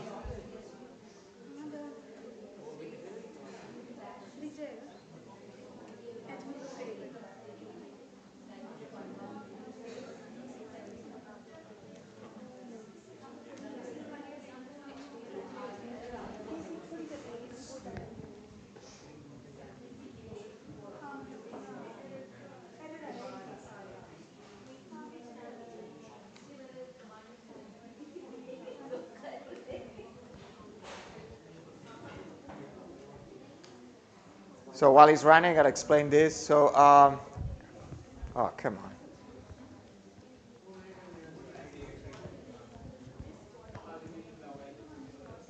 It's getting hotter here, or it's me? Oh, okay, it's not me. Okay, I see. So HiSat2 belongs to a set of tools. They call it Tuxedo pipeline. So HiSat2, string type, ball gown, right? So all of them, I guess, part of the Tuxedo. Is a set of tools that you could also do this analysis with, right? We are not a big fan of ball gown, but we are a fan of DSeq2. We will replace them for this. We prefer DSeq2. DSeq2 is a tool we're going to use instead of ball gown. Yeah, for this one. But we like to use these combinations of HiSat2 and string tie, and that's what we did today. But just to let you know, that is a set of tools that if you want to, you could do. Probably they're well documented, and you could run the whole thing using their set of tools instead of the ones we're using. But we did these 2 steps. Tomorrow, instead of ball gown, we're going to use DSeq2. So that's the issue, right? The ball gown output, the string tie output, it is not directly compatible with DSeq2, and that's why we explain here that we need to run this tool to convert to a table, right? The table that I was showing before. Is it done? Yeah. So this step, what we did is to do the quantitation, right? Counting how many times we see every gene. It produces some tables. But what I'm saying is these tables are not compatible directly with DSeq2. So what we want to do is convert those tables in something that is more readable for DSeq2. So there's already a script provided by the same people. So if you run it, you're going to get some warning. That's totally fine. Ignore them.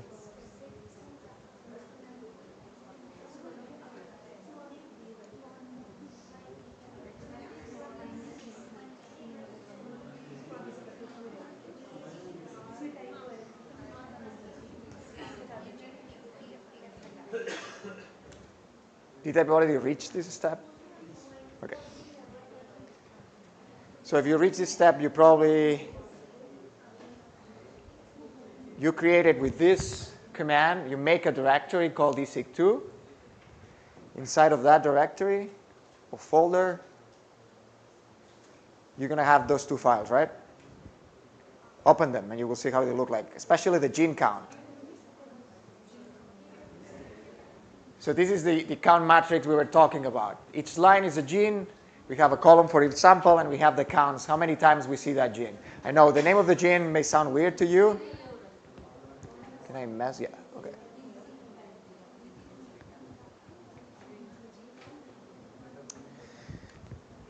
So the identifier for gene here actually uses 2 different identifiers. Uses this number here is the ensemble identifier. Are you familiar with ensemble database? It's again, another annotation. This is a unique ID for that database. You also have the pipe or the vertical pipe symbol here. That's the official gene symbol, the one that you're probably more familiar with. If you don't see it, it's because probably it doesn't have an official symbol yet.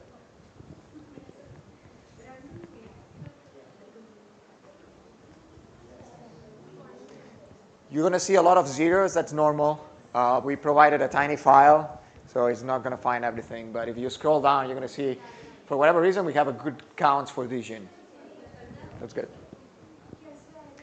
So this is the gene count. We also produce a transcript count. Right? So these are the transcripts ID. If you notice, before we have a G here, that means the genome. This is for the this is for the transcript. So here we have transcripts instead of genes. So even in the genes, there are like 60,000 rows. Yes. So, but the number of known genes are like only 25,000. Yeah, So, okay. Yes, that's a good question. So in theory, known protein coding genes are around, I don't know if it's 19,000 something, that's what we, or 20,000. more than that. Yes, because the annotation is not only for coding genes, it's for everything else too that produces transcripts. And is the annotation that Ensemble gives that reaches to 60,000. So there are multiple annotations out there. If you compare them, the overlap is ridiculous. For one gene, there could be multiple annotations. Yes, yeah. So, and the funny thing is, they are not identical. So if you work with something slightly different, like, I don't know, Red So Sea, even if the gene annotations are different, the transcripts related to those will also be different. slightly different, but only slightly. I don't think it's going to make much a difference for you, especially for the protein coding ones.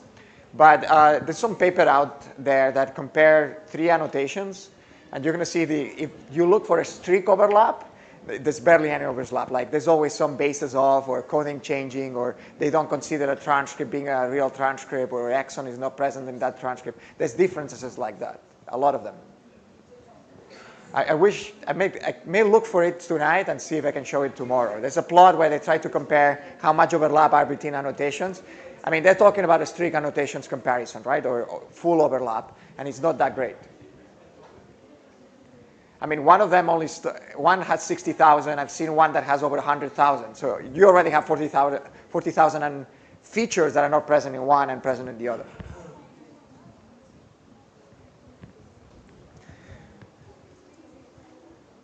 Okay, the last thing, there's a bonus task. So now we are good, right? So once we have the table, we can take that table and go to R and do differential gene expression with that table. Tomorrow, I'm going to give you the full table for these samples. We're going to use more, but I'll give you the full table so you can start with that. It's going to be saved on there.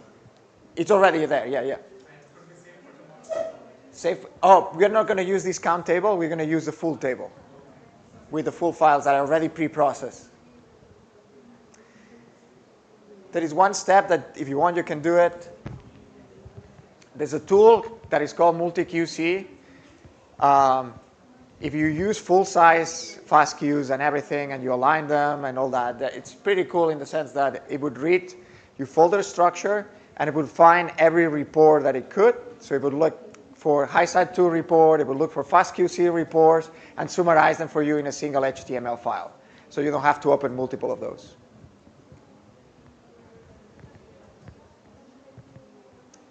It is not going to produce a nice output because we are only working with 2 samples. There's only a small one, so don't worry about it. So questions? I already have one here that was, okay, how we do we have to run this every time? What if I have my own samples? Is how we do the analysis. One thing you could do, the simplest thing you could do is copy this Jupyter notebook and modify it for the new samples that you could have, right?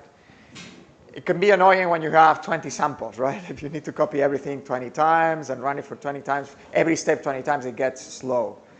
But you could do it, right? And if you have the time, you can tweak parameters and see how you get better results. Pay attention to the FastQC. We don't have that time, right? In a genome center, we need to analyze a lot of samples at once, so it's complicated. So what we do is we build pipelines. So the next step for a pipeline would be you can copy all the commands that you have here, you put them in a single file, a text file, you paste them all together, go to the terminal, and execute the whole file at once. Of course, you're going to have to change the sample names, right? You use it for the new sample names. That's a lot of typing. Another thing you could do is use loops. That's a little bit more complicated, but you can loop through, you run the same file for different samples, and et cetera, et cetera. That could be another option. Another thing you could do is remember, I think it was yesterday, we talked about tools that are available that they're called the workflow managers or whatever they call them. So you have a SnakeMake or you have Nextflow. So those tools there are already pipelines built out there that you can download and use with your samples. That would save you a lot of time too. That's another option. The other option is use Galaxy, right? Galaxy also have built similar to these. Probably there's something in Galaxy where you can upload your samples and run them through that. Nextflow is free, SnakeMake is free, Galaxy is free. Partec Flow is not, but you could do it in Partec Flow. If some institutions pay license for Partec Flow. It's expensive though, I think, so it's not like easy to access. I think Yale has only, I think we have a Partec Flow license for 2 people to use it at once. So if a third person tries to connect, he's not able to connect. Something like that, I think we have. Any more questions? I think it was still worth it to do it manually so you understand the steps that it takes to do it. I guess what I'm thinking for you guys, if you need to run a lot of samples, will be to copy everything in a file and run them at once with your sample names, right? I don't know. I guess this is the easiest next step. You can still use the Jupyter Notebook for sure.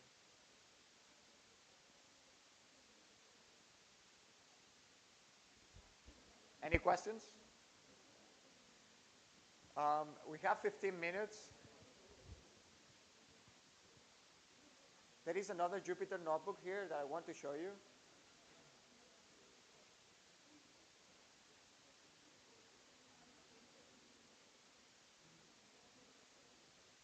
So are you guys familiar with GEO? There are other databases, but this is the one that I tend to go for submitting data. So when we publish some bulk RNA-seq paper, what we do is to submit the data to a database called GEO, Gene Omnibus, yes. Sorry, GEO, no, GEO, yeah, Gene Expression Omnibus. So it's a database for bulk RNA-seq, for ChIP-seq, for ATAC-seq, I think it was also there. There's a lot of ways. The data itself is not stored in GEO. Right, okay, so it's only the portal to access the metadata. The actual data is stored in short read archive, which is a different database.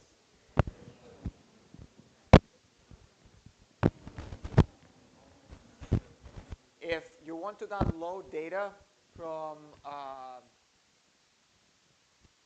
GEO, you could download directly the data from the terminal. You don't have to go to the database, look for the sample, and download it. You could use a tool called FasterQ-dump, the ID for that sample. I mean, you can do all this if you want to, but basically what it's doing is downloading the sample for you, and you store it in your terminal, in your disk, without going to the website. That's something you could use. There are tools in R that do the same thing, if I remember correctly. But this would be a way. I wanted you guys to run it, but I realized it took me 20 minutes per file. So I said, I'm not going to do it. So it would take forever, and it would be boring for you guys. But it's possible to do it. So if you want to know what this command does, is basically what I did is, let's do it. We can go to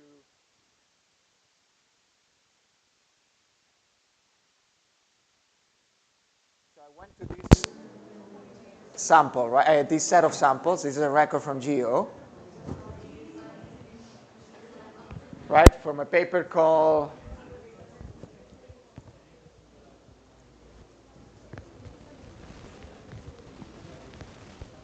So the point also is that you don't have to have your own data to practice. Oh no, that's a good point. Yeah, you don't have to have your own data.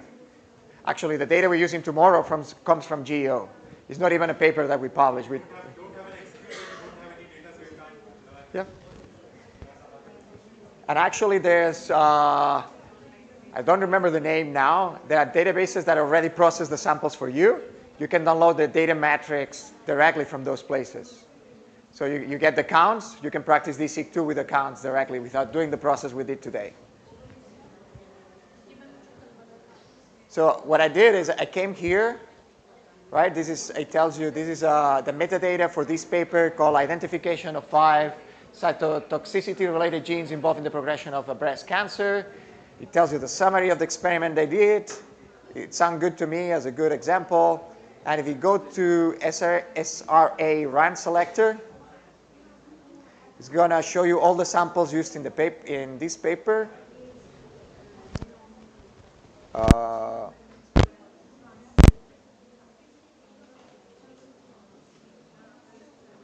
there data sets for sickle cell also available for practice sickle cell? Probably. I'm assuming you can have them in GEO. We submit single-cell RNA-seq data here. Yes. Oh, for practice, even better. You can go to 10x. 10x. Yep, yeah, they have a lot of samples in 10x. So I came here and I choose one of these samples to download. I get the run number here.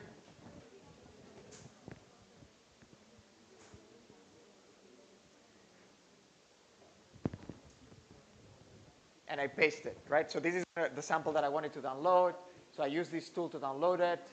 So here what I requested was printed out on the screen, divided between read 1 and read 2. And then there's this other tool here. What it does is only subsample. Give me 100,000 reads. Don't get me the whole file because it's going to be too big. And save it as this file name here. And I did the same thing for another sample that was there. Oh, no, it's the same. Well, I copied twice. Oh, that for read 1. Sorry. This is what I did. So first, I download everything. I choose read 1 only. I only subsample 10,000 reads, and I save it. I repeat the same process for read 2, and I save it in a different file. That's what I did.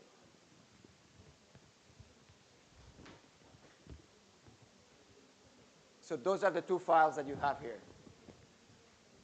The problem was it took me 20 minutes each, and I thought it may not be worth it to do it in the class because it takes too long.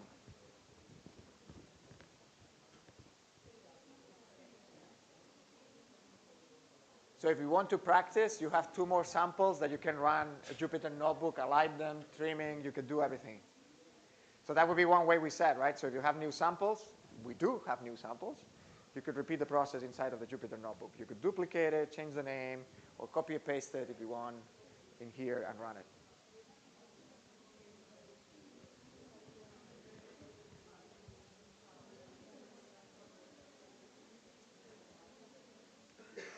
So if you want another example, how you could create a single file with all the commands, right? So I'm going to give an example.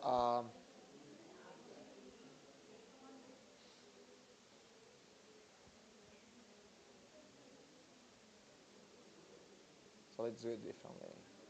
Let's do this.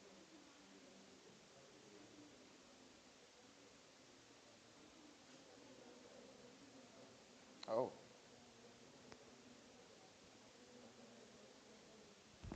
So I mentioned that you could put all your commands in a single file. So there's several text editors that you can use in the terminal. There is one called Nano. Probably is the simple one. I'm going to use a different one now. But let's say that we're going to create a file called test.txt. So if I paste commands here, I can paste any kind of command that I want, right? So I can even imagine that I'm copying and pasting the HiSat command here, any kind of command I could do. So if I save it, so you could build your whole pipeline in a text file. So if we save it, now we have it saved. So it should be the test.txt. That's the file I created. It contains those commands that I just made up quickly. So if you do bash and the name of the file, it would execute everything in order. So let's go. I know it printed the whole document, the HiSat 2. So basically it counted how many reads we have. What else I asked to do? Oh, I did ls, so it's going to print all the documents in my folder. I asked what else I did. HiSat 2, and it printed the documentation of HiSat 2. So you could build a pipeline like this. You can copy and paste all your commands if you don't want to work on Jupyter notebooks and run. Or you can use Notepad in your computer, create the commands, and then bring it to whatever you want to run it. Yeah, that's totally fine.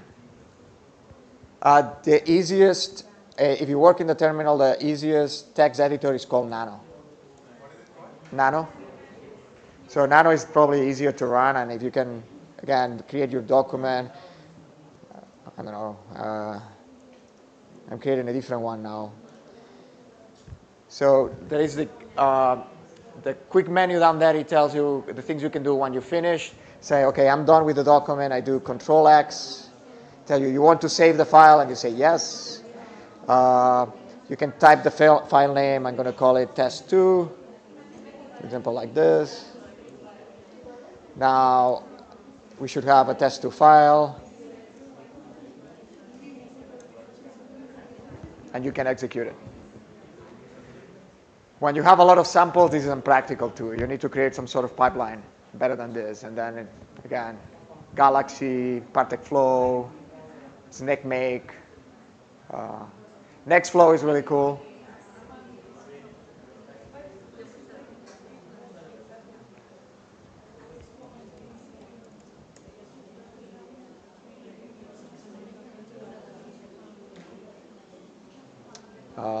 Okay, how is it called? Nextflow. Oh, okay. So if you Google for this, nf-core,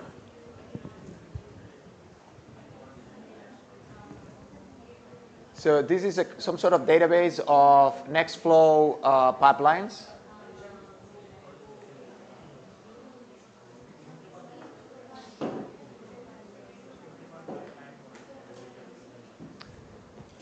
This is the official one.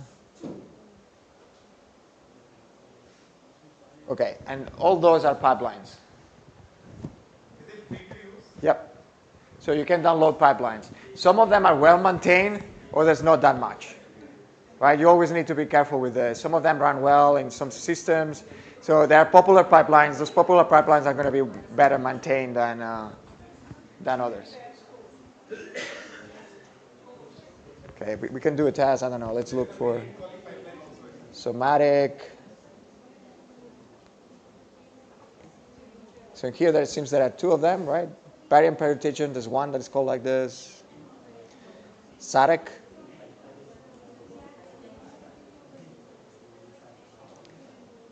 Okay, it gives you a lot of documentation.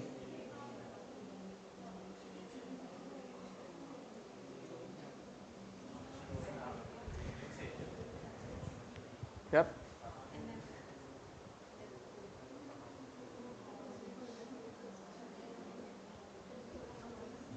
No, NF Core is a good website, definitely. It's something that you should consider depending what you want to work with. So do we have to download the pipeline? Yes, you have to download it. Yep. And they have instructions how to do it somewhere.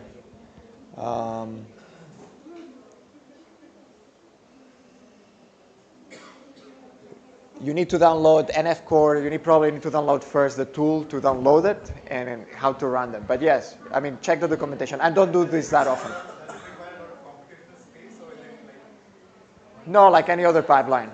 No. The cool thing is, though, some of them, they come with containers. So you only need to install the pipeline. That's it. You don't have to install other software. It comes all together.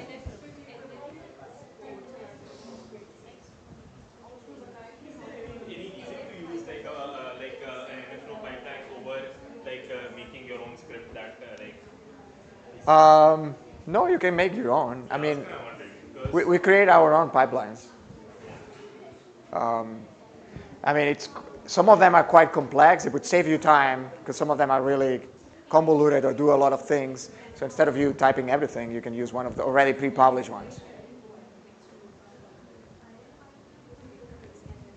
We use our own workflow manager. That's the thing. What are the typical input files in this? Like, for example, for a variant calling, is it a FASTQ, or you could put your file at any step? Like, if you put a. Well, there is one called annotation, right? You could give him the BCF file most probably, the one that is called annotation.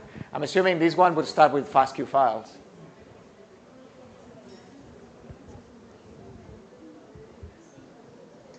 Again, I'm not an expert. I don't use them that often because we use our own manager, workflow manager. Any other questions for today?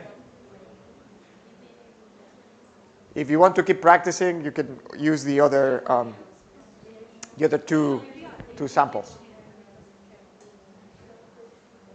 No questions?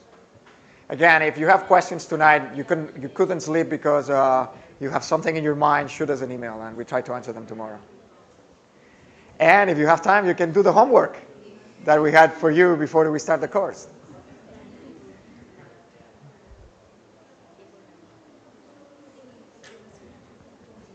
It's 5.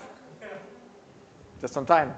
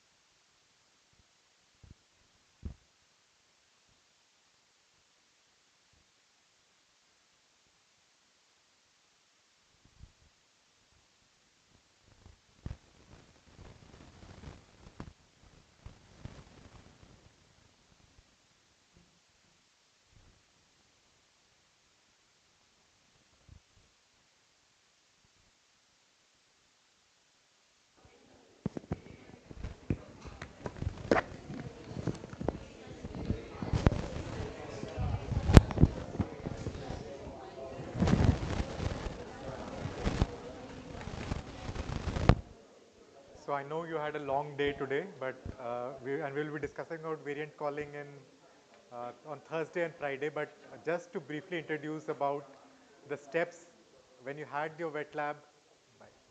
So what will you do after you have done your wet lab? So there are three main steps in the NGS bioinformatics pipeline. The first one is primary analysis.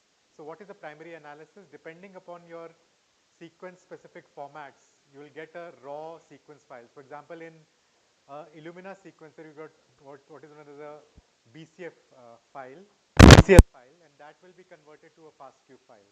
And then in the secondary analysis, as was discussed by Francis in his talk, you are going to align these sequences to a reference genome. So if you're looking at a variant for a rare disease, you will align your reads or the sequence reads to the reference genome and identify variants. But when you're doing an exome, typically you get lots of variants. So then the final part is the tertiary analysis, where from a annotated VCF file you will filter down your variants to a handful of variants which you can manually check, which will fit the phenotype of the clinical phenotype of your patient. So this is what is secondary analysis. So the primary one was from the raw to the sequence file. So what we mean by alignment is that you are aligning it to your reference genome, but you should be very careful while aligning that the build should be the same as on which your exome or your panel was built. Otherwise, you might get a mismatch. So typically, it could be your HG38 or HG19, and then when you align the first you get a SAM, that is a sequence alignment map, and then you get a binary alignment, which is a compressed form of a SAM, and finally you get a variant calling file unannotated, which has to be annotated. So yeah. Just one more thing. Since you are in PGI, so you always get only human sample. But also remember that this organism aligning. I have personally aligned human data to mouse or mouse data to human, and Okay. so just don't think, just think like it is a. Yeah, so it is important that you also choose the genome of like what organism you are working on. And in the tertiary analysis, as I said, that you will have lots of variants. So you will filter out according to different strategies. The first one is probably how common is that particular variant in the normal healthy population.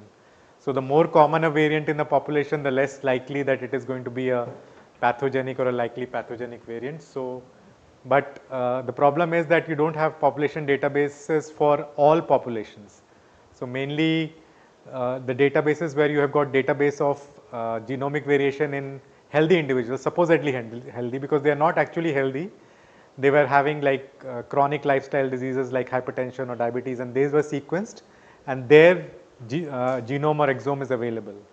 So you see whether those variants that you have found in a patient are already present in these databases. But the problem is that these are there's underrepresentation of certain ethnic races or ethnicities in this population. So this is the tertiary analysis for a germline. You have to ascribe that variant to the particular phenotype, or you can like classify it as likely benign, uncertain, likely pathogenic, or pathogenic. I'll just focus on the benign and the germline variants because that's what we do. But in a somatic variants are the variants which you're doing in cancer specimens. So example, if you have a cancer specimen, you will do somatic variants, and there the classification is slightly different. There is a classification, a tier based system is there, which is different from what you do for a germline variant. So these are some of the steps that you can do. If you have some gene or a class of genes, you could write a code that I want to look at only these genes. For example, if you know that this is a particular phenotype like intellectual disability, neurodevelopment, or it is an inborn error of humanity, you could look only at those handful genes. Or for example, if it is a antibody deficiency or something like that, you could only select those genes and look at that. You could look at the population frequency, as I said, or the location. You can specify that you can only you want only to look at the coding regions. I mean, because those are the ones which would be more relevant. And then the phenotype. So how does the phenotype match with that particular variant? So the phenotype is very important because in a high throughput sequencing method, you get a lot of variants, but then you have to see whether the variant that you have found on your analysis, whether that it fits with the clinical phenotype of the patient. And then the mode of inheritance. So example, if it is a autosomal recessive disease, you should find 2 variants. It should be homozygous. So you have to have one on each allele. And if it is autosomal dominant, then obviously a heterozygous variant. And for X-linked, you have to get X-linked variants in X-linked genes. So what are the resources and tools which are available? This is variant effector predictor, NOR, Exomizer. These tools can be used to, annotate your VCF files. And then the genome build is very important, as I've said, like where you are going to align your sequence reads. Then the transcripts are also important because for each gene, you can have multiple transcripts, and some labs might use. So the labs in Europe, they use the Ensemble transcript, whereas in other places the RefSeq or the NMIDs are used for when you're referring to a transcript of a gene. And there are standards for nomenclature. So for naming a variation, for classifying a variation, it is HGVS. And transcript, there is something known as main. So this was a project between NCBI and Ensemble because there was a discrepancy between the transcripts. So matched annotation, NCBI and Ensemble. So this is the main transcript, which is very important. This was because the same transcript would be referred by a different name in NCBI and by a different name by Ensemble. So this was then, and then the gene name also, you've got standardized nomenclature. So this is very important, like the build is very important, the transcript you are referring to, and in transcript some labs will mention the Ensemble transcript, some will mention the NCBI transcript. So both of these are very important. And sometimes visualizing the variant on a IGV or integrative genomic viewers becomes very important, especially in complex variants like indels. So we have seen that sometimes when there is a complex indel, the software will call it as 2 variants. Whereas when you look at the BAM file on IGV, you can clearly see that so viewing the variants, especially the complex variants on IGV is very important. And it can be it is free to use. So there are different versions of IGV you can download on your either Mac or Windows and then look at the files there. So this is wherever there is a variant, it is colored, the nucleotide is changed. For example, here you see at this point, the A is the reference one and it is changed to T, but it's not in all the reads actually. So a heterozygous typically would be 50% and a homozygous, the variant, the percentage of reads would be close to 100. So for germline variant, the American College of Medical Genetics and Genomics and the Association for Molecular Pathology has come up with what is known as a ACMG classification.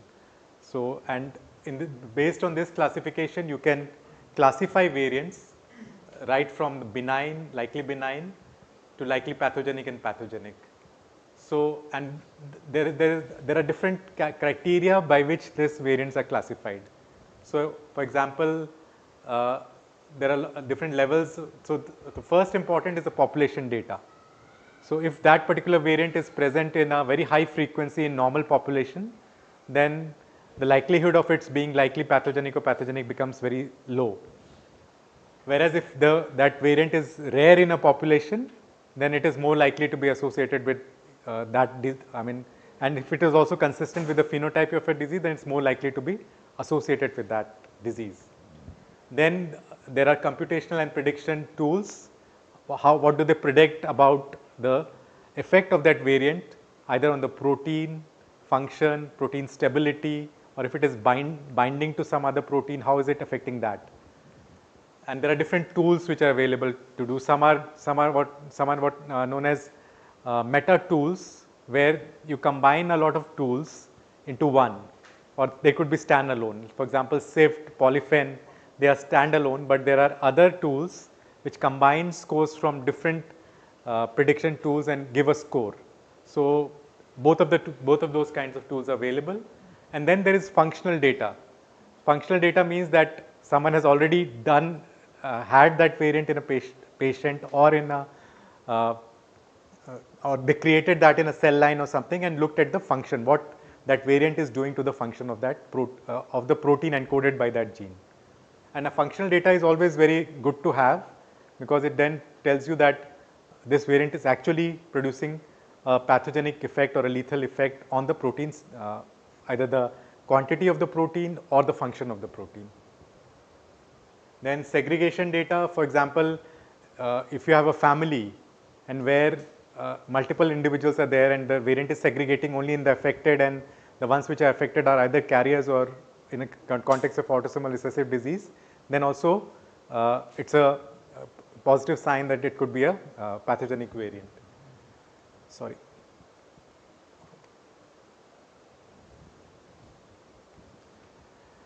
De novo variants are important for autosomal dominant diseases. So autosomal dominant disease, if you have a variant in a child, but that variant is not present in either of the parents, it's a de novo variant, so that variant is upgraded. But the only issue, caveat here is that there could be variable penetrance. So in autosomal some of the autosomal dominant diseases, it's a problem that the father and the mother or the child, or the father and the child may have the same variant, and the father may have only no symptoms at all or very mild symptoms, whereas in the child the symptoms might be more severe. So that can be an issue, but normally if a variant is de novo in the context of an autosomal dominant disease, then it's more likely to be pathogenic. Then allelic data is also important, and then there are other databases and other data. But the most important ones actually are the population data, the functional data, the segregation data, and the computational data. So what are the key sources of information? I think ClinVar was already referred to. So ClinVar is it's a repository. So for example, if I find a variant in one of my patients, I submit that variant. So you have to make an account and then you submit that variant to ClinVar. So ClinVar is and anything which gets submitted to ClinVar doesn't become pathogenic automatically. You have to provide evidence why you have classified that variant as benign, likely benign, VUS, likely pathogenic or pathogenic. So ClinVar is actually a public repository where people have submitted their data, and it's very useful for clinical phenotypes. So if someone has already reported a variant as pathogenic and has provided good functional evidence for that, then it's a strong point that the variant is actually pathogenic. But sometimes there is a conflict. So like there are 5 submitters, 2 say that it is pathogenic, 1 says that it is uncertain significance, then the problem occurs. But if there is a consensus, like there are 10 people who have uploaded that variant with a particular phenotype and all of them are calling it likely pathogenic and pathogenic, then you're good. Like, okay, this particular variant fits with the phenotype and it's likely to be the disease causing variant. But when there are conflicts of pathogenicity, then it becomes a problem. Few people calling it pathogenic, some calling it VUS, then it becomes problematic when there are conflicts. Then LOVD is the Leiden Open Variation Database. That is also a very good resource where for a lot of genes, the variants are uploaded on that database, and it's also free to use. So you can look at the variant that you have found on this Leiden Open Variation Database. Then there are other tools which are commercial. So HGMD, you have a basic version, but the licensed version you get more features. So HGMD is one. Then Genomic is another, and there are others as well. But there are some things, some data sharing initiatives like Beacon, but there is others like Decipher. So those are also you can use. And then there are some computational approaches like Intervar. So there are gene level databases and variant level databases. So what are gene level databases? So gene level database, one of the very important is OMIM. OMIM is a database where you have got both phenotypes and genes associated with those phenotypes. So OMIM is online Mendelian inheritance in man, and it's a very good resource where you can look at a gene and also the phenotype. For example, with one gene you can have different phenotypes. So in OMIM the phenotype is before the phenotype you have a hash sign, and before a gene entry it's an asterisk or a star sign. Then ClinGen was the initiative which was started to ascribe gene association to disease phenotypes. And then you have got others like Decipher, Orphanet, etc. And as I've said, ClinVar and HGMD and Lovid are variation databases. So these are portals where you have got different variations which have been reported by submitters for different genes. And then there are case level databases where both genotype and phenotypes are shared. And again, there is something known as matchmaker exchange. For example, if you have got a variant in one particular gene, you upload it and you ask people on this way, it's like a matrimonial site or something like that. So that's why it's called matchmaker. Someone else has found that particular variant in the same clinical phenotype or a different phenotype. And then in the US there is the NHGRI is one of the resources for case level database, and the UK Biobank is also one of the other case level database. And NORMAD is very good resource which a lot of us refer to. So this is the genome aggregation database. It was earlier EXAC, now it is genome aggregation database, and it's also got versions. I think the V3 is the current version. Is it right? The V3 is the current version? Oh, okay. So I found this very interesting. I mean, like, if we could sequence everyone, all the 7 billion people, then we would find any known variation in any particular nucleotide in all of us. So that is the power of sequencing more and more individuals. I thought it could be a good way to resolve more VUSs, I guess. So these are the three main. So this EXAC is no longer there, and the current version is the genome aggregation database 3, and actually this is a little outdated. It's still 2021. It keeps updating. You can go to this genome aggregation database was from the Broad Institute, but you can see that in the version 3 they have tried to include more racial ethnicities. So there was a concerted effort that people from other ethnicities should be sequenced, so that normal variation in people of other ethnicities other than Caucasians could be captured, because it's very difficult. Like if we say that we found a variant here, but I mean what is the frequency of in that particular ethnic population is very important. Not that you will compare a variant which is found in a Southeast Asian or the Middle East Asian with a Caucasian or Afro-American. So there was a concerted effort. So mainly Afro-American there was a significant increase in the NOMAD V3 version, and also people from Hispanic ethnicity, and Middle East and South Asians was almost similar. But there was a concerted effort to get people from other ethnicities also to be sequenced.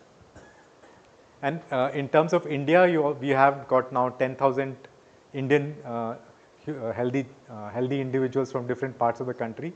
The project has already been completed, but it's not available for publicly available. But if you write a project or a research in a research mode, you can query that database as well. So this is one of the genes. How do you can search on the NORM AD browser. I think I'll not go into details of that.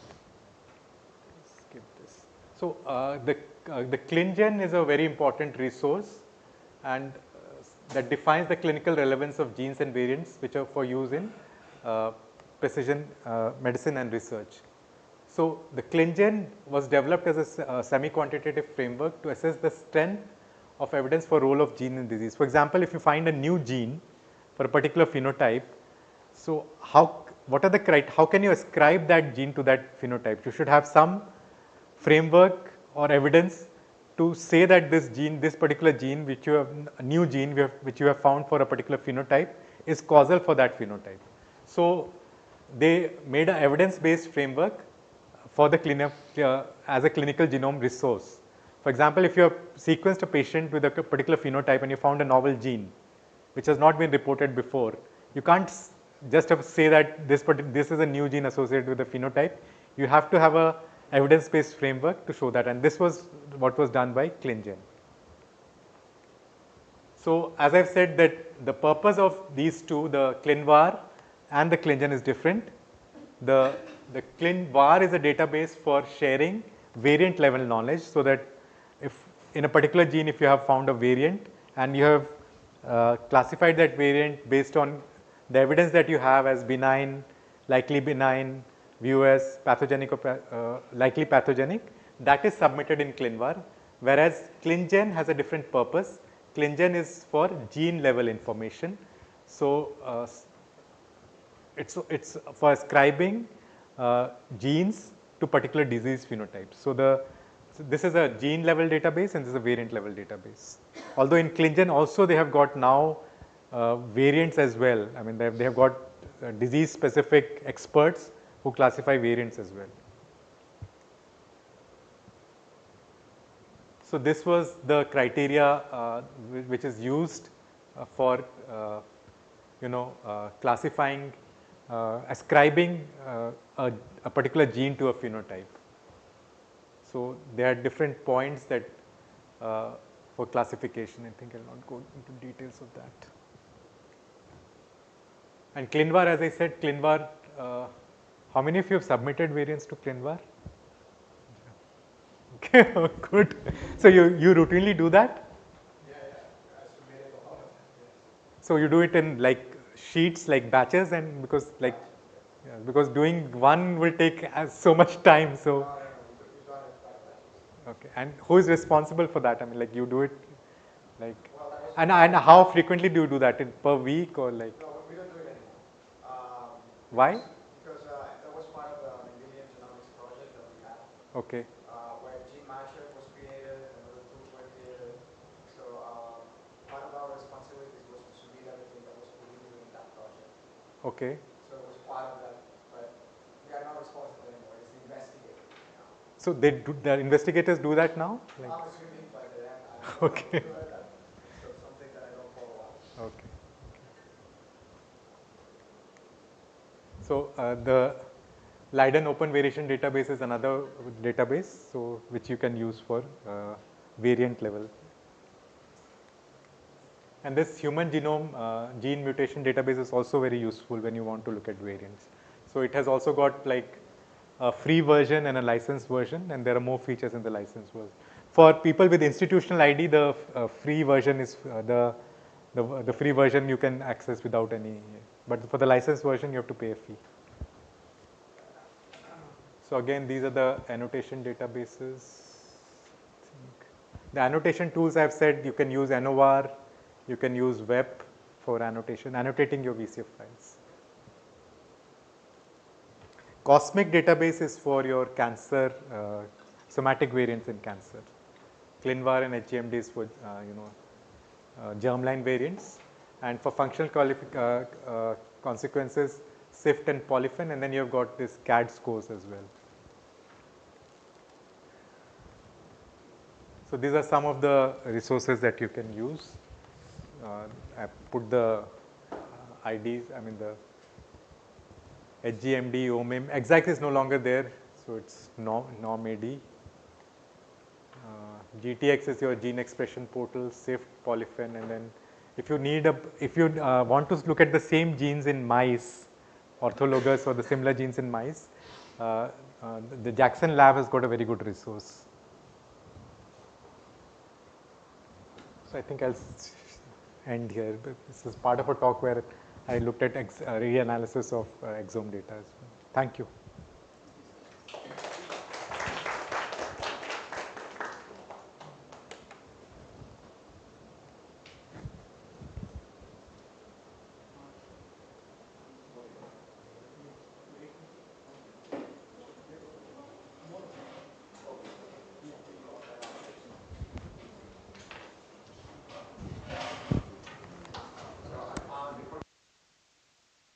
You want to put?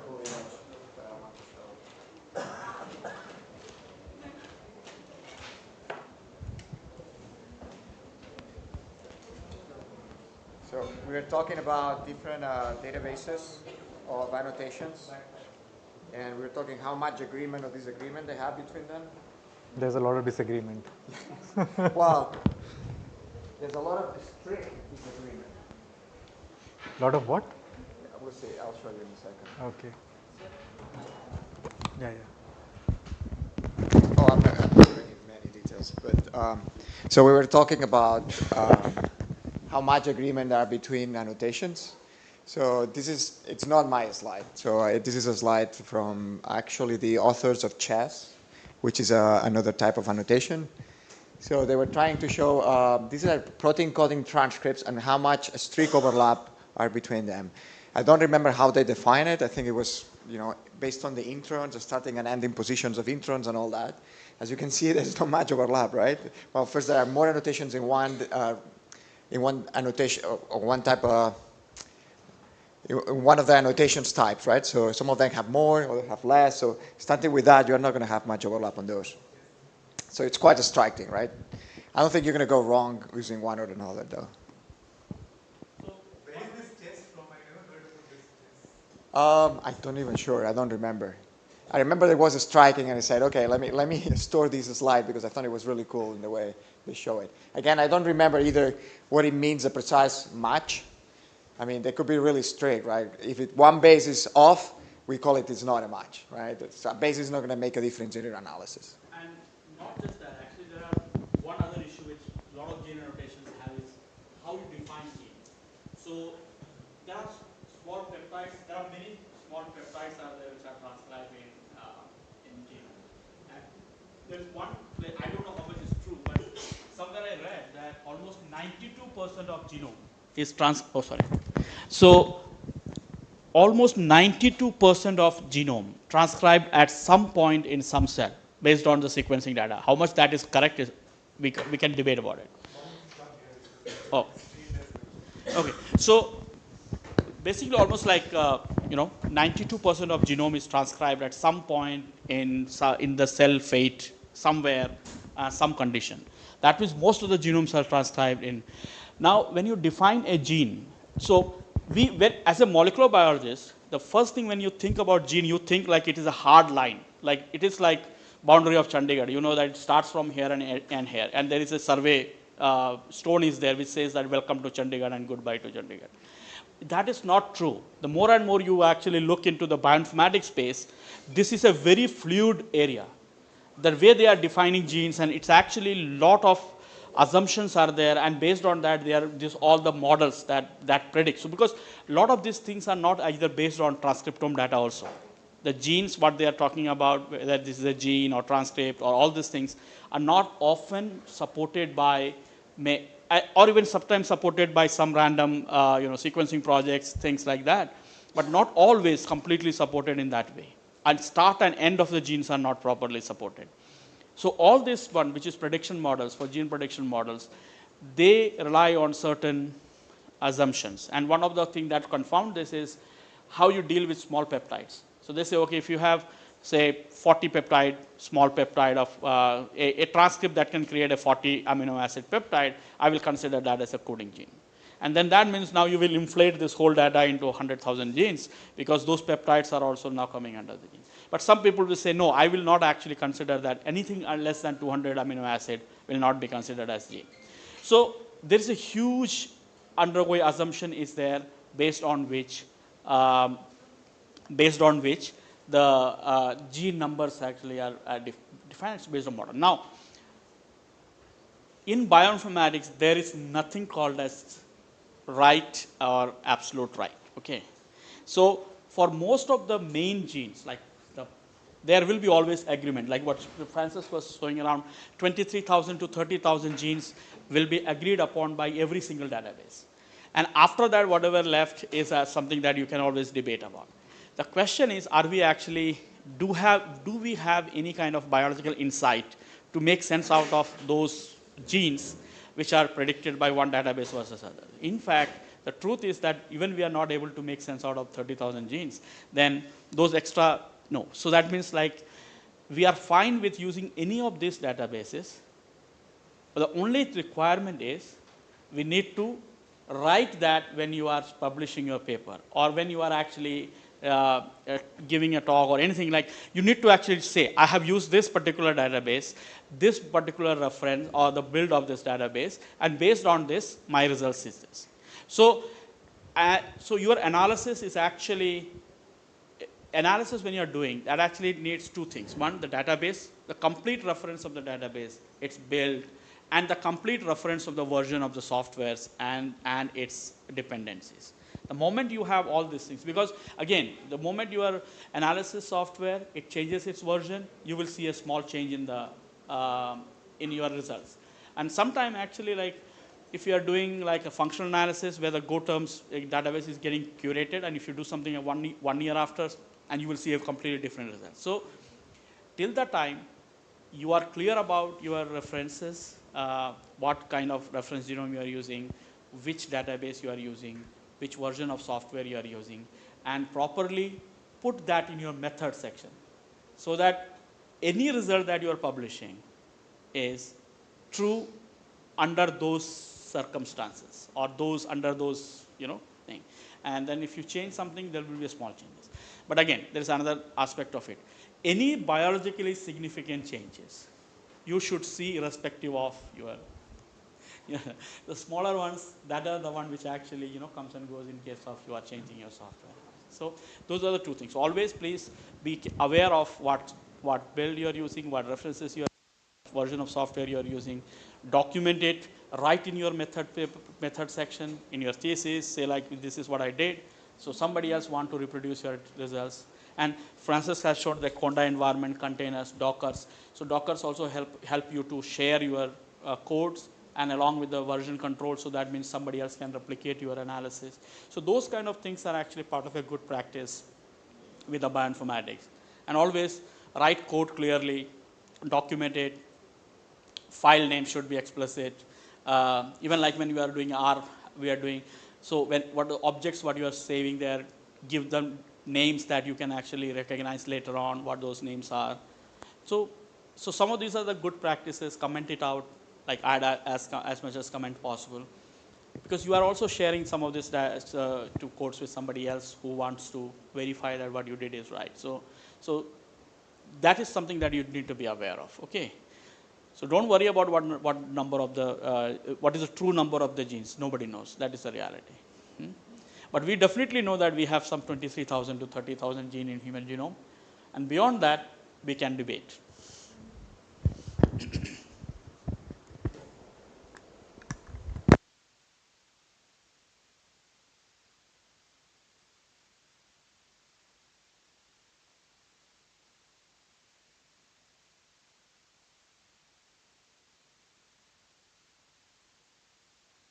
So the thing is like tomorrow. We said 6:30. Yeah, if the lady that was screaming in your in your corridor, if she is still there, we can come at 6:30. Well, if you're lucky, we can sleep until 5 today. Yeah, so I think tomorrow we'll see differential gene expression analysis. Will it take a lot of time? So we can start at 8 as well. No, fine, 8:30 should. We keep pushing it earlier. 6:30 on Friday, I'm telling you. Yeah, I mean, so I think the most, so I think tomorrow will be okay. Tomorrow will be a, Thursday will be the bad one. Thursday and Friday will be really the bad ones. So then we can start at 8 on those. So, yeah, but thing is like, so tomorrow is differential gene expression. You have already the count table, and then now you are looking at various scenarios of differential gene expression. We'll see like if we need to move one of the Thursday's talk into tomorrow, so that If that we do, then we have a little more breathing space on Thursday also. But Thursday is something then we are going into SLAT, single cell, a lot of new concepts will be there in that. And then Friday will be like completely mayhem because we will have a, we'll have the final battle and whoever survives, we will, with head we will allow them to go back to their homes on Friday evening. Yeah, but it's fun, like, and I think you guys did a great job by creating count table today. So this is something, And you have a post quiz as well. we can have an examination. Oh yeah, you should do that. A small quiz we can have it there, so that we know how much they've learned. Nobody will come on Friday then. I don't know if I want to see the results of that. No, they will do good. They will do good. Actually, see, they all of them created count files. Up to that they did. So, yeah. See, I was telling this to somebody. It is easier to do on a Jupyter than to do on RStudio. It's just matter of convenience. I mean, there's no difference between RStudio and Jupyter. Like, it's a. Because everything is downloaded there. Like So the good thing. It's like more convenient to do it there. Good thing about Jupyter is that you can run any kind of script within the Jupyter. Like you want to run Bash, you want to run Python, you want to run RStudio. RStudio can only handle R, and then you can do other scripting, but it's more complicated to do that within the R. So that is why Jupyter Notebook is a good, and they're learning that. So I think yesterday it was a tough thing. You saw the Jupyter Notebook and you were afraid of it. Today you are getting the feel of it. By that time, Friday, you will be more comfortable with that environment, that the way that you are handling it. So I think slowly you will get more and more comfortable. One last point I wanted to actually mention. So Francis is coming from the computer science computational background. There are other people who are from computational background. But for a biologist, because I was somebody who never got trained in any computer language or programming courses. But the way Lot of us here are forced to. No, but that is how we all. I'm a biologist, by the way. Oh yeah. But Like we don't have a bioinformatician on board. In most of the departments we're doing clinical reporting. So sir, khud hi seekhna padta hai. that is why. So, but the best way to do when you are doing this kind of complex analysis. So Francis gave you a set of code. First 6 months, just change the file. So put your file into that folder, change the file name, run it from beginning to end, generate data. Just get comfortable with running that, and then create your data. You do whatever you want to do. So what you are doing, you have a set of code. You are not playing anything with those codes. You are just changing the file names. You are bringing in new files, running them. After 6 months, when you are used to running them, then go and slowly modify it. Then what will happen? After 6 months, you can go and check out say, you can ask ChatGPT that, hey, I have this bunch of codes. Can I actually make it in a loop? Then ChatGPT will modify that code, and then you can run and see how it works. But if that you want to do today, it may not. It's hard to do. So first get familiar with this. Spend some 4, 5, 6 months on this. After that, you start modifying that code. Then start writing your own code. So it's a process. If you do that first day itself, writing the code, even if you are taught, you will not be able to do. So first learn how to execute a batch of code with your files. Make sense out of it. Then see that things are actually run rightly or not. All those things. Do it for 6 months. And you are doing your analysis. It is taking a little primitive way of doing it, but then still you are getting your data out. You are seeing your results. Once happens that, then try to actually combine those codes, do some loops, pipelines kind of stuff.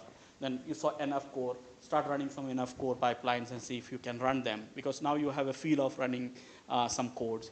And once then you start working on more sophisticated. And at that point, you can also go and do some courses in Coursera or Udemy or something like that, which will give you more foundational idea about R or Linux or Bash scripting. So Code Academy, like the workshop, pre-course material for the workshop. No, I'm saying some of these things actually, so it has to be done slowly and continuously.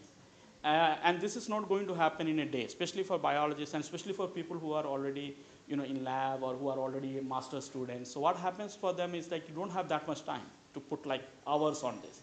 So whatever time in hand, but then keep engaging yourself with this exercise. Don't leave it. Don't say today if I'm doing it and then I will do after 1 month, then nothing is going to happen. You will forget everything. And most of the time it is muscle memory, actually your fingers. It's not the brain that actually works. The coding, and so when you stop doing something and then after 15 days, you will not remember what syntax is. Because it's not your remembering, it's your fingers are remembering them. ChatGPT is dangerous. Yeah, ChatGPT is dangerous. The muscle memory is gone at that time. You just copy and paste whatever ChatGPT tells you. Yeah, because actually the problem is you are defining a problem, it will give you a code and you are just running that code. So it is, after some time, your ability to even troubleshoot will be go away.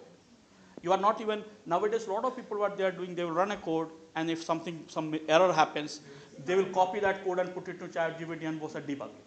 And ChatGPT debug. So they are not even spending a minute at looking at that if I'm missing a comma or something or not. And end of the day, you will lose that skill. And I mean, we don't need too many gray cells, but definitely we need. No, this is a real problem, and I think. But yeah, this is also a useful tool for at least beginners also that you can. I was fortunate because I had few people who were. It can help, but you should not blindly trust it. Is that No, you can trust, but the problem is that it become more like a spoon feeding. You are just they are giving you the solution. You are not struggling to get that solution. No, but so that is the only way we learn. So the way we do, when I used to learn, I write a code, the error comes, I will actually copy and paste that error in Google, and Stack Overflow will be having. Some people have said, oh, you do like this. So a lot of those things don't work. So you try few different things, and then something will work.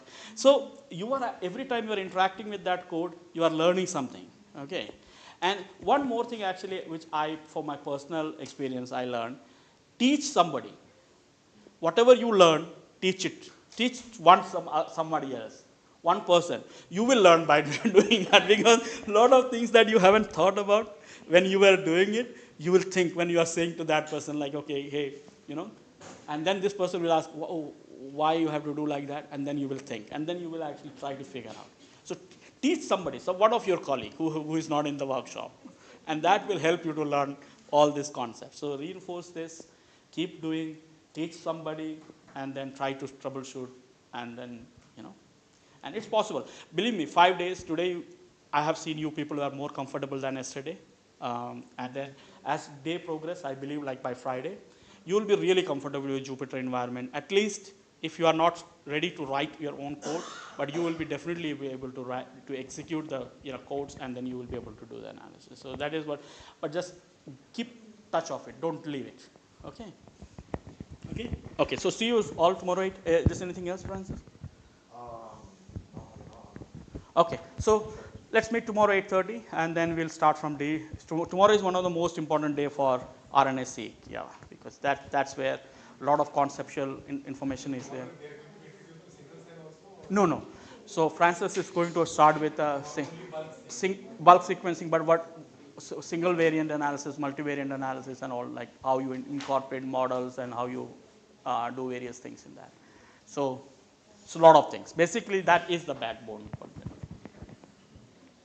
main stuff for bulk RNA-seq.